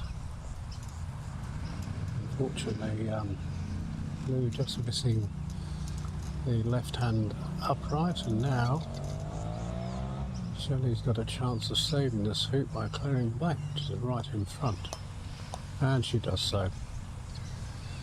I wonder whether Graham will rue the moment when he did have that opportunity to go through the hoop but wanted to play safe. Anyway, it's not over. Yellow to play.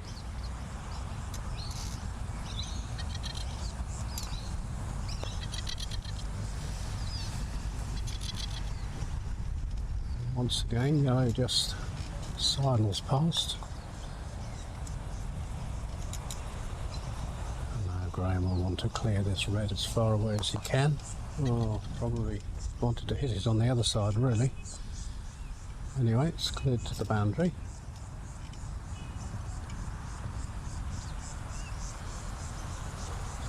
Shelley either has the option of a hoop run or to clear black. Oh, wouldn't you believe it? Straight through the gap, which is virtually non-existent. And Graham takes the hoop. 5-4.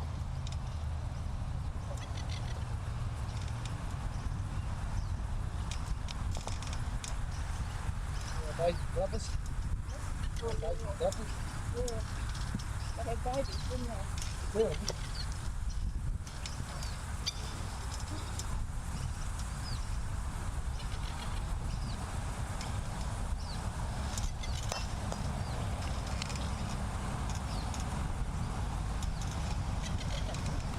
Oh, sorry.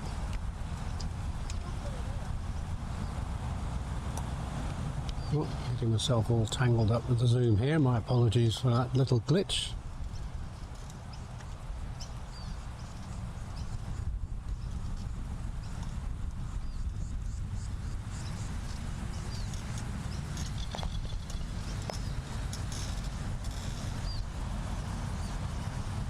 Oh, lovely attempt by Shelley to get close to the hoop.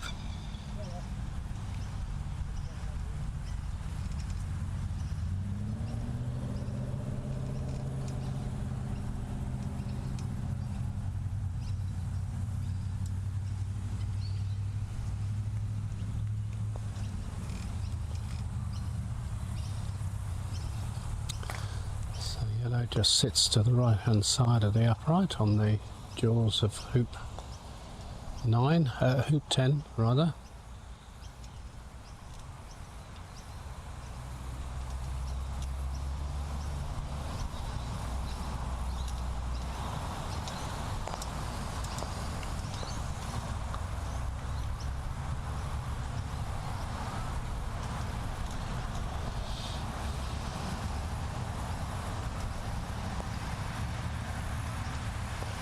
Oh, lovely shot, Graham. So he just slightly dislodges the yellow and sits in the jaws himself, but whether red can clear this remains to be seen, and indeed it does. It also clears the way for black.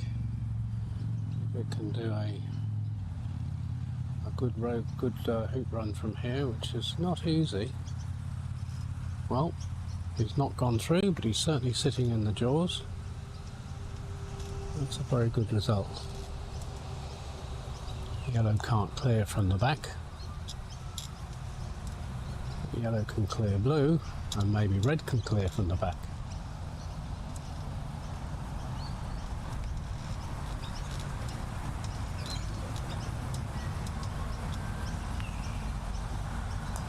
Blue to play.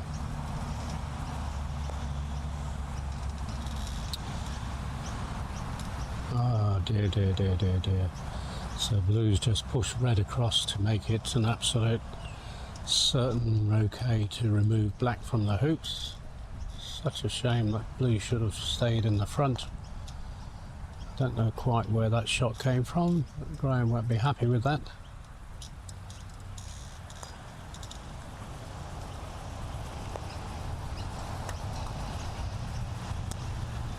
Neither will he be happy with that either.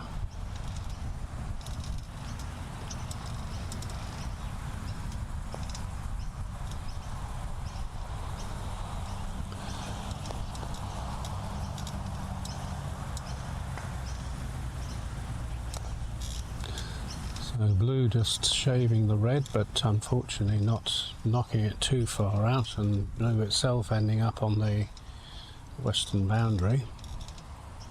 So now Shelley with a good chance of at least controlling the hoop. Missed with the red. Second chance option with yellow if it doesn't get hit away, which it doesn't. Graham misses his roquet on yellow. And ends up quite a long way away. Yellow to play.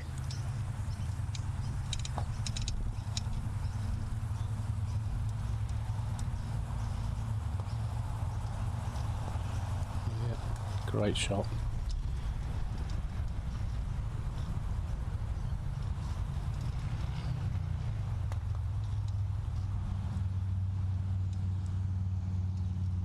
6-4.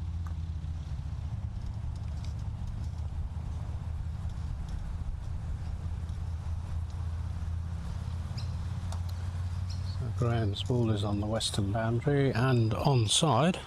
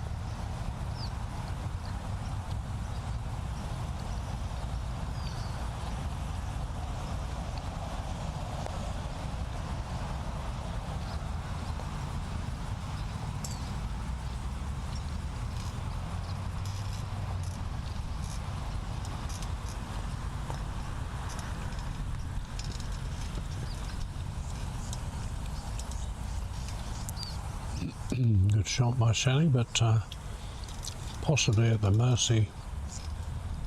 Oh, well, blue will no doubt be going for red. Yep. Good shot.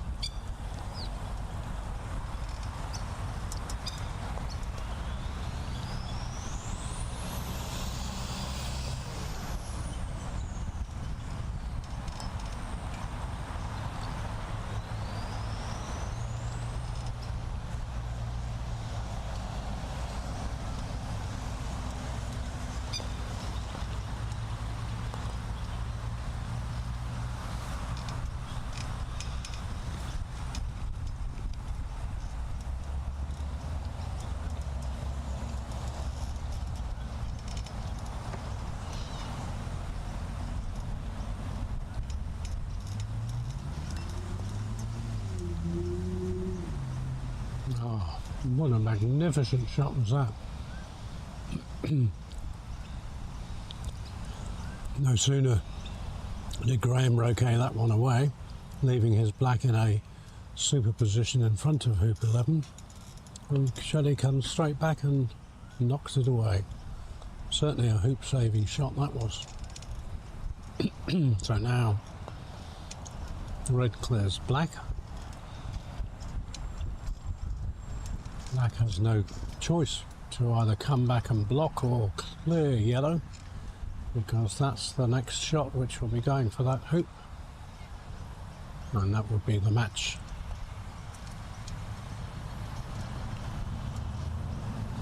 Well, would you believe, I have a funny feeling that black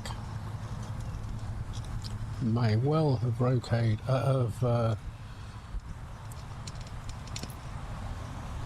got in the way of yellow. No, it didn't. My apologies. Well, it looks like it hasn't quite gone through.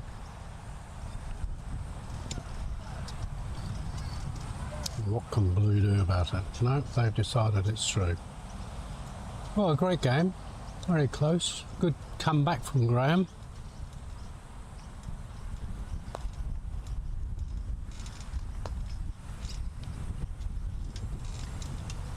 And we'll be back with you again soon.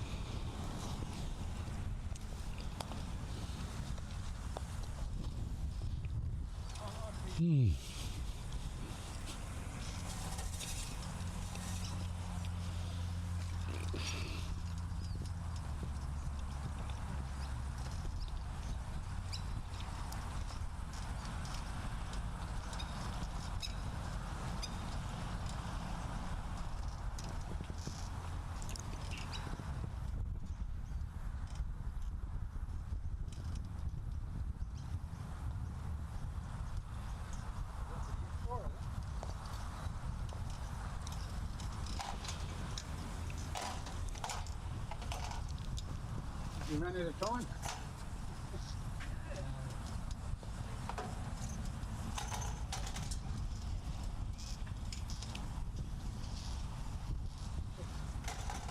Oh, there you go. How you going, Mike? That's good. That was a great match. Very good comeback. Whew. Tit for tat all the way. Oh, so they just rotating too good for me. That rotate Shelley from there to there was just phenomenal. Yeah, I mean, that saved the hoop. You'd have been back into it then. good. Oh, no, I've had a good day. Well, you'll be able to watch it back tonight now. Yeah, I've got to find out how to do it. Just go on to Eildon Croquet Club. Huh? Just go on to Eildon Croquet Club's site. Oh, yeah. I can show you if you want to. Yeah, I tried it on YouTube and I couldn't get YouTube. Oh, Yeah. I'll show you later. Oh, I'm not going to get my lunch. Mm, And check out the day. me too.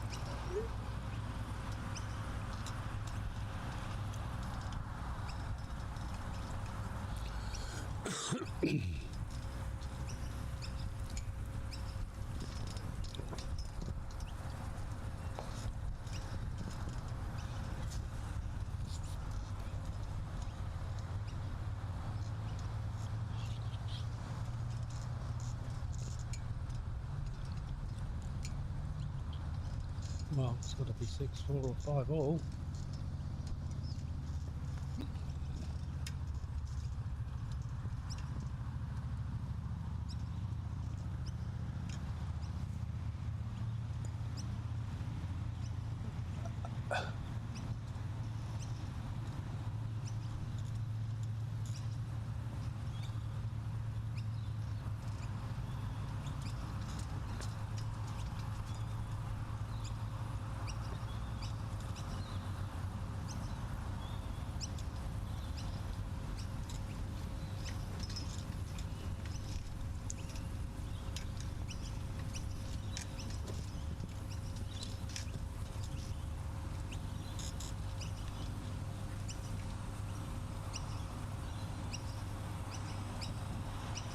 Oh, 6 all.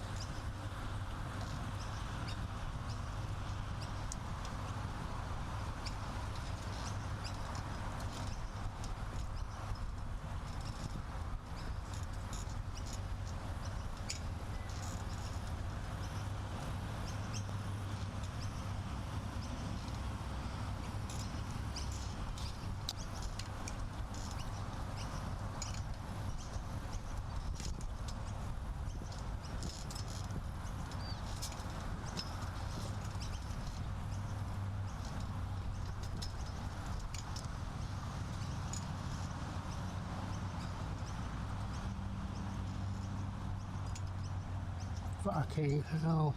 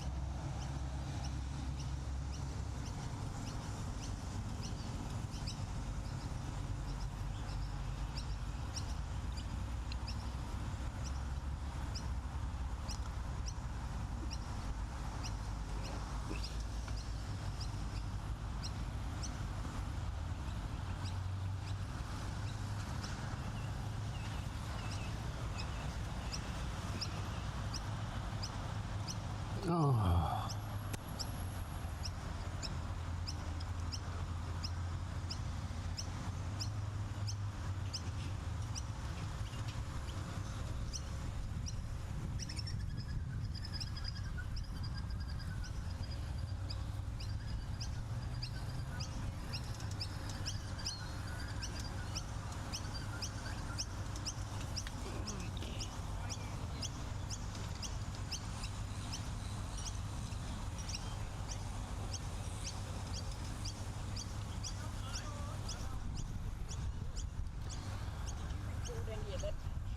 Hey? Did you record any of it? No, I didn't record it, but it is recording. But I've not commentated on it. I've just put, back alright. soon. But I got the last. They could see it if they wanted to. Yeah, not all of it because I was filming here. No, but the last part, they Yeah. really need to see it. Yeah, Some of the shot selection. poor. Oh yeah. Oh, I wasn't really watching. And Yeah, as they but I zoomed in on this bit, so they will be able to look back on that. Oh, Lorraine will be disappointed.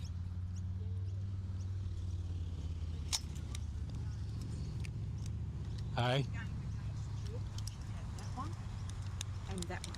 Like they are the two games she should have won. She's lost them both 7-6.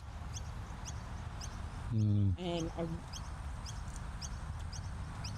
know it's hard when you miss a hoop, you start doubting yourself. Yeah. You really got to back yourself. Yeah, absolutely. Yeah.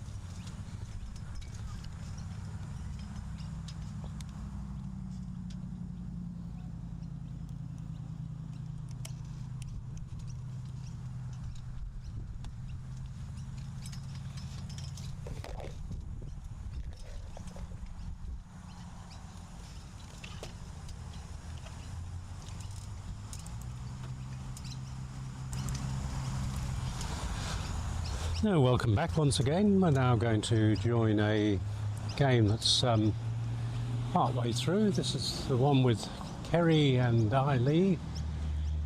Not sure of Kerry's surname.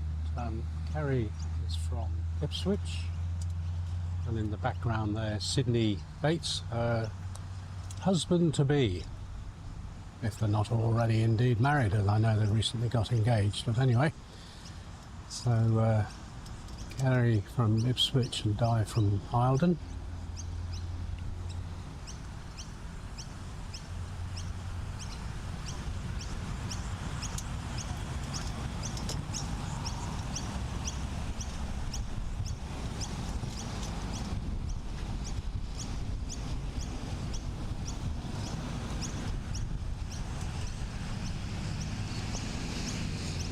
So the score currently 3-1 to blue for Kerry.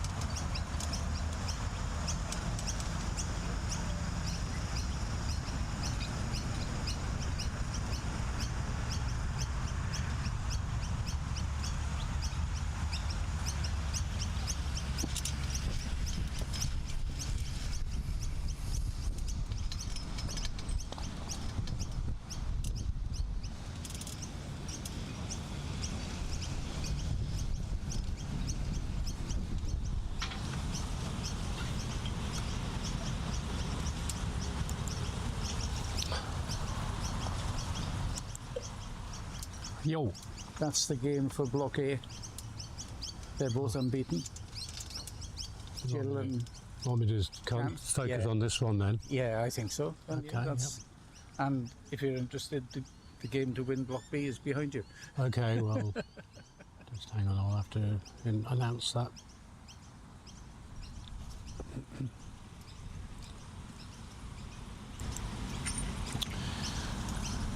All right, well, we're going to leave this match here. That's part of the way through, and we're going to now bring you the lead players on Block A, which is Jill and Joanne.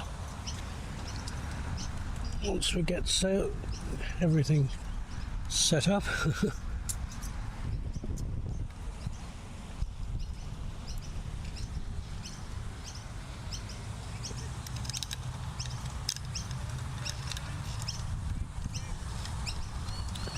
Just untangle some leads. All right, we're off. Jill Cole, president of the Eildon Croquet Club, and Jan Samson, newcomer to Eildon from Bribie Island. Oops.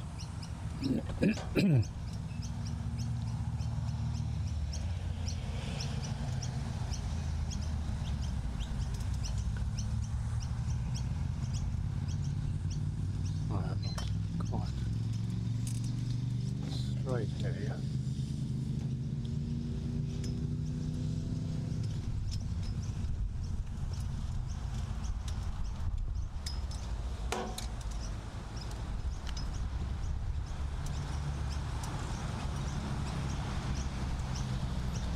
Right. Apologies for a little bit of messy filming there as I was altering the camera legs and so on, but let's concentrate a little bit more and bring you this champion of A block match.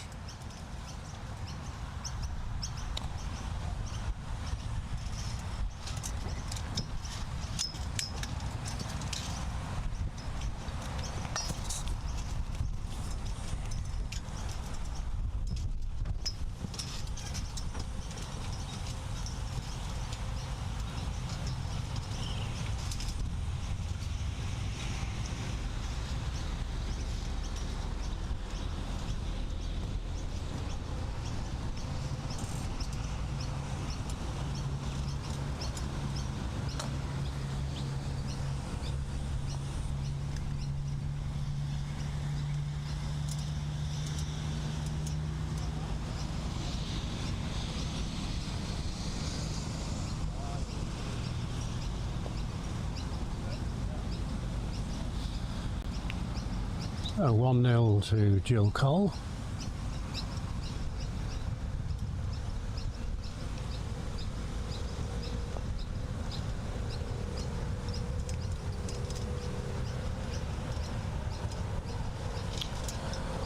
So Jan just going a little bit too far there.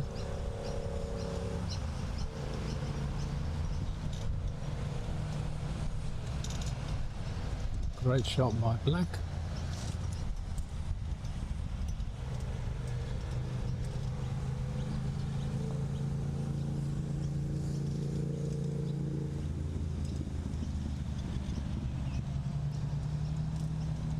Very close by Blue too.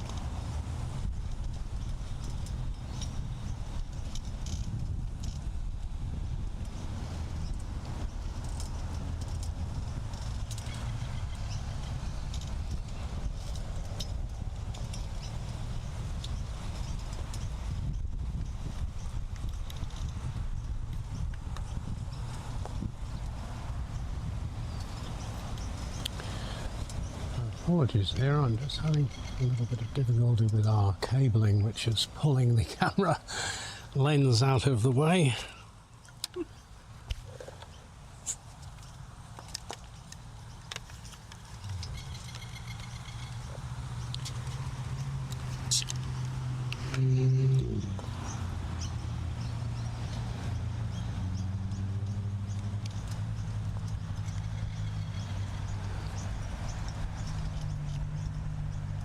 Right, hopefully we should be a little bit more set up now.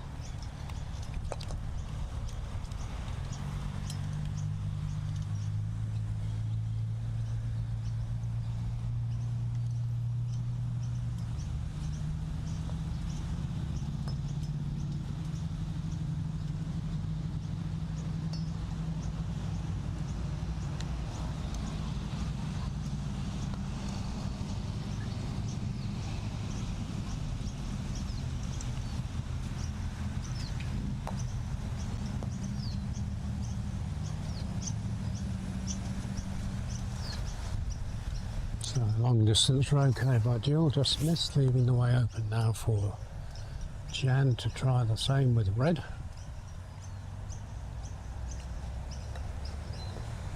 Great shot. Through the hoop. 2-1 to Jan.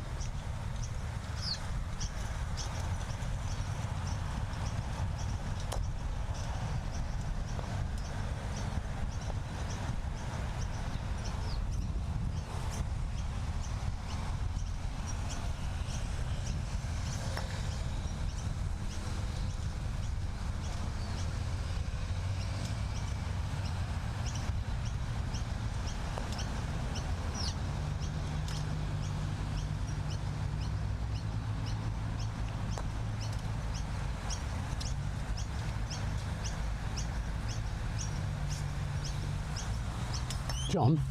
Oh, sorry.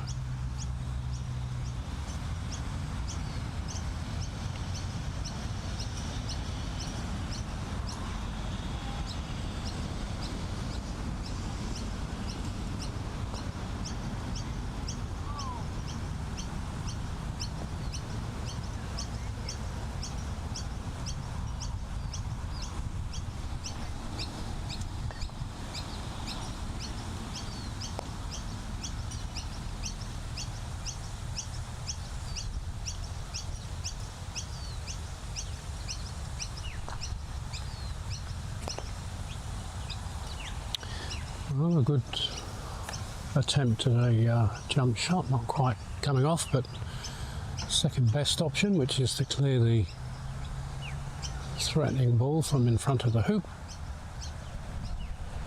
And a lovely shot by Jill with her blue.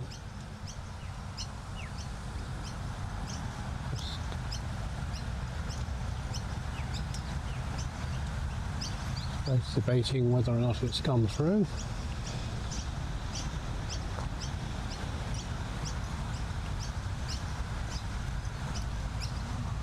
Yep, looks like they agree. 2-2.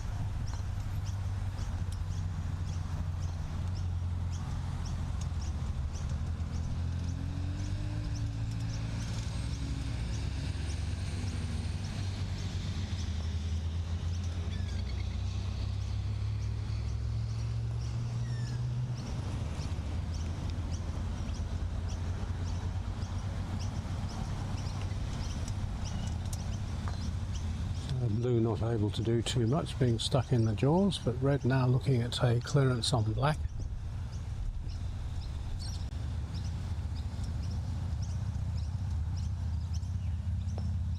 And she does so. Well done.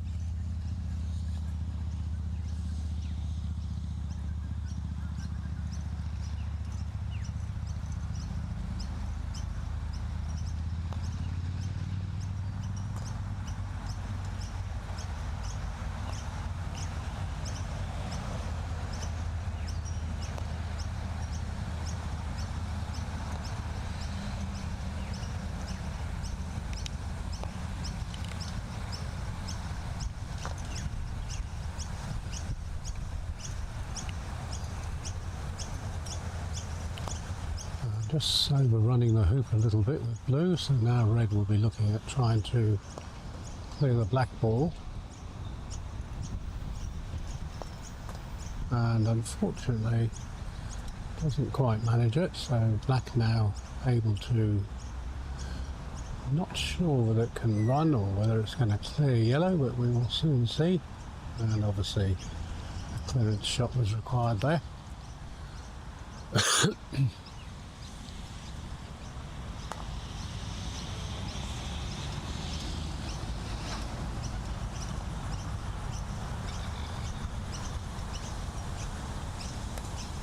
Ah, great croquet by Jill, clearing yellow.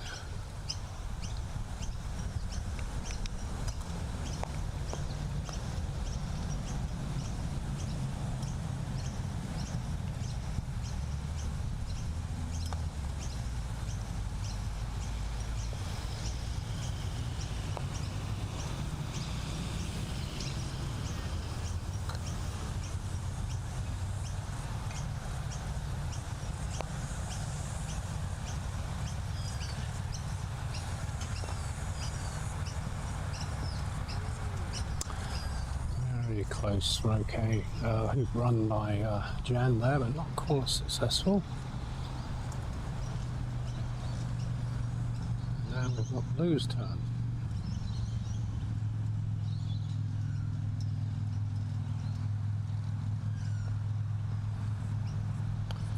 Hit 2 is unsuccessful, rejected by the hoop.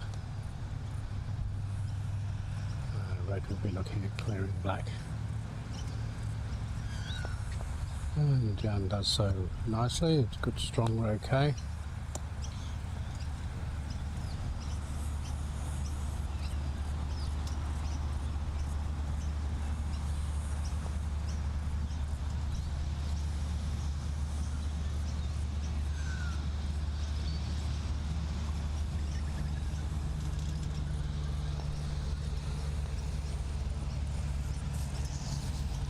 A good clearance of blue, although Jan might have liked yellow to have stayed a little bit closer to the hoop.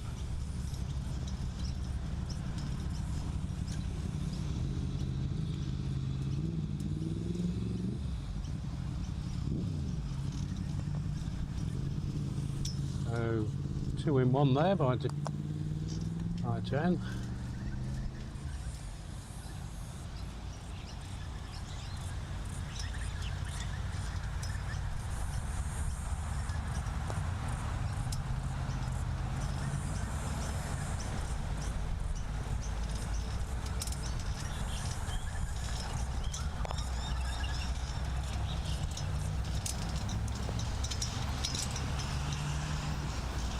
Oh, terrific shot by Jan. Yellow now sitting in the hoop. Blue looking at clearing it, I hope. Jill now looking at a jump shot. Jill is an accomplished jumper, so... Oh, hard luck. So close. Nonetheless, it's done the job, which has cleared yellow, and now blue sits in the hoop.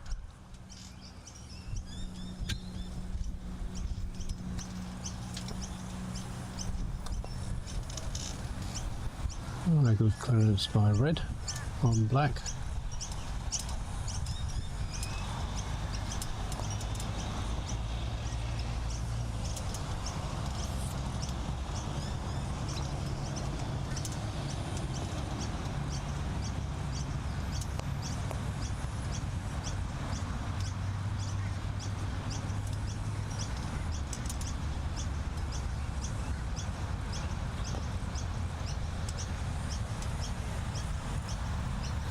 So unfortunately that clearance didn't quite work, and now Jill left with a relatively easy hoop, although she could have gone a little bit further.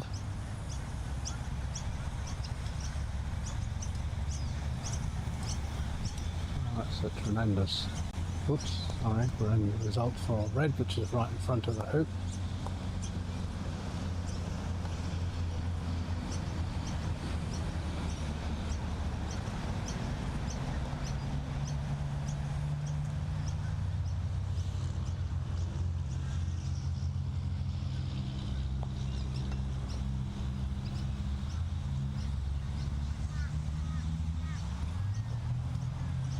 Fabulous outcome for blue. So red will be clearing black.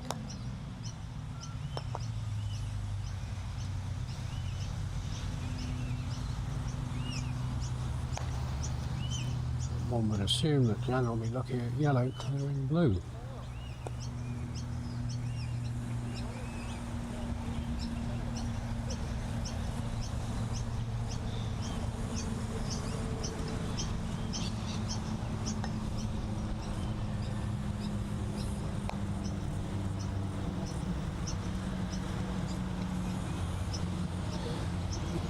Well, that's not quite the normal way of clearing, but the attempted jump shot didn't come off. That second best did, which was to clear the blue from the hoop.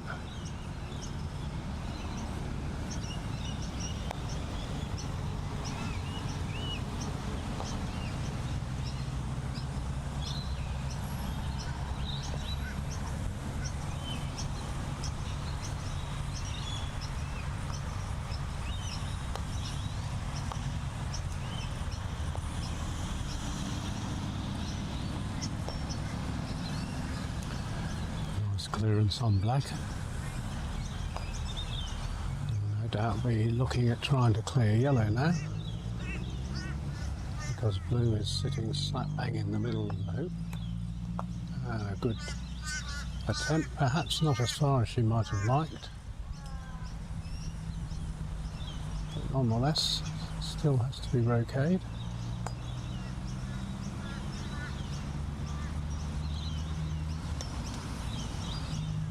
Unfortunately, yellow just sidles on by, leaving blue with a classic opportunity now to take hoop number 6.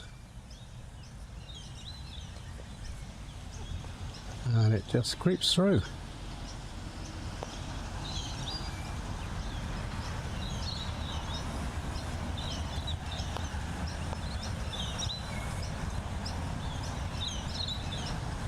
So 4-2 to Gel.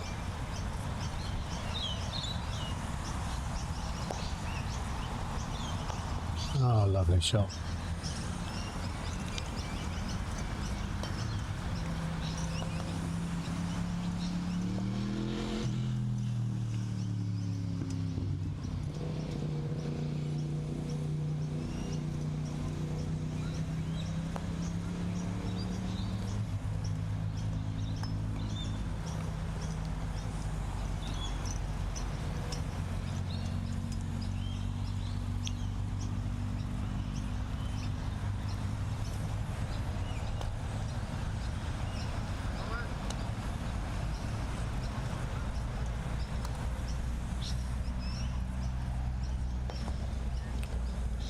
Good strong clearance by red on black.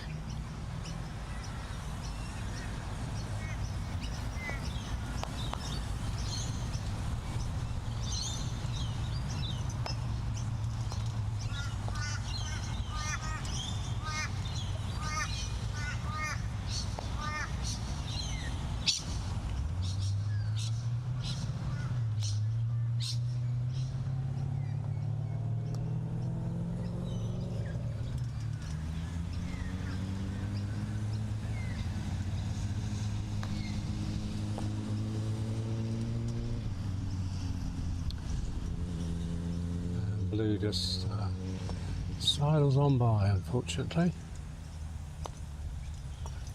I must apologise for some of the standard of filming this afternoon. The operational mechanism on this camera is just playing hard to get right now. I'll hopefully sort it out. Oh, unlucky. So black tried to go for the hoop, but unfortunately missed, and now leaves the way for yellow to go through and possibly make a good, yep, straight through. 4-3 to Jill Cole.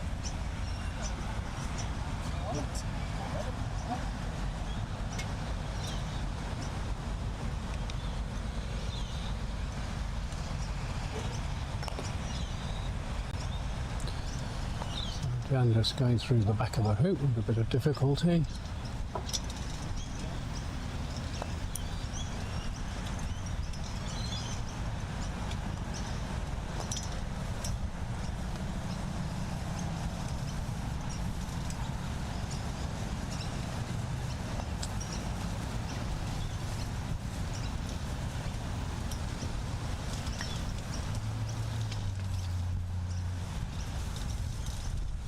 Well, Jan certainly got down though. Well, a little bit harder than she might have liked because it's now gone to the southern boundary.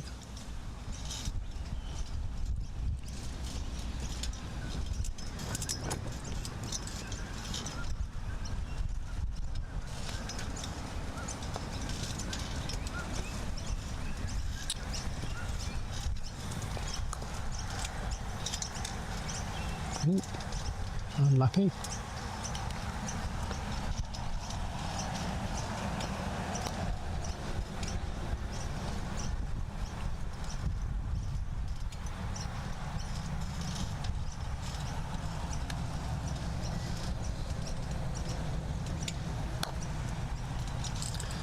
Lovely shot by Black.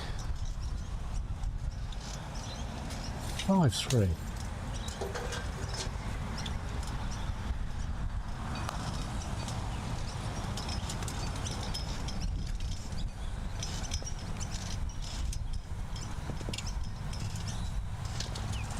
No idea.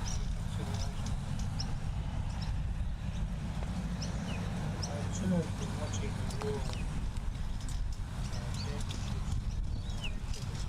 championships, 24 balls.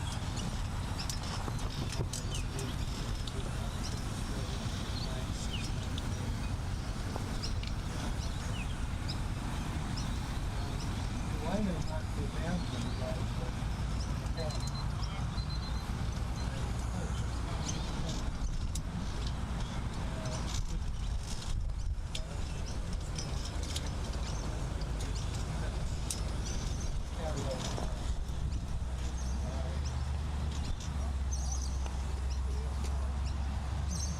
Good clearance with yellow on blue, which has left yellow in front of the hoop.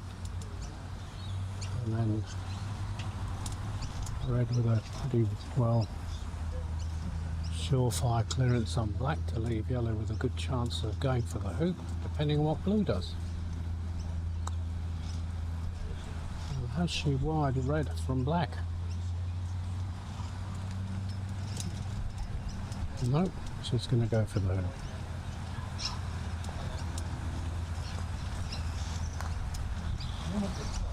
Oh, a good try. Unfortunately, just sitting in the jaws. And whether black can get it out is another question. Maybe clearance on yellow and then a jump from blue, but Jill's not wanting to do that. She's going to play safe and, well, doesn't quite manage it.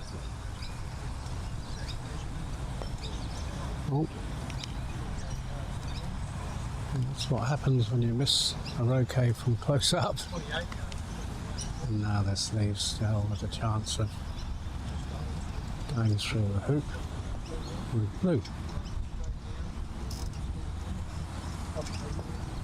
And she does. 6-3.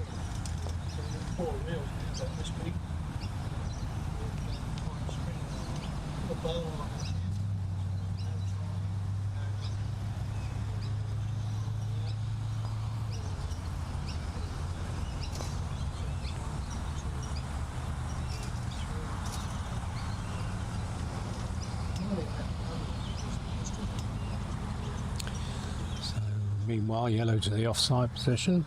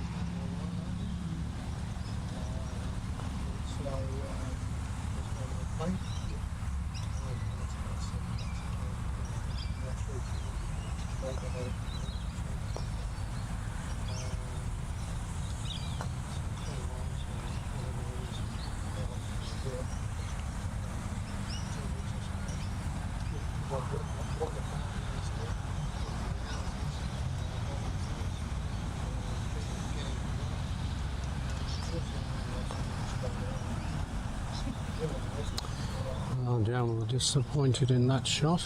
It's unfortunately sailed by the left-hand upright. Through to play. Now Jill's chance to maybe seal the game. Not quite.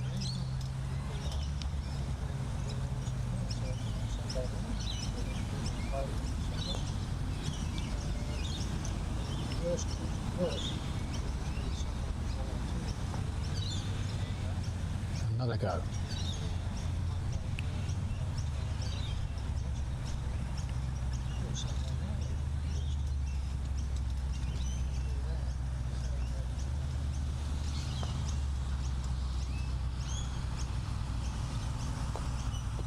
And she does it. Fabulous result. And the winner.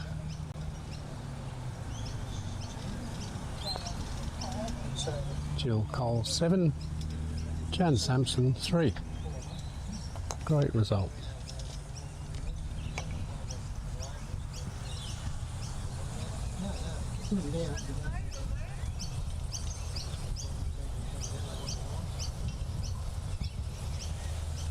I did, I've done them all. Sorry, we don't usually know, doesn't it?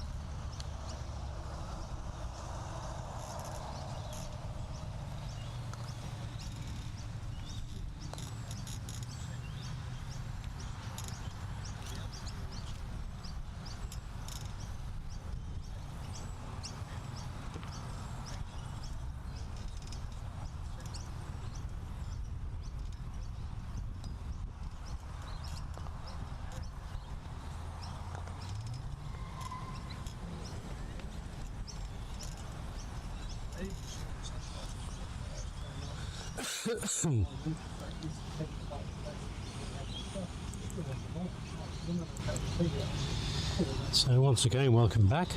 We'll now join our next match, which is partway through. That's with Lorraine Hathaway from Eildon versus Steve Helier from Eildon. So we're on hoop 5. So the score at the moment, 3-1 to red. That's Lorraine. And we'll join them on hoop 5.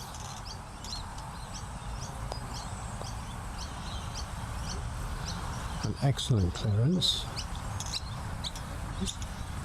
Leaving red in front of the hoop, although black's lurking to the left there.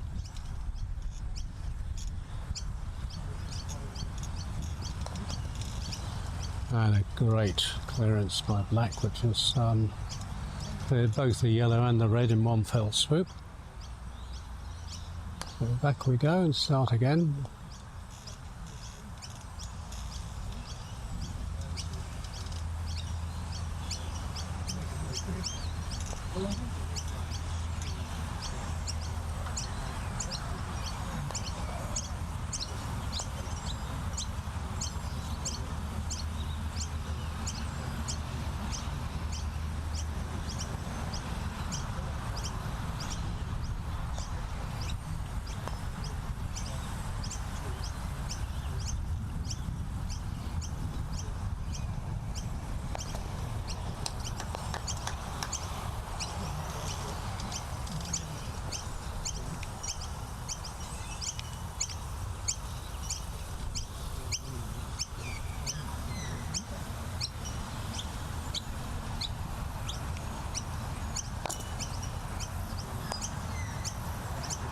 So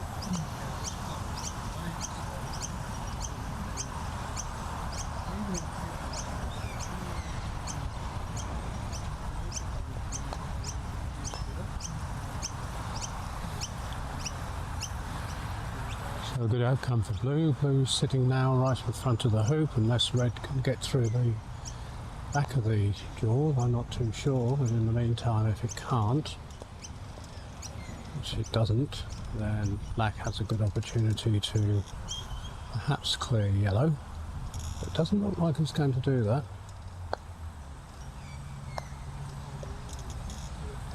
I think that was an intended promotional shot on blue, but didn't quite come off. So now leaves yellow with a good chance to clear the blue and avert the danger. And she does.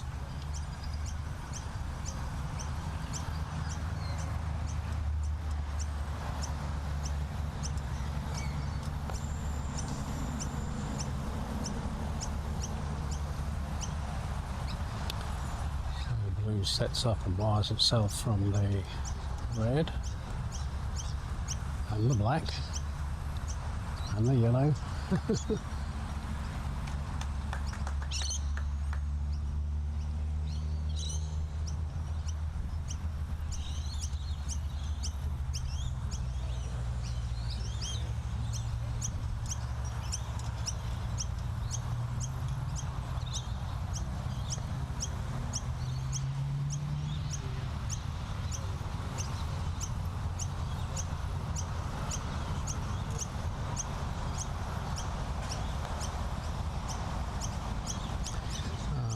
Shame I'd just touched to try and go through the hoop, but unfortunately didn't quite make it.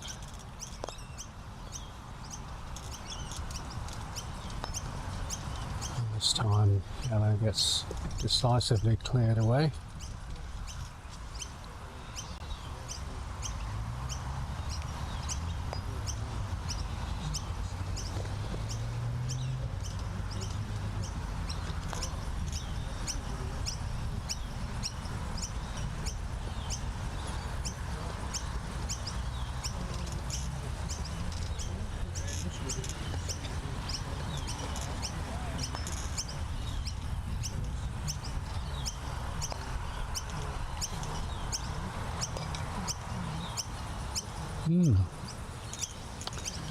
Well, I think the intent there was to get red right out of the way, which she's done.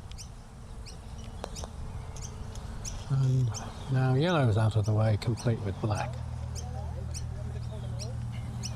No, thank you. Meanwhile, blue sitting pretty right in front of hoop 5.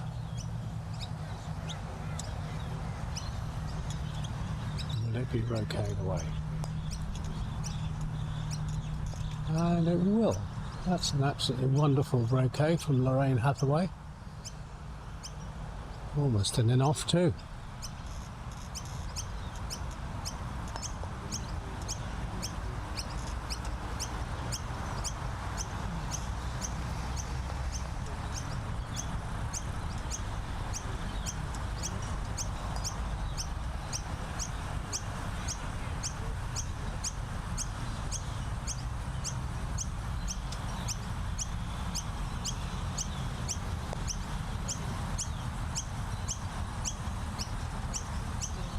Great shots from Steve. Nicely wired from yellow.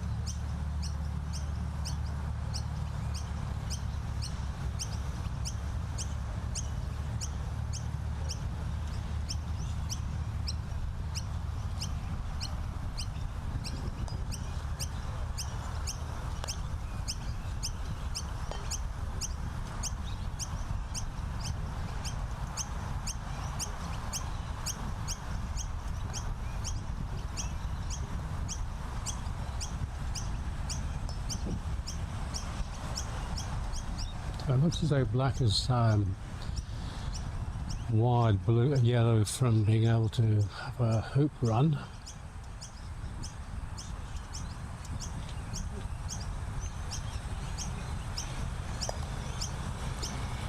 Yep, so she's cleared black, but unfortunately blue is lurking there in the foreground, but unfortunately not quite. So Steve would be disappointed in that shot.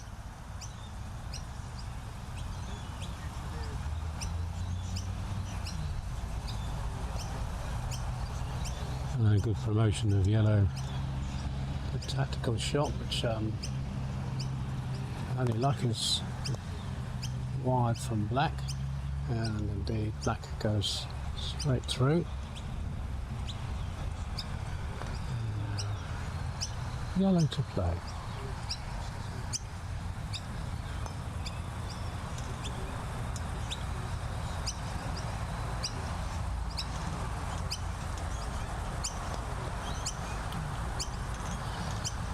Not to be. So now at the mercy of the blue, who will clear that as far away as possible and stay in front. Not quite. So red now has a clear passage with a possible in-off here. But that doesn't work either.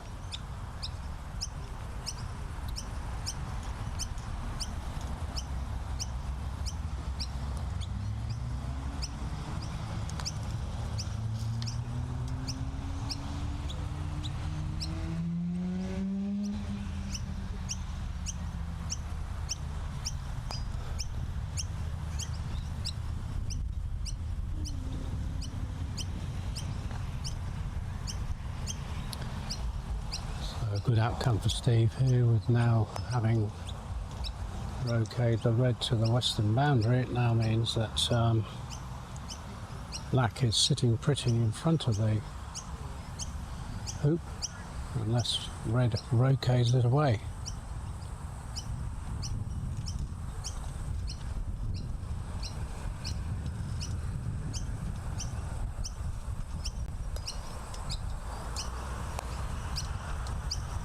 Good try. Not quite. Black for the hoop. Oh, he's choosing to draws that with the intent of obviously going another rotation. Not really much chance of any of the other balls of Lorraine's clearing black away from the hoop. And then he'll be able to get a good shot on not only 5, but make it down to hoop 6, thus taking the advantage.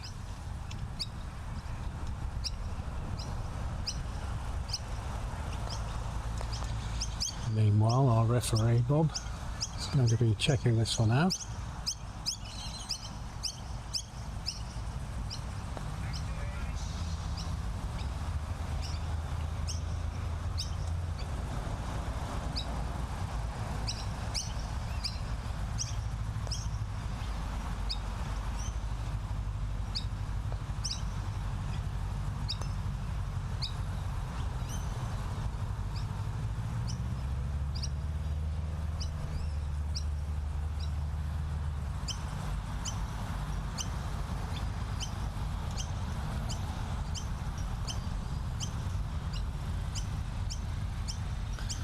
Unfortunately, Steve's original intent of getting the black in a good position has sort of not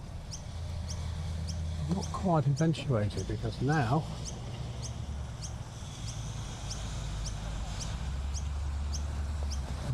he's left himself wide open for a possible in-off by yellow.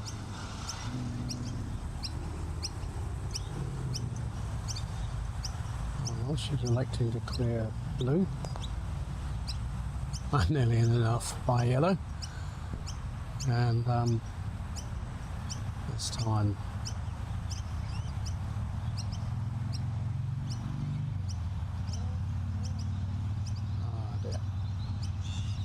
we have a problem.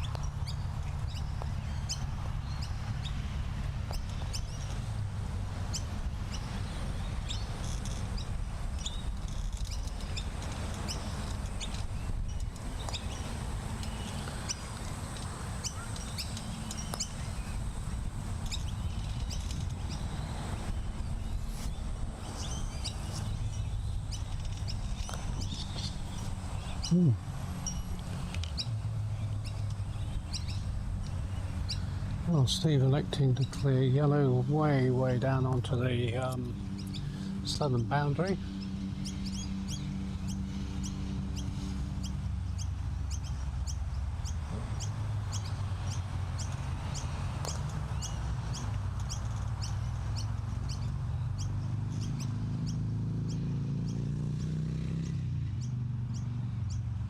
Good shot from yellow.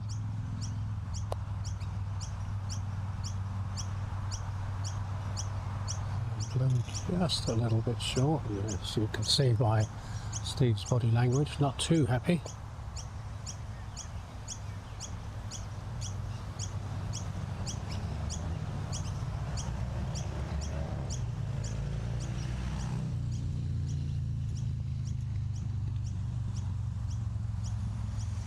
This time it's stymied by the left hand leg as we look at hoop 5.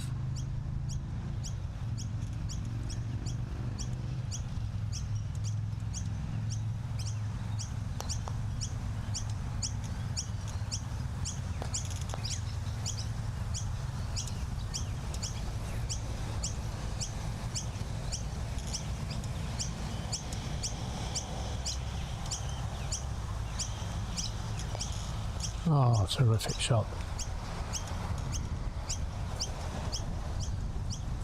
Good shot from Lorraine.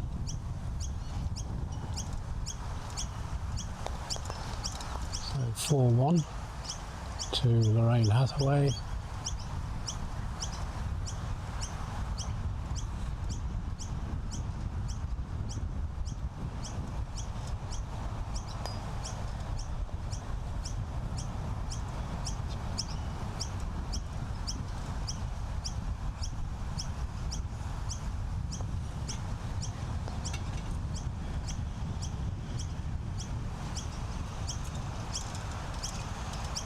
Very nice shot from Black, ending up right in front of hoop number 6. Yellow to play, and no doubt be looking at trying to, well, I was going to say remove Black, but perhaps the threat is not quite so severe as it looks from up here.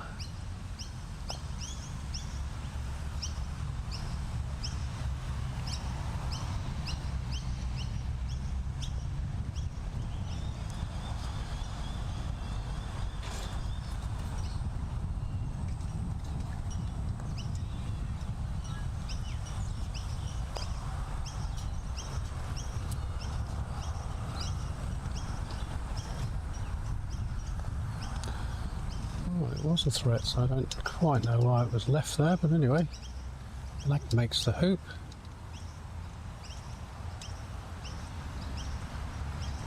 Two.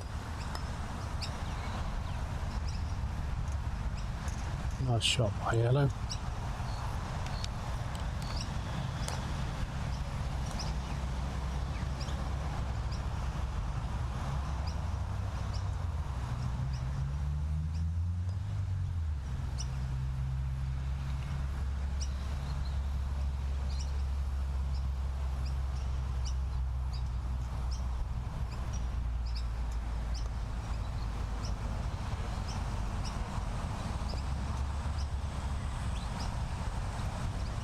So the attempted clearance on yellow didn't quite work out, so now we have an open hoop. Oh, well, Lorraine not trusting the possibility of missing the hoop and leaving blue there, so now yellow stays reasonably close to hoop 7, but blue to come back.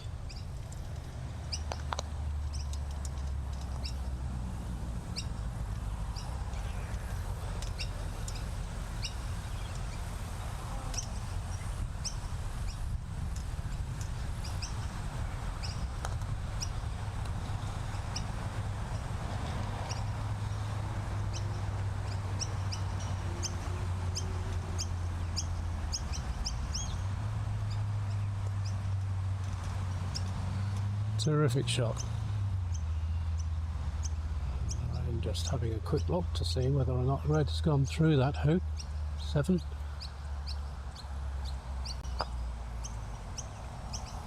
And they agree it has.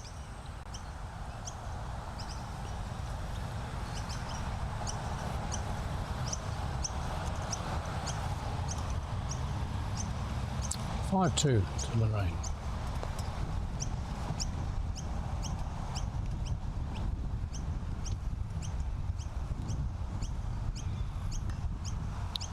Not a bad shot from black.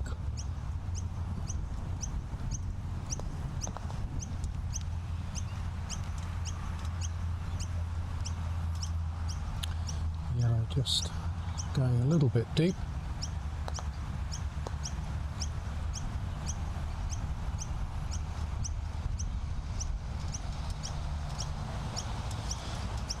Same with blue.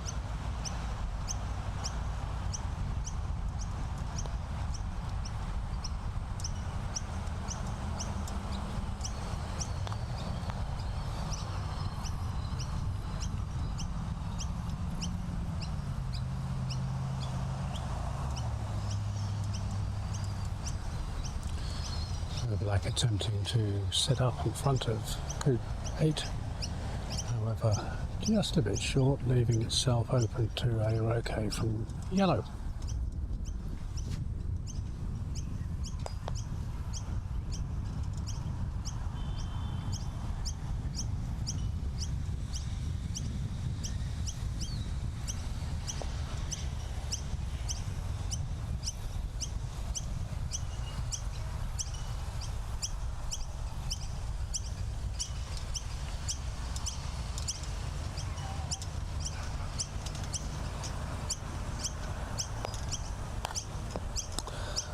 Oh, a very good attempt by red to try and run the hoop, but just missing. And now black and blue set up very nicely in front of hoop number 8, blocking yellow, but also prone to being knocked away by yellow. And indeed, fabulous results for Lorraine, because both black and blue have been dislodged, leaving yellow right in the hoop.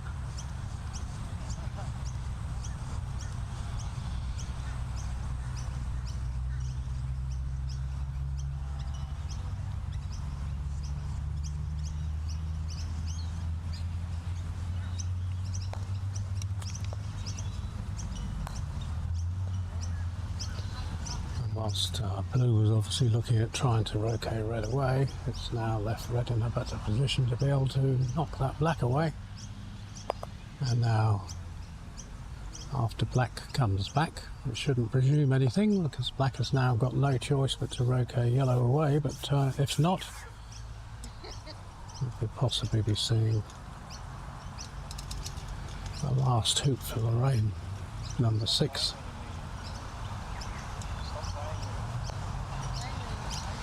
And unfortunately black misses.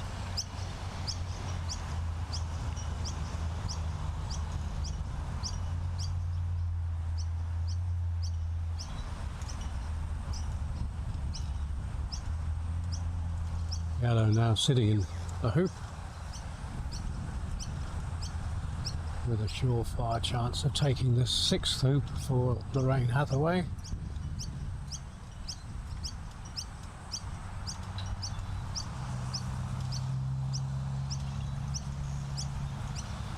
Shouldn't preempt anything though, of course. In comes blue.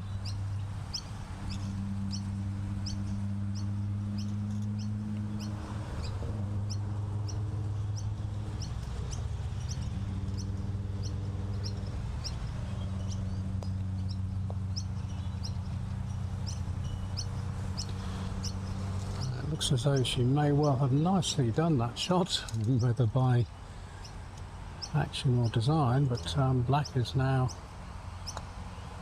wide from, oh, my apologies, I was going to say wide by red, but it wasn't, and he's done a superb shot of clearing it. Now we start again.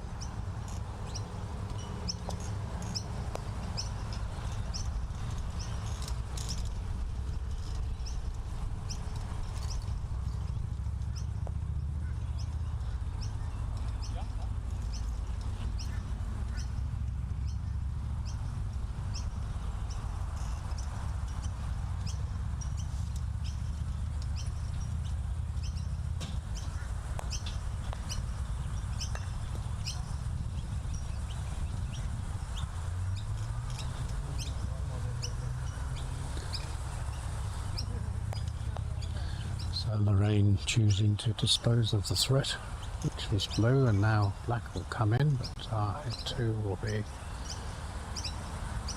potential target for yellow, although yellow is choosing this time to go for a setup of the hoop, knowing that if red can clear black, she's got a good chance there, providing blue doesn't clear it, which it does.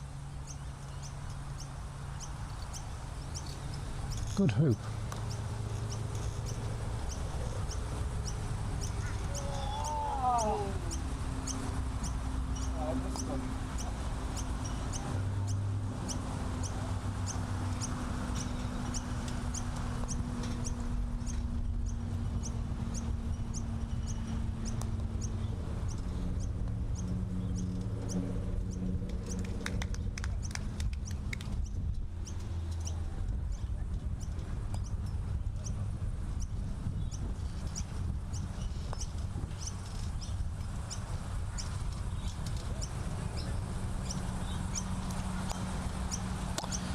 Unfortunate miss by blue.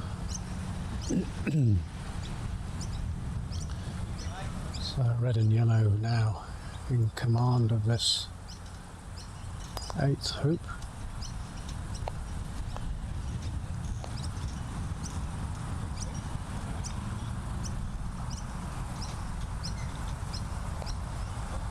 Black with a little option but to try and clear the yellow.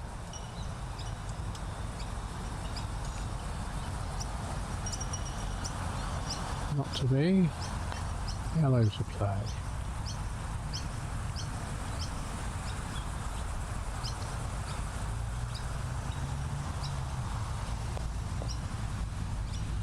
Well, it's almost through, if not through, not through.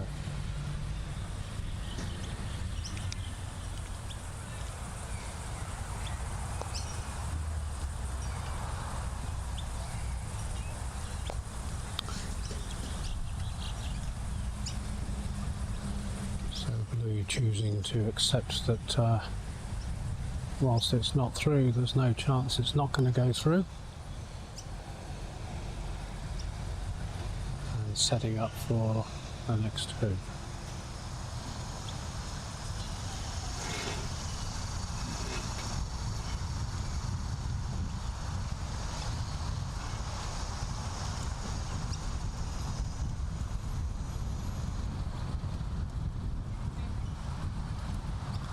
Red choosing just to back up behind yellow, whereas I would have thought the better option would have been to go in front, where yellow could have sidled up behind it and then lined up for a possible promotion to the next hoop, but nonetheless It's a hoop, so 6-2.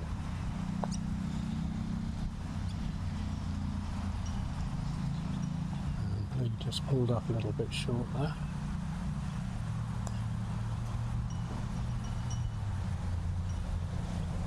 Good shot from Laird.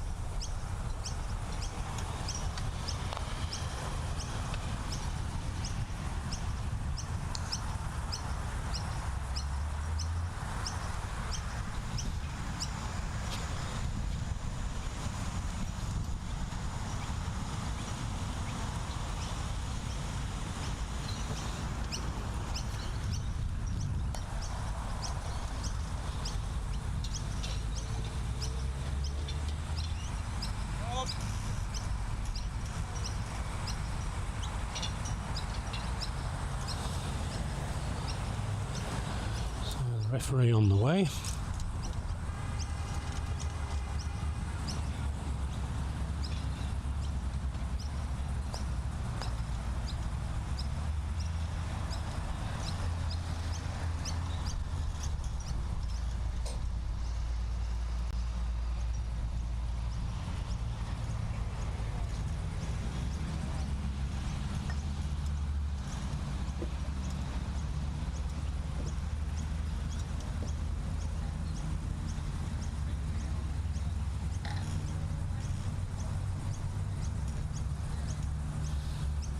Good outcome.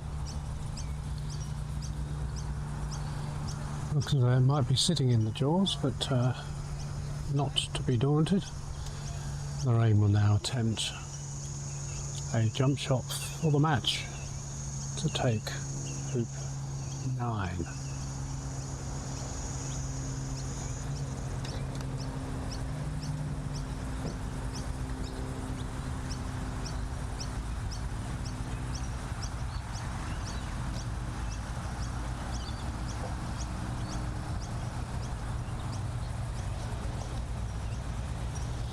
Not to be.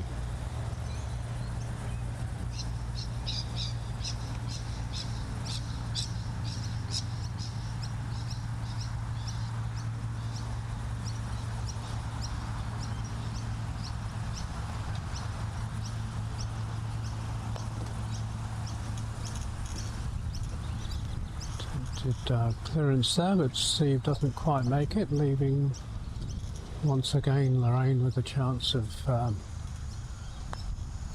going in the hoop, or at least clearing black.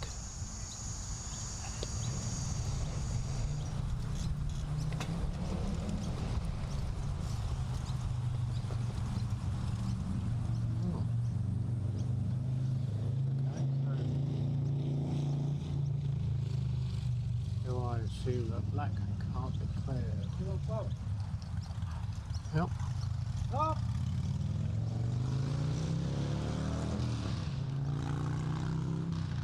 6-3.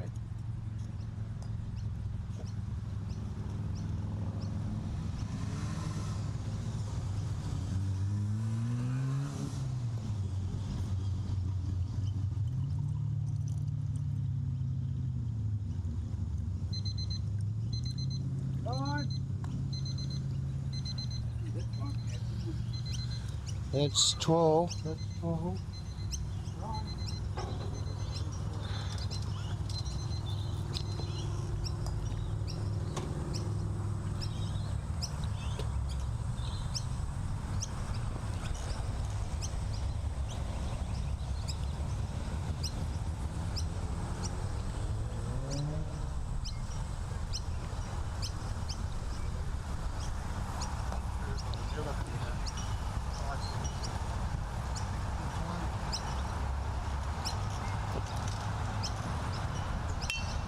Oops.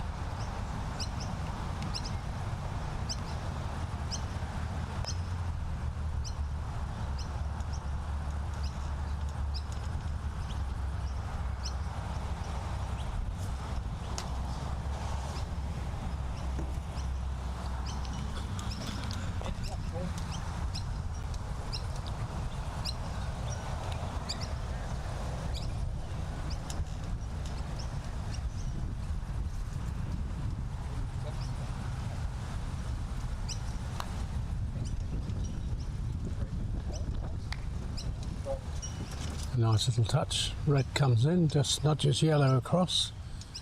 I'm not sure from this angle whether or not black is wired. No. Good clearance on yellow. Just dislodges blue as well. And so of course now that means Lorraine can get blue to the boundary, to the northern boundary. Looks as though she may well have wired blue from being able to clear red.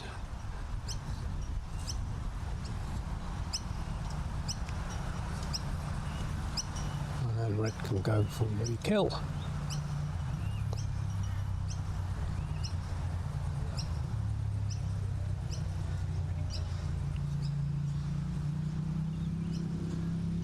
So this for the game. Number 10.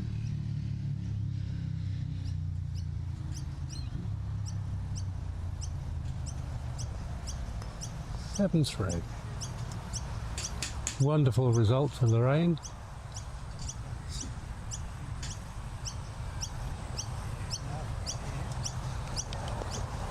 And that concludes our coverage today of the Eildon Invitational. We hope you've had a good time watching all these wonderful croquet players plying their trade.